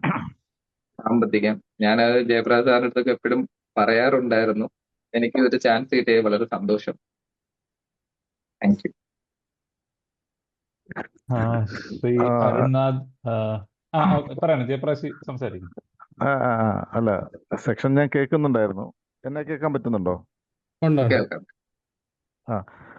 അല്ല, നമുക്ക് ഇപ്പം നമ്മൾ കൈകാര്യം ചെയ്ത വിഷയം വളരെ പ്രധാനപ്പെട്ട ഒരു കാര്യമാണ്. നമ്മൾ എന്നെ സംബന്ധിച്ചിടത്തോളം, അല്ലെങ്കിൽ എന്നെ പോലുള്ള ആൾക്കാരെ സംബന്ധിച്ചിടത്തോളം, ഈ സാമ്പത്തികമായിട്ടുള്ള ഒരു വിഷയം നമുക്ക് കൃത്യമായിട്ടുള്ള അറിവില്ലായിരുന്നത് കൊണ്ട് ഉണ്ടായ പലതരത്തിലുള്ള ലോസസ്, അല്ലെങ്കിൽ ഈ പറഞ്ഞ പോലെ ഇൻവെസ്റ്റ്മെന്റിനെയൊക്കെ സംബന്ധിച്ചിട്ടുള്ള അറിവില്ലായ്മ കൊണ്ടുള്ള ഇങ്ങനെ ഒരുപാട് ഇതൊക്കെ കാരണമാണ്. അതൊരു അനുഭവമായിട്ട് ഉൾക്കൊണ്ടുകൊണ്ട്, ഇത് മാത്രമല്ല, നമ്മളൊരു ബിസിനസ് ചെയ്യുന്ന ഒരാളെ സംബന്ധിച്ച് അയാൾ എങ്ങനെ ചിന്തിക്കണം, അയാൾ അത് ഈ കുട്ടിക്കാലം മുതലേ തന്നെ നമ്മൾ കുട്ടികളെ മാർക്കറ്റിൽ പച്ചക്കറി വാങ്ങിക്കാനും അല്ലെങ്കിൽ അതുപോലുള്ള കാര്യങ്ങളൊക്കെ വാങ്ങിക്കാനൊക്കെ ഒരുവിധം മുതിർന്ന കുട്ടികളെ, ഒരു 13 വയസ്സ് 14 വയസ്സൊക്കെ ശേഷമുള്ള കുട്ടികളെയൊക്കെ മാർക്കറ്റിലൊക്കെ കൊണ്ടുപോയി അവരെ കൊണ്ട് തന്നെ ബാർഗെയിൻ ചെയ്ത് വാങ്ങിക്കാനൊക്കെ ഉള്ള ട്രെയിനിങ്. അപ്പൊ ആ ഒരു സാമ്പത്തിക ബുദ്ധിയൊക്കെ നമ്മൾ കുട്ടിക്കാലത്തെ വളർത്താതിരുന്നതിന്റെ, അതുകൂടാതെ ഈ മണി സേവിങ്, ഇപ്പൊ നേരത്തെ അരുൺജി പറഞ്ഞ പോലെ നമ്മുടെ കുട്ടികൾക്ക് ഒരു കുടുക്കയിൽ പൈസ ഇട്ട് സൂക്ഷിക്കുന്ന പോലെ ഒക്കെയുള്ള മെത്തേഡ് അത് ഞാൻ ചെയ്തിട്ടുണ്ടായിരുന്നു. യഥാർത്ഥത്തിൽ മോൾക്ക് ഇതുപോലെ കുറച്ച് കാശ് പലപ്പോഴായിട്ട് കൊടുത്തു വെച്ചിട്ട് ഇതുപോലെ അത്യാവശ്യം ചുറ്റുപാടൊക്കെ ഉള്ളവർ കടം വാങ്ങിക്കുന്നതൊക്കെ മോളിൽ നിന്ന് വാങ്ങിക്കും. അവള് ചോദിച്ച് വാങ്ങിക്കുകയും ചെയ്യും തിരിച്ച്. നമുക്കാണെങ്കിൽ ചോദിച്ച് വാങ്ങിക്കാൻ പറ്റത്തില്ല. അപ്പൊ എന്ന് പറഞ്ഞാല് ഇതൊക്കെ കുട്ടികളിൽ കുട്ടിക്കാലത്തെ ഉണ്ടായാൽ മാത്രമേ പറ്റൂ ഇത്തരം കാര്യങ്ങളൊക്കെ.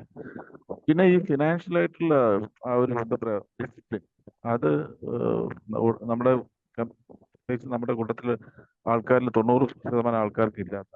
പിന്നെ ഒന്ന് ഞാൻ കണ്ടിട്ടുള്ളതെന്ന് വെച്ചാല്, ഒരു പ്രൊഫഷണൽസ് ആയിട്ടുള്ള ആൾക്കാർ, അഡ്വക്കേറ്റ് ആവട്ടെ, അല്ലെങ്കിൽ ഡോക്ടർ ആവട്ടെ, അല്ലെങ്കിൽ എന്തെങ്കിലും കോൺട്രാക്ടേഴ്സ് ആവട്ടെ, അല്ലെങ്കിൽ പിന്നെ അങ്ങനെയുള്ള സർവീസ് ഓറിയന്റഡ് ആയിട്ടുള്ള പ്രൊഫഷണൽസ് ആയിട്ടുള്ള ആൾക്കാരൊക്കെ തന്നെ, അത് ഈവൻ മെട്രോ സിറ്റി ആയിട്ടുള്ള ബോംബെ പോലും ഞാൻ കണ്ടില്ല, ഇവർക്ക് കറക്റ്റായിട്ട് ഫീസ് വാങ്ങിച്ചെടുക്കാൻ അറിയില്ല. ഇവർ വക്കീലൊക്കെയാണ്, 24 മണിക്കൂറും വർക്കുണ്ട്, പക്ഷേ ഇവരെ കയ്യിൽ കാശുണ്ടാകത്തില്ല. കാരണം ഇവർക്ക് ക്ലയന്റിന്റെ നിന്ന് പൈസ വാങ്ങിക്കാൻ അറിയില്ല. ഇതൊക്കെ വലിയ ഇഷ്യൂസ് ആണ്. ഇത് ഞാൻ പറയുന്നത് വിദ്യാഭ്യാസമുള്ള കാര്യമാണ്. അപ്പം പൈസ വാങ്ങിച്ചെടുക്കാൻ പറ്റത്തില്ല, എപ്പോഴും ദാരിദ്ര്യത്തിലായിരിക്കും. അപ്പം ഇതൊക്കെ നമ്മൾ ക്ലയന്റിന്റെ ആ വക്രബുദ്ധി, അതിനെ നമുക്ക് പറയേണ്ടത് സാമ്പത്തിക ബുദ്ധിയാണ്, അല്ലെങ്കിൽ ഒരല്പം വക്രബുദ്ധിയുമാണോ. അപ്പൊ ഇതൊക്കെ ഇതൊക്കെ നമുക്ക് പിന്നെ അവിടെയൊക്കെ നമ്മുടെ കുറവ് പരിഹരിക്കണമെങ്കിൽ അത് ശരിയായ ഒരു ട്രെയിനിങ് പ്രോഗ്രാം അല്ലെങ്കിൽ അവയർനെസ് പ്രോഗ്രാം കണ്ടിന്യൂസ് ആയിട്ട് നടത്തിയേ പറ്റുള്ളൂ. അപ്പൊ ഇതൊക്കെ ബിസിനസ്സിൽ നമുക്ക് വേണ്ട ഒരു വേണ്ട സാമ്പത്തിക ബുദ്ധി എങ്ങനെ ആയിരിക്കണം. നമ്മള് പിന്നെ അയാള് ഒരു ഉദാഹരണം പറയണമെങ്കിൽ ഒരു കാർപ്പൻട്രി വർക്ക് എടുത്ത് ചെയ്യുന്ന ഒരു കോൺട്രാക്ട് ആണെന്ന് വിചാരിക്കുക. സാധാരണ ജോലിക്കാരനല്ല ഞാൻ പറയുന്നത്, വർക്ക് എടുത്ത് ചെയ്യുന്ന ഒരു വലിയ ബിൽഡിങ്ങിന്റെ വർക്ക് മൊത്തം എടുത്ത് ചെയ്യുന്ന ആളെ സംബന്ധിച്ചിടത്തോളം മെറ്റീരിയൽ മാനേജ്മെന്റും അതുപോലെ തന്നെ അതിന്റെ കോസ്റ്റ് മാനേജ് ചെയ്യാനും അയാൾക്ക് ഒരു സാമ്പത്തിക ബുദ്ധി ഉണ്ടെങ്കിലേ സാധിക്കുള്ളൂ. അപ്പൊ ഇത്തരം കാര്യങ്ങളൊക്കെ അറിവില്ലാത്ത അതുകൊണ്ടാണ് പലപ്പോഴും ഇത്തരം ചെറുകിട ബിസിനസ് ചെയ്യുന്ന പലരിലും അല്ലെങ്കിൽ പലർക്കും ഈ പറയുന്ന തരത്തിലുള്ള പിന്നെ സാമ്പത്തികമായിട്ടുള്ള പിന്നെ ബുദ്ധിമുട്ടുകളും അല്ലെങ്കിൽ പലതരത്തിലുള്ള പിന്നെ പ്രശ്നങ്ങളിൽ നിന്നും ചാടുന്നത്. അതുകൊണ്ടാണ് നമ്മൾ പലപ്പോഴും കണ്ടിട്ടില്ലേ, മറ്റു പലരും നമ്മൾ ചെയ്യുന്ന അതേ ബിസിനസ് ചെയ്തിട്ട് അവർ ഭയങ്കര പൈസക്കാരാകുന്നു, നമ്മളാവുന്നില്ല. ഇവിടെയൊക്കെ പ്രശ്നം എന്ന് പറഞ്ഞാൽ നമ്മുടെ ഇത്തരത്തിലുള്ള സ്വഭാവത്തിൽ തന്നെ ഉള്ള ചില പൊരുത്തക്കേടുകളാണ്. എന്ന് പറഞ്ഞാൽ ഇത്തരം അറിവില്ലായ്മയാണ്. നമുക്ക് അയാളോട് എങ്ങനെ ചോദിക്കും, അയാൾക്ക് ഇനി എന്ത് തോന്നും, എന്നൊക്കെയുള്ള ഒരു തരം കോംപ്ലക്സ് ഉണ്ട് പലർക്കും. പൈസ അതുപോലെ തന്നെ നമ്മളൊരു കോൺട്രാക്ട് എടുത്തു കഴിഞ്ഞാൽ അത് ഒരു നിശ്ചിത സമയത്തിനുള്ളിൽ അത് വാങ്ങിച്ചെടുക്കാനായിട്ടുള്ള ഒരു പ്രത്യേക ബിരുദ് ഉണ്ടാവണം. ഇങ്ങനെയൊക്കെയുള്ള കാര്യങ്ങൾ കൂടെ നമ്മൾ അവെയർ ആയിരിക്കണം. ഇത് നമ്മളെ ചേംബർ ഓഫ് കൊമേഴ്സിനകത്ത് വരുന്നൊരു സബ്ജക്റ്റാണ് ഇതൊക്കെ. അപ്പം ഈ നമുക്കിപ്പോൾ എന്തായാലും ഇൻവെസ്റ്റ്മെന്റിനെ സംബന്ധിച്ച് ഇത്തരം കാര്യങ്ങൾ നമ്മുടെ ഈ പറയുന്ന ഒരു ഗ്രൂപ്പ് ഇത്രയും ആൾക്കാർ വളരെ കുറവായിരുന്നു. പിന്നെ എന്തായാലും ആണെങ്കിൽ പോലും ഇത്രയും ആൾക്കാർക്ക് വളരെ സാറ്റിസ്ഫൈഡ് ആയിട്ട് എല്ലാവർക്കും ഒരു കുറേ വിവരങ്ങൾ പകരാൻ സാധിച്ചു, അല്ലെങ്കിൽ കൊടുക്കാൻ സാധിച്ചു. അപ്പോൾ ഇനി നമുക്ക് നിരന്തരം ഈ സാമ്പത്തിക വിഷയം തന്നെ നമ്മളെ കുടുംബയോഗം മുതൽ ഇങ്ങോട്ട് നിരന്തരം നമ്മുടെ ചർച്ചാ വിഷയം ആക്കുക എന്നുള്ളതാണ്. പിന്നെ നേരത്തെ അരുൺജി പറഞ്ഞ പോലെ നമ്മുടെ നമ്മൾ ഈ ഏറ്റവും വലിയ ഇൻവെസ്റ്റ്മെന്റ് എന്ന് പറഞ്ഞാൽ ബിസിനസ്സാണ്. അപ്പം നമുക്ക് ഈ പറഞ്ഞ പോലെ ബിസിനസ് കിട്ടുന്ന ലാഭമൊന്നും ഈ പറയുന്ന പോലെ ഇൻവെസ്റ്റ്മെന്റ് കിട്ടാറില്ല. ബിസിനസ് ചെയ്യണമെങ്കിലോ നമുക്കൊരു സാമ്പത്തിക ബുദ്ധി വേണം. നമ്മൾ പറയും നമ്മൾ വളരെ ബുദ്ധിയുള്ളവരാണെന്ന് പറയും. പക്ഷെ ആ ബുദ്ധി എന്ന് പറഞ്ഞാൽ സാങ്കേതിക ബുദ്ധിയാണ്, സാങ്കേതികപരമായിട്ടുള്ള കാര്യങ്ങളെ സംബന്ധിച്ചുള്ള ബുദ്ധിയാണ്. നമുക്കില്ലാത്തത് എന്താണ്? വക്രബുദ്ധിയില്ല, അല്ലെങ്കിൽ ഈ പറഞ്ഞ പോലെ ഈ ഫൈനാൻഷ്യൽ ബുദ്ധി, സാമ്പത്തിക ബുദ്ധിയില്ല, അല്ലെങ്കിൽ ഈ പേയ്മെന്റ് വാങ്ങിച്ചെടുക്കാനുള്ള ഒരു ബുദ്ധി. അത് ഒരു കുറച്ച് ഒരു ബുദ്ധി, അതിനൊരു ബുദ്ധി വേണം, നല്ലൊരു തന്ത്രം ഉള്ള ബുദ്ധി വേണം. അപ്പം ഇതൊക്കെയാണ് കുറവുകൾ. അപ്പം ഇതൊക്കെ പരിഹരിക്കണമെങ്കിൽ നമ്മൾ അത്യാവശ്യം ട്രെയിനിങ് ഒക്കെ കൊടുത്തേ പറ്റുള്ളൂ. ഞാനൊരു ഉദാഹരണം പറഞ്ഞെങ്കിൽ ഇപ്പം നമ്മൾ ഈ വാസ്തു നോക്കുന്ന ഒരു ഇടപാടുണ്ട്. നമ്മൾ പണ്ട് കാലങ്ങളിൽ നമ്മുടെ കുടുംബങ്ങളിലൊക്കെ ഒരുപാട് പേര് ഈ വാസ്തു നോക്കുന്ന ആൾക്കാർ സുലഭമായിരുന്നു. എൻ്റെ ഫാദറിൻ്റെ അച്ഛനൊക്കെ അങ്ങനെ ഉണ്ടായിരുന്നതാണ്. അപ്പം ഇവരെ കയ്യിൽ ഒരു പൈസ ഉണ്ടാകത്തില്ല. കാരണം ഇവർ പോയാൽ പൈസ കിട്ടത്തില്ല, അവർക്ക് ചോദിച്ചു വാങ്ങിക്കാനും അറിയില്ല. അപ്പം അല്ലെങ്കിൽ അതിനൊരു ഫീസൊന്നും അവർ പറയാറില്ല, നിശ്ചയിച്ചിട്ടില്ല. അപ്പം ഇങ്ങനെയുള്ള ആ ഒരു പ്രൊഫഷൻ എന്ത് പറ്റി? അത് ഇല്ലാതായി, നശിച്ചു. പിന്നെ ഇത് വളർന്നു വന്നത് നമ്മുടെ കാണി പയ്യൂരിനെ പോലുള്ള ആൾക്കാർ വന്ന് ഇത് വെച്ച് കാശുണ്ടാക്കാൻ തുടങ്ങിയപ്പോഴാണ് ഇത് ഇങ്ങനെ ഒരു സ്കോപ്പുള്ളൊരു സംഭവമാണെന്നുള്ളത് നമ്മുടെ ആൾക്കാർ മനസ്സിലാക്കുന്നത്. എന്ന് പറഞ്ഞാൽ നമ്മുടെ പരാജയം എന്ന് പറയുന്നത് ഇത്തരം കാര്യങ്ങളിലാണ്. സാമ്പത്തികമായിട്ടുള്ള അറിവില്ലായ്മ കൊണ്ട് നമ്മൾ ശരിക്കും പരാജയപ്പെടാൻ കാരണം നമ്മളുടെ തന്നെ കാഴ്ചപ്പാടിലുള്ള അപാകതയും അറിവില്ലായ്മയും, അല്ലെങ്കിൽ നമ്മൾ പാലിക്കേണ്ട ചില സാമ്പത്തിക അച്ചടക്കം അത് പാലിക്കാത്തത് കൊണ്ടും സാമ്പത്തികമായിട്ട് ചിന്തിക്കാനുള്ള ആ ഒരു കഴിവില്ലാത്തതുകൊണ്ടും ഒക്കെയാണ്. അതിൻ്റെ കാരണം നമുക്കറിയാം, നമുക്ക് ഈ തൊഴിലറിയാം. അപ്പം അതുകൊണ്ട് നമ്മുടെ ബുദ്ധി എന്താന്ന്, പൈസ ഇന്ന് തീർന്നു, നാളെ എൻ്റെ കയ്യിൽ ആയുധം ഇരിപ്പുണ്ട്, എന്താണ്? പണിയായതുകൊണ്ട് നാളെ ജോലിക്ക് പോയി കഴിഞ്ഞാൽ എനിക്ക് പൈസ കിട്ടും, പിന്നെ എന്തിനാ എന്നുള്ളതാണ്. പക്ഷെ നമ്മളെല്ലാവരും നല്ലോണം കാശുണ്ടാക്കുന്നവരാണ്. പക്ഷെ പരാജയം എവിടെയെന്ന് വെച്ചാൽ പൈസ വർദ്ധിപ്പിക്കുന്നതിലും നിലനിർത്തുന്നതിനും അല്ലെങ്കിൽ ഈ പറയുന്ന പോലെ പിന്നെ ഇൻവെസ്റ്റ് ചെയ്യുന്നതിനൊക്കെ അതിനെക്കുറിച്ചുള്ള ഒരു അറിവില്ല, സാമ്പത്തിക അച്ചടക്കമില്ല. ഇതാണ് അത്. വിദ്യാഭ്യാസം ഉള്ളവരിലും വലിയ ജോലി ചെയ്യുന്നവരും വളരെ വലിയ ശമ്പളത്തിനൊക്കെ വിദേശത്തൊക്കെ ജോലി ചെയ്ത് ഇരുന്ന ആൾക്കാർ നാട്ടിൽ വന്നു കഴിഞ്ഞാൽ ഒരു 3-4 കൊല്ലമൊക്കെ അങ്ങനെ കുഴപ്പമില്ലാതെ പോകും. അത് കഴിഞ്ഞാൽ ദാരിദ്ര്യത്തിലേക്ക് അവനും കൂപ്പുകുത്തുന്നതായിട്ട് കാണും. അവൻ്റെ ഒരു കാര്യം ഉണ്ടാകത്തില്ല. ശമ്പളം ഗൾഫിലൊക്കെ ആയിരുന്നപ്പോഴോ അല്ലെങ്കിൽ വിദേശ രാജ്യങ്ങളിലായിരിക്കുമ്പോൾ മാസം 2-3 ലക്ഷം കിട്ടിക്കൊണ്ടിരുന്ന ആൾ പോലും നാട്ടിൽ വന്നിട്ട് കടും ദാരിദ്ര്യത്തിലായ ഒരുപാട് പേര് എനിക്കറിയാം. അപ്പം ഇതൊക്കെ എന്തിൻ്റെ കുറവാണെന്ന് ചോദിച്ചാൽ നമ്മുടെ സാമ്പത്തികമായിട്ടുള്ള ഒരു ബുദ്ധിയില്ലായ്മ കൊണ്ട് തന്നെയാണ്. അപ്പോൾ ഇത്തരം കാര്യങ്ങളെക്കുറിച്ചൊക്കെ നമ്മൾ നിരന്തരം ചർച്ച ചെയ്യുകയും അതിൻ്റെ പരിഹാരങ്ങളെ കുറിച്ച് നമ്മൾ ചർച്ച ചെയ്യുകയും നമ്മൾ ഈ പറയുന്ന പോലെ കുട്ടിക്കാലം മുതലേ തന്നെ ഈ സാമ്പത്തിക അച്ചടക്കം ഉണ്ടാവേണ്ട ആവശ്യകതയെക്കുറിച്ച് മനസ്സിലാക്കുകയും ഒരു 17 വയസ്സിലൊക്കെ നമ്മുടെ കുട്ടികൾ ഇതൊക്കെ അറിഞ്ഞ് ഇത്തരം അറിവും ബുദ്ധി അവരിൽ ഉണ്ടായി കഴിഞ്ഞാൽ അവർ 50 വയസ്സൊക്കെ ആകുമ്പം വളരെ വലിയ സമ്പന്നരായിട്ടുള്ള ആൾക്കാരായി മാറും. അതിനൊരു തർക്കമില്ല. ഇത്രയാണ് എനിക്ക് ഇതിനെപ്പറ്റി പറയാനുള്ളത്.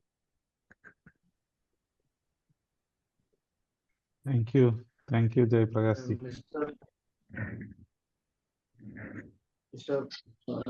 അരുൺ കെ സ്വാമി കേൾക്കാം. ഹലോ. അദ്ദേഹത്തിന്റെ സ്പീച്ച് ഈ സെഷൻസ് വളരെ മനോഹരമായി തന്നെ പര്യവസാനിച്ചു എന്നതാണ് എനിക്ക് പറയാനുള്ളത്. എനിക്ക് സന്തോഷമുണ്ട്. കാരണം തുടക്കത്തിൽ തന്നെ നമ്മുടെ സേവിങ്സിന്റെ ഒരു പ്രാധാന്യം, അല്ലെങ്കിൽ അതിന്റെ ചില അഭിപ്രായങ്ങൾ വന്നെങ്കിലും അതിന്റെ പ്രാധാന്യത്തിന്റെ വളരെയധികം പ്രാധാന്യമുണ്ട് എന്നുള്ളതും, അതിലൂടെ വന്ന് നമ്മൾ ഈ പറയുന്ന നമ്മൾ ഹോസ്റ്റൽ അല്ലെങ്കിൽ നമ്മൾ പഠിക്കുന്ന കാലത്തൊക്കെ നമ്മൾ ചിലവഴിക്കുന്ന ആർഭാടത്തിലും അതുപോലെ പിശുക്കിലും വന്നു. അങ്ങനെ അവസാനം അത് വന്ന ഏറ്റവും വലിയ പോയിന്റുകൾ വന്നത് താങ്കൾക്ക് അല്ലെങ്കിൽ നിങ്ങൾക്ക് ഏറ്റവും പെട്ടെന്ന് തന്നെ പൈസ ഉണ്ടാക്കാനുള്ള ഒരു വഴി എന്ന് പറഞ്ഞാൽ ബിസിനസ് എന്നുള്ള ആ ഒരു പോയിന്റ് വളരെ സത്യമാണ്, കറക്റ്റാണ് എന്നുള്ളതാണ് എനിക്ക് അഭിപ്രായമുള്ളത്. കാരണം ഒരു സ്റ്റേറ്റ് സർവീസിലോ അല്ലെങ്കിൽ സെൻട്രൽ സർവീസിലോ ജോലി ചെയ്യുന്ന ഒരു വ്യക്തി ആദ്യം തന്നെ നമുക്ക് ആ ഇൻവെസ്റ്റ്മെന്റിന്റെ അല്ലെങ്കിൽ സേവിങ്സിന്റെ കാര്യത്തിന്റെ ഒരു ഉദാഹരണം മാത്രം പറഞ്ഞു നിർത്താം. തുടക്കത്തിൽ നമ്മൾ ഒരു PFO അല്ലെങ്കിൽ മറ്റേ എന്ത് ഇൻവെസ്റ്റ്മെന്റ് നമ്മുടെ സാലറിയിൽ നിന്ന് വരുന്ന ഇൻവെസ്റ്റ്മെന്റ് വളരെ ചെറുതായിരിക്കാം. സ്റ്റാർട്ടിങ് നമ്മൾ സർവീസ് കയറുന്ന ഒരു വ്യക്തി, പിന്നീടാണ് നമ്മൾ അതിന്റെ ആപത്ത് മനസ്സിലാവുന്നത്. ഇത്രയും കൂടുതൽ നമ്മൾ ഇൻവെസ്റ്റ് ചെയ്താൽ നമ്മൾ അവസാന കാലഘട്ടത്തിൽ നമുക്ക് എൻജോയ് ചെയ്ത് അല്ലെങ്കിൽ അടിച്ചു പൊളിച്ച് അല്ലെങ്കിൽ പേടിക്കാതെ ജീവിക്കുക എന്നുള്ള ആ ഒരു തത്വത്തിലേക്ക് പലവരും എത്തുന്നു എന്നുള്ളതാണ്. പിന്നീട് അവസാനം അതൊരു പകുതി സർവീസ് ആകുമ്പോഴേക്കും അത് വലിയ എമൗണ്ട് ഇൻവെസ്റ്റ് ചെയ്തു അല്ലെങ്കിൽ സേവിങ്സ് നടത്തി അങ്ങനെ അത് അവസാന ഘട്ടത്തിലാകുമ്പോഴേക്കും വലിയൊരു സേവിങ്സിലേക്ക് വരിക എന്നുള്ളത്. അപ്പം നേരത്തെ അഭിപ്രായ വ്യത്യാസങ്ങളുണ്ടായിരുന്നില്ല, അഭിപ്രായങ്ങളുണ്ടായിരുന്നു. എങ്ങനെ നമ്മൾ ഈ 70% അല്ലെങ്കിൽ 50% ഒക്കെ സേവിങ്സ് നടത്തിയേ മതിയാവും. ചില വ്യക്തികൾ ഈ പറയുന്ന പഠിക്കുന്ന കാലഘട്ടത്തിലൊക്കെ ചിക്കൻ വാങ്ങിച്ച് കഴിക്കുന്ന വ്യക്തികൾ അവസാനം ചില ദിവസങ്ങളിൽ നമ്മൾ ഒരു ഗ്ലാസ് അല്ല അര ഗ്ലാസ് അരി കൊണ്ട് കഞ്ഞി വെച്ച് നമ്മുടെ പിക്കിൾസ് അച്ചാർ കൊണ്ട് മാത്രം ജീവിക്കാമല്ലോ. വിശപ്പ് മാറിക്കഴിഞ്ഞാൽ എല്ലാം മാറി. അത് ബിരിയാണി എന്നാലും വിശപ്പ് മാറും, കഞ്ഞിയും ചമ്മന്തിയും അല്ലെങ്കിൽ കഞ്ഞിയും നമ്മൾ അച്ചാറും കൂട്ടിക്കഴിഞ്ഞാൽ വിശപ്പ് മാറും എന്നുള്ളൊരു തത്വം ഞാൻ കേട്ടിട്ടുണ്ട്.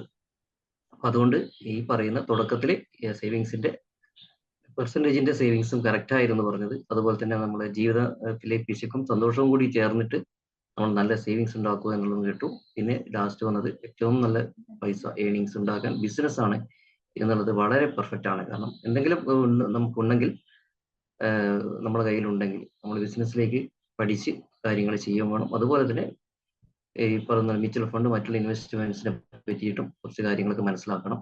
പിന്നെ എനിക്ക് പറയാനുള്ളൊരു അഭ്യർത്ഥന ലാസ്റ്റ് ഫൈനൽ, അതായത് നമ്മുടെ കുട്ടികൾക്ക് ഉള്ള ക്ലാസ്സുകൾ ഉടൻ അറേഞ്ച് ചെയ്യണം. അതിലൂടെ നമുക്ക് ബേസിക് ആയിട്ടുള്ള കുറെ കാര്യങ്ങൾ നമുക്ക് മറ്റുള്ളവർക്ക് എല്ലാവർക്കും മനസ്സിലാവുന്നുണ്ടോ അറിയില്ല, എങ്കിലും അതുപോലെ ഈ കുഞ്ഞുങ്ങളോട് പറയുമ്പോൾ നമുക്ക് മുതിർന്നവർക്കും അതിലൂടെ ബേസിക് ആയ കാര്യങ്ങൾ മനസ്സിലാക്കാൻ പറ്റുന്നതാണെന്നുള്ളതുകൊണ്ട് തന്നെ ഉടൻ തന്നെ കുട്ടികൾക്ക് ഏത് ഏജ് ആയാലും കുഴപ്പമില്ല, ഒരു നല്ല രീതിയിലുള്ള ക്ലാസ്സുകൾ അറേഞ്ച് ചെയ്യണം എന്നുള്ള അഭ്യർത്ഥന മാത്രമേ ഉള്ളൂ. നന്ദി, നമസ്കാരം.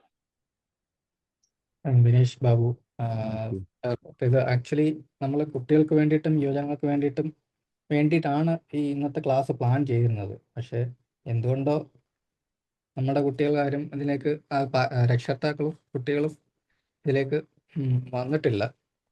അപ്പോൾ അതൊരു വലിയ നമ്മുടെ സമൂഹത്തിൻ്റെ തന്നെ വലിയൊരു പോരായ്മയായിട്ടാണ് എനിക്ക് തോന്നുന്നത്. അപ്പോൾ ഇനിയുള്ള ക്ലാസ്സുകളിലെങ്കിലും മാക്സിമം ആൾക്കാരെ ഉൾപ്പെടുത്താൻ താങ്കളുടെ ഭാഗത്തു നിന്നുള്ള ഒരു സഹകരണം ഉണ്ടാകുമെന്ന് പ്രതീക്ഷിക്കുന്നു. ആയിക്കോട്ടെ, നന്ദി. ഓക്കെ, വിനീഷ് സാർ എവിടെയാണ് ഇപ്പൊ ഉള്ളത്? സാറേ ഞാൻ തലശ്ശേരി തന്നെ ഉണ്ട്. പിന്നെ ശരി ശരി, കുറെ നാളായി കണ്ടിട്ട് അതാ ചോദിച്ചത്. മിസ്റ്റർ അമൃതരാജ്, ഞാൻ സെക്കൻഡ് പേഴ്സൺ ആണ്. VNF-ന്റെ രണ്ടാമത്തെ മെമ്പർഷിപ്പ് എടുത്ത വ്യക്തിയാണ്. അറിയാം. ഓക്കെ, കുറച്ച് കാലങ്ങളായിട്ട് ഞാൻ മാറി അല്ലെങ്കിൽ കുറച്ച് മാറിയിരുന്നു. അപ്പോൾ ഇന്നത്തെ പ്രോഗ്രാം ഓൾമോസ്റ്റ് 8:50 നമുക്ക് ഇന്നത്തെ സെഷൻ വൈൻഡപ്പ് ചെയ്യാം. ഒരു കാര്യം കൂടെ പറഞ്ഞോട്ടെ.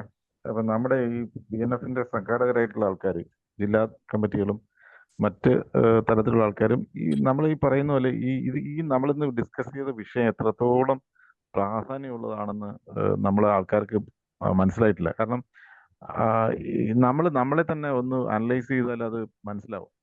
കാരണം ഈ ഒരു പോരായ്മ പരിഹരിക്കാൻ വേണ്ടിയിട്ടാണ് നമ്മൾ ഇന്ന് ക്ലാസ് വെച്ചത്, പ്രത്യേകിച്ച് കുട്ടികളെ. അപ്പൊ ഈ മാതാപിതാക്കളായിട്ടുള്ള ആൾക്കാർ അവർക്ക് നമ്മുടെ സമൂഹം മുന്നോട്ടാണ് പോകണം എന്ന് ആഗ്രഹിക്കുന്നെങ്കിൽ, അത് അങ്ങനെ ആഗ്രഹിക്കുന്നെങ്കിൽ മാത്രം ഈ വരും തലമുറയാണ് ഒരു പരിധി വരെ, ഇപ്പൊ നമ്മളൊക്കെ ഏതാണ്ട് ഒരു പരിധി വരെ പ്രായം കഴിഞ്ഞ് അല്ലെങ്കിൽ അതിന്റെ എല്ലാ ഈ ദൂഷ്യഫലങ്ങളും അനുഭവിച്ച് നമുക്ക് സാമ്പത്തികമായിട്ടുള്ള ഒരു ബുദ്ധിയോ അറിവോ ഇല്ലായിരുന്നത് കൊണ്ട് നമുക്ക് സംഭവിച്ചായ ഒരുപാട് അബദ്ധങ്ങൾ കണ്ടിട്ട് മനസ്സിലാക്കിയിട്ടാണ് ഇങ്ങനെയുള്ള ക്ലാസ്സുകൾ VNF-ലൂടെ കണ്ടക്ട് ചെയ്യണം എന്നുള്ള ഒരു തിരിച്ചറിവ് ഉണ്ടാവുകയും ഇങ്ങനെ ചെയ്യുകയും ചെയ്യുന്നത്. അപ്പം അരുൺരാജും അതൊക്കെ നമ്മളെല്ലാവരും അപ്പൊ ഈ അരുണാഥുമായിട്ട് ഞാൻ മണിക്കൂറുകളോളം ഞങ്ങൾ രാത്രിയിൽ സംസാരിക്കാറുണ്ട് പലപ്പോഴും. ഞാനിപ്പം വിദേശത്താണ് ഉള്ളത് എങ്കിലും ഞങ്ങൾ സംസാരിക്കാറുണ്ട്. ഇത് നമ്മൾ ചർച്ച ചെയ്യുന്ന വിഷയം ഇത് തന്നെയാണ്. കാരണം നമ്മുടെ ഈ പുതുതലമുറയെങ്കിലും മാറിയില്ല എങ്കിൽ നമുക്ക് നമ്മൾ എത്ര വലിയ വലിയ പിന്നെ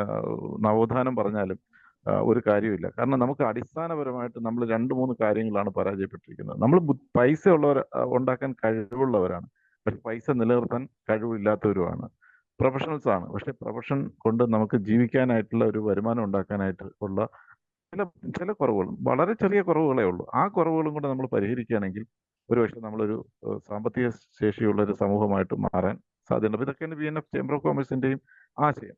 അപ്പം ഞാൻ പറഞ്ഞു വരുന്നത് അത്രത്തോളം പ്രാധാന്യത്തോടു കൂടി നമ്മുടെ പിന്നെ കമ്മ്യൂണിറ്റി മെമ്പേഴ്സ് പ്ലസ് ജില്ലാ കമ്മിറ്റി ഭാരവാഹികൾ, സംസ്ഥാന കമ്മിറ്റി ഭാരവാഹികളൊക്കെ തന്നെ വളരെ ശ്രദ്ധയോടുകൂടി ഇതിന്റെ പ്രാധാന്യത്തോടു കൂടി ഒരു വലിയൊരു ക്യാമ്പയിൻ നടത്തി മാക്സിമം ഇന്ന് ഒരു 100-120 അംഗങ്ങളെങ്കിലും പങ്കെടുക്കുന്ന, പ്രത്യേകിച്ച് കുട്ടികൾ, അത് നമ്മൾ വളരെ അടിപൊളിയായിട്ട് പറഞ്ഞൊരു കാര്യം. പിന്നെ സ്കൂളൊക്കെ തുറന്നു, കോളേജ് ഒക്കെ അങ്ങനെയൊക്കെ ചില വിഷയങ്ങൾ ഉണ്ടാവാം. ചിലപ്പോൾ അതനുസരിച്ച് നമ്മൾ അതിനുള്ള ഡേറ്റ് ഇന്ന് ശനിയാഴ്ചയാണ്, അപ്പോൾ അതുകൊണ്ട് കുഴപ്പമില്ല, ഇനി അല്ലെങ്കിൽ ഞായറാഴ്ച വയ്ക്കുക ഇനി. അപ്പൊ എന്ത് തന്നെയായിരുന്നാലും അരുൺജിയോട് ഞാൻ പറയുന്നത്, നമ്മളിപ്പോൾ ഇതൊരു തുടക്കമായിട്ട് കുറിച്ചെങ്കിലും നമുക്ക് ഇനി ഒന്ന് മെനക്കെട്ടിട്ടാണെങ്കിൽ പോലും, കുറച്ച് ബുദ്ധിമുട്ടാണെങ്കിൽ പോലും നമുക്ക് ഇതിപ്പം ഈ ഷെയർ ട്രേഡിംഗ് പോലെ അല്ലെങ്കിൽ ഇത്തരം ഫണ്ടുകൾ ഇൻവെസ്റ്റ് ചെയ്യുന്നതിനെ കുറിച്ചാണ് ക്ലാസ് എങ്കിൽ പൊതുവേ നമുക്ക് ഉണ്ടാവേണ്ട ചില സാമ്പത്തിക അറിവ്, അത് നമ്മളിൽ ഉണ്ടാക്കിയെടുക്കേണ്ട അറിവ്, പ്രത്യേകിച്ച് കുട്ടികൾ ഉണ്ടാക്കിയെടുക്കേണ്ട അറിവിനെ കുറിച്ച് നമുക്ക് പ്രത്യേക സെക്ഷൻ ഇനിയും വെക്കണം. ഇത് ഒരു കുറഞ്ഞത് ഒരു 10-20 ക്ലാസ്സെങ്കിലും പല സമയത്തായിട്ട് ഒരു വർഷത്തിനുള്ളിൽ ചെയ്ത് നമുക്ക് ഇത്രയും പ്രാധാന്യമുള്ള ഒരു വിഷയം ആയതുകൊണ്ടാണ് ഞാൻ പറയുന്നത്. അപ്പൊ ഇതിൽ പങ്കെടുത്തിട്ടുള്ള എല്ലാവരോടും ഞാൻ ആവശ്യപ്പെടുന്നത്, നമ്മൾ പിന്നെ പ്രത്യേകിച്ച് ചെറുപ്പക്കാരായിട്ടുള്ള കുട്ടികളെ അവരെയാണ് കൂടുതൽ പങ്കെടുപ്പിക്കേണ്ടത് പരമാവധി. പിന്നെ മാതാപിതാക്കളും എല്ലാവരും പങ്കെടുക്കണം, അത് വേണ്ടത് തന്നെയാണ്. അപ്പൊ എല്ലാ രീതിയിലും നമ്മൾ ഇത്തരം കാര്യങ്ങൾ വളരെ ശക്തമായിട്ടും വളരെ പ്രാധാന്യത്തോടുകൂടിയും ചെയ്താൽ മാത്രമേ ഈ പറയുന്ന തരത്തിൽ നമ്മൾ മാറാൻ പറ്റുള്ളൂ. നമ്മൾ ഈ ക്ലാസ് ഒക്കെ വയ്ക്കുമ്പോൾ എത്ര പേര് മെനക്കെട്ട് ഒക്കെ ഇരുന്നു, പക്ഷെ ചില ആൾക്കാർ അത് ഇതൊന്നും നമുക്കൊന്നും വേണ്ടിയിട്ടില്ല, അതൊക്കെ വെറുതെ എന്നൊക്കെ ഉള്ള രീതി. എല്ലാവരും അല്ല, വളരെ കുറച്ച് ആൾക്കാർ വളരെ നല്ല അത് ശരിയായ അർത്ഥത്തിൽ ഉൾക്കൊള്ളുന്നവരും ധാരാളം പേരുണ്ട്. പക്ഷേ ഒരു ബഹുഭൂരിപക്ഷം ആൾക്കാരും നെഗറ്റീവ് ഒരു ചിന്ത, അല്ലെങ്കിൽ അവർ ഇതിനെക്കുറിച്ച് ഇതൊന്നും വലിയ കാര്യമില്ല എന്നുള്ള രീതിയിൽ ചിന്തിക്കുന്ന ആൾക്കാരുണ്ട്. അപ്പൊ അത് ആ ഒരു മനോഭാവം മാറണം എന്നാണ്. മാറ്റാൻ വേണ്ടി നമ്മളെല്ലാവരും മറ്റുള്ളവരെ ബോധവൽക്കരണം നടത്തണം എന്ന് പറയണം. ഇത് അത്രയേ ഉള്ളൂ എനിക്ക് പറയാനുള്ളത്. നമസ്കാരം.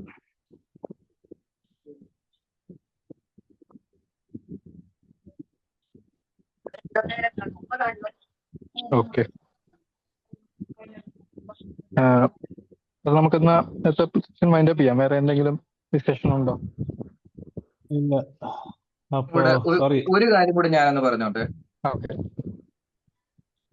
ഞാൻ ഇന്ന് അറ്റൻഡ് ചെയ്തവരെ എല്ലാവരുടെയും പേര് എഴുതിയിട്ടുണ്ട്. അടുത്തൊരു ക്ലാസ് ഞാൻ എടുക്കുകയാണെങ്കിൽ ഇവരുടെ ഓരോരുത്തരുടെ പേര് വിളിച്ച് ചോദിക്കും, എന്ത് ചെയ്തു എന്ന് ഞാൻ ചോദിക്കും. അപ്പൊ അതിനകത്ത് ഒരു മടിയും കാണത്തില്ല. ഓരോരുത്തരും ഇപ്പം വിനീഷ്, ജയപ്രകാശ് സാറ്, ഇങ്ങനെ ഇത്രയും പേരുണ്ട്. അപ്പം ഞാൻ സംസാരിക്കുമ്പോൾ എന്തെങ്കിലും എനിക്ക് അതിനകത്തൊരു റിസൾട്ട് അല്ലെങ്കിൽ എന്തെങ്കിലും ഒരു ആക്ഷൻ എടുക്കുന്നു എനിക്ക് ബോധ്യം വന്നാൽ ഞാൻ പിന്നെ സമയം സ്പെൻഡ് ചെയ്യും. ഇപ്പൊ ഞാൻ ഈ കുറെ നാൾ ലെക്ചറായിട്ടൊക്കെ വർക്ക് ചെയ്തിട്ടുണ്ട്. ആ ഒരു സ്വഭാവം എന്ന് വിചാരിച്ചാൽ മതി. Anyway thank you. Thank U. So നമ്മുടെ ഈ ഒരു സെഷൻ, VNFന്റെ ഈ ഒരു സെഷൻ അരുണിന്റെ അറിവിന്റെയോ ഈ ചിന്തയുടെയോ ഒരു 5% പോലും വെളിയിൽ വന്നിട്ടില്ല എന്നാണ് എനിക്കിത് ഇത്രയും കേട്ട് കഴിഞ്ഞപ്പോഴത്തേക്ക് എനിക്ക് തന്നെ തോന്നുന്നത്. കാര്യം ഇതൊരു സീരീസ്, നമ്മൾ മുന്നേ സംസാരിച്ചിരുന്ന മാതിരി ഒരു സീരീസ് ആയിട്ട് തന്നെ വെക്കേണ്ട ഒരു ടോപ്പിക്കാണ് ഈ ഫൈനാൻഷ്യൽ ലിറ്ററസി, ഫൈനാൻഷ്യൽ ഡിസിപ്ലിൻ എന്നുള്ള ഒരു ടോപ്പിക്. എന്നിരുന്നാലും നമ്മൾ വിചാരിച്ചത്ര ആള് വന്നിട്ടില്ല.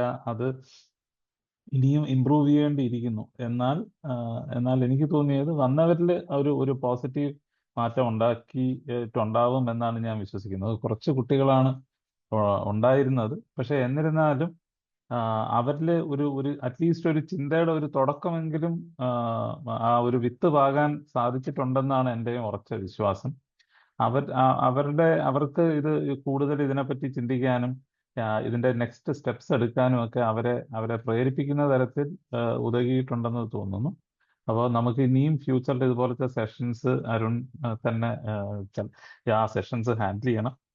അപ്പോൾ ഇപ്പോൾ ഇത്രയും സമയം നമുക്ക് വേണ്ടി സ്പെൻഡ് ചെയ്തതിന് അരുണിന് പ്രത്യേകം നന്ദി VNFന്റെ പേരിലും VNF യുവയുടെ പേരിലും എൻ്റെ വ്യക്തിപരമായ പേരിലും അറിയിക്കുന്നു. Thank you so much Arun.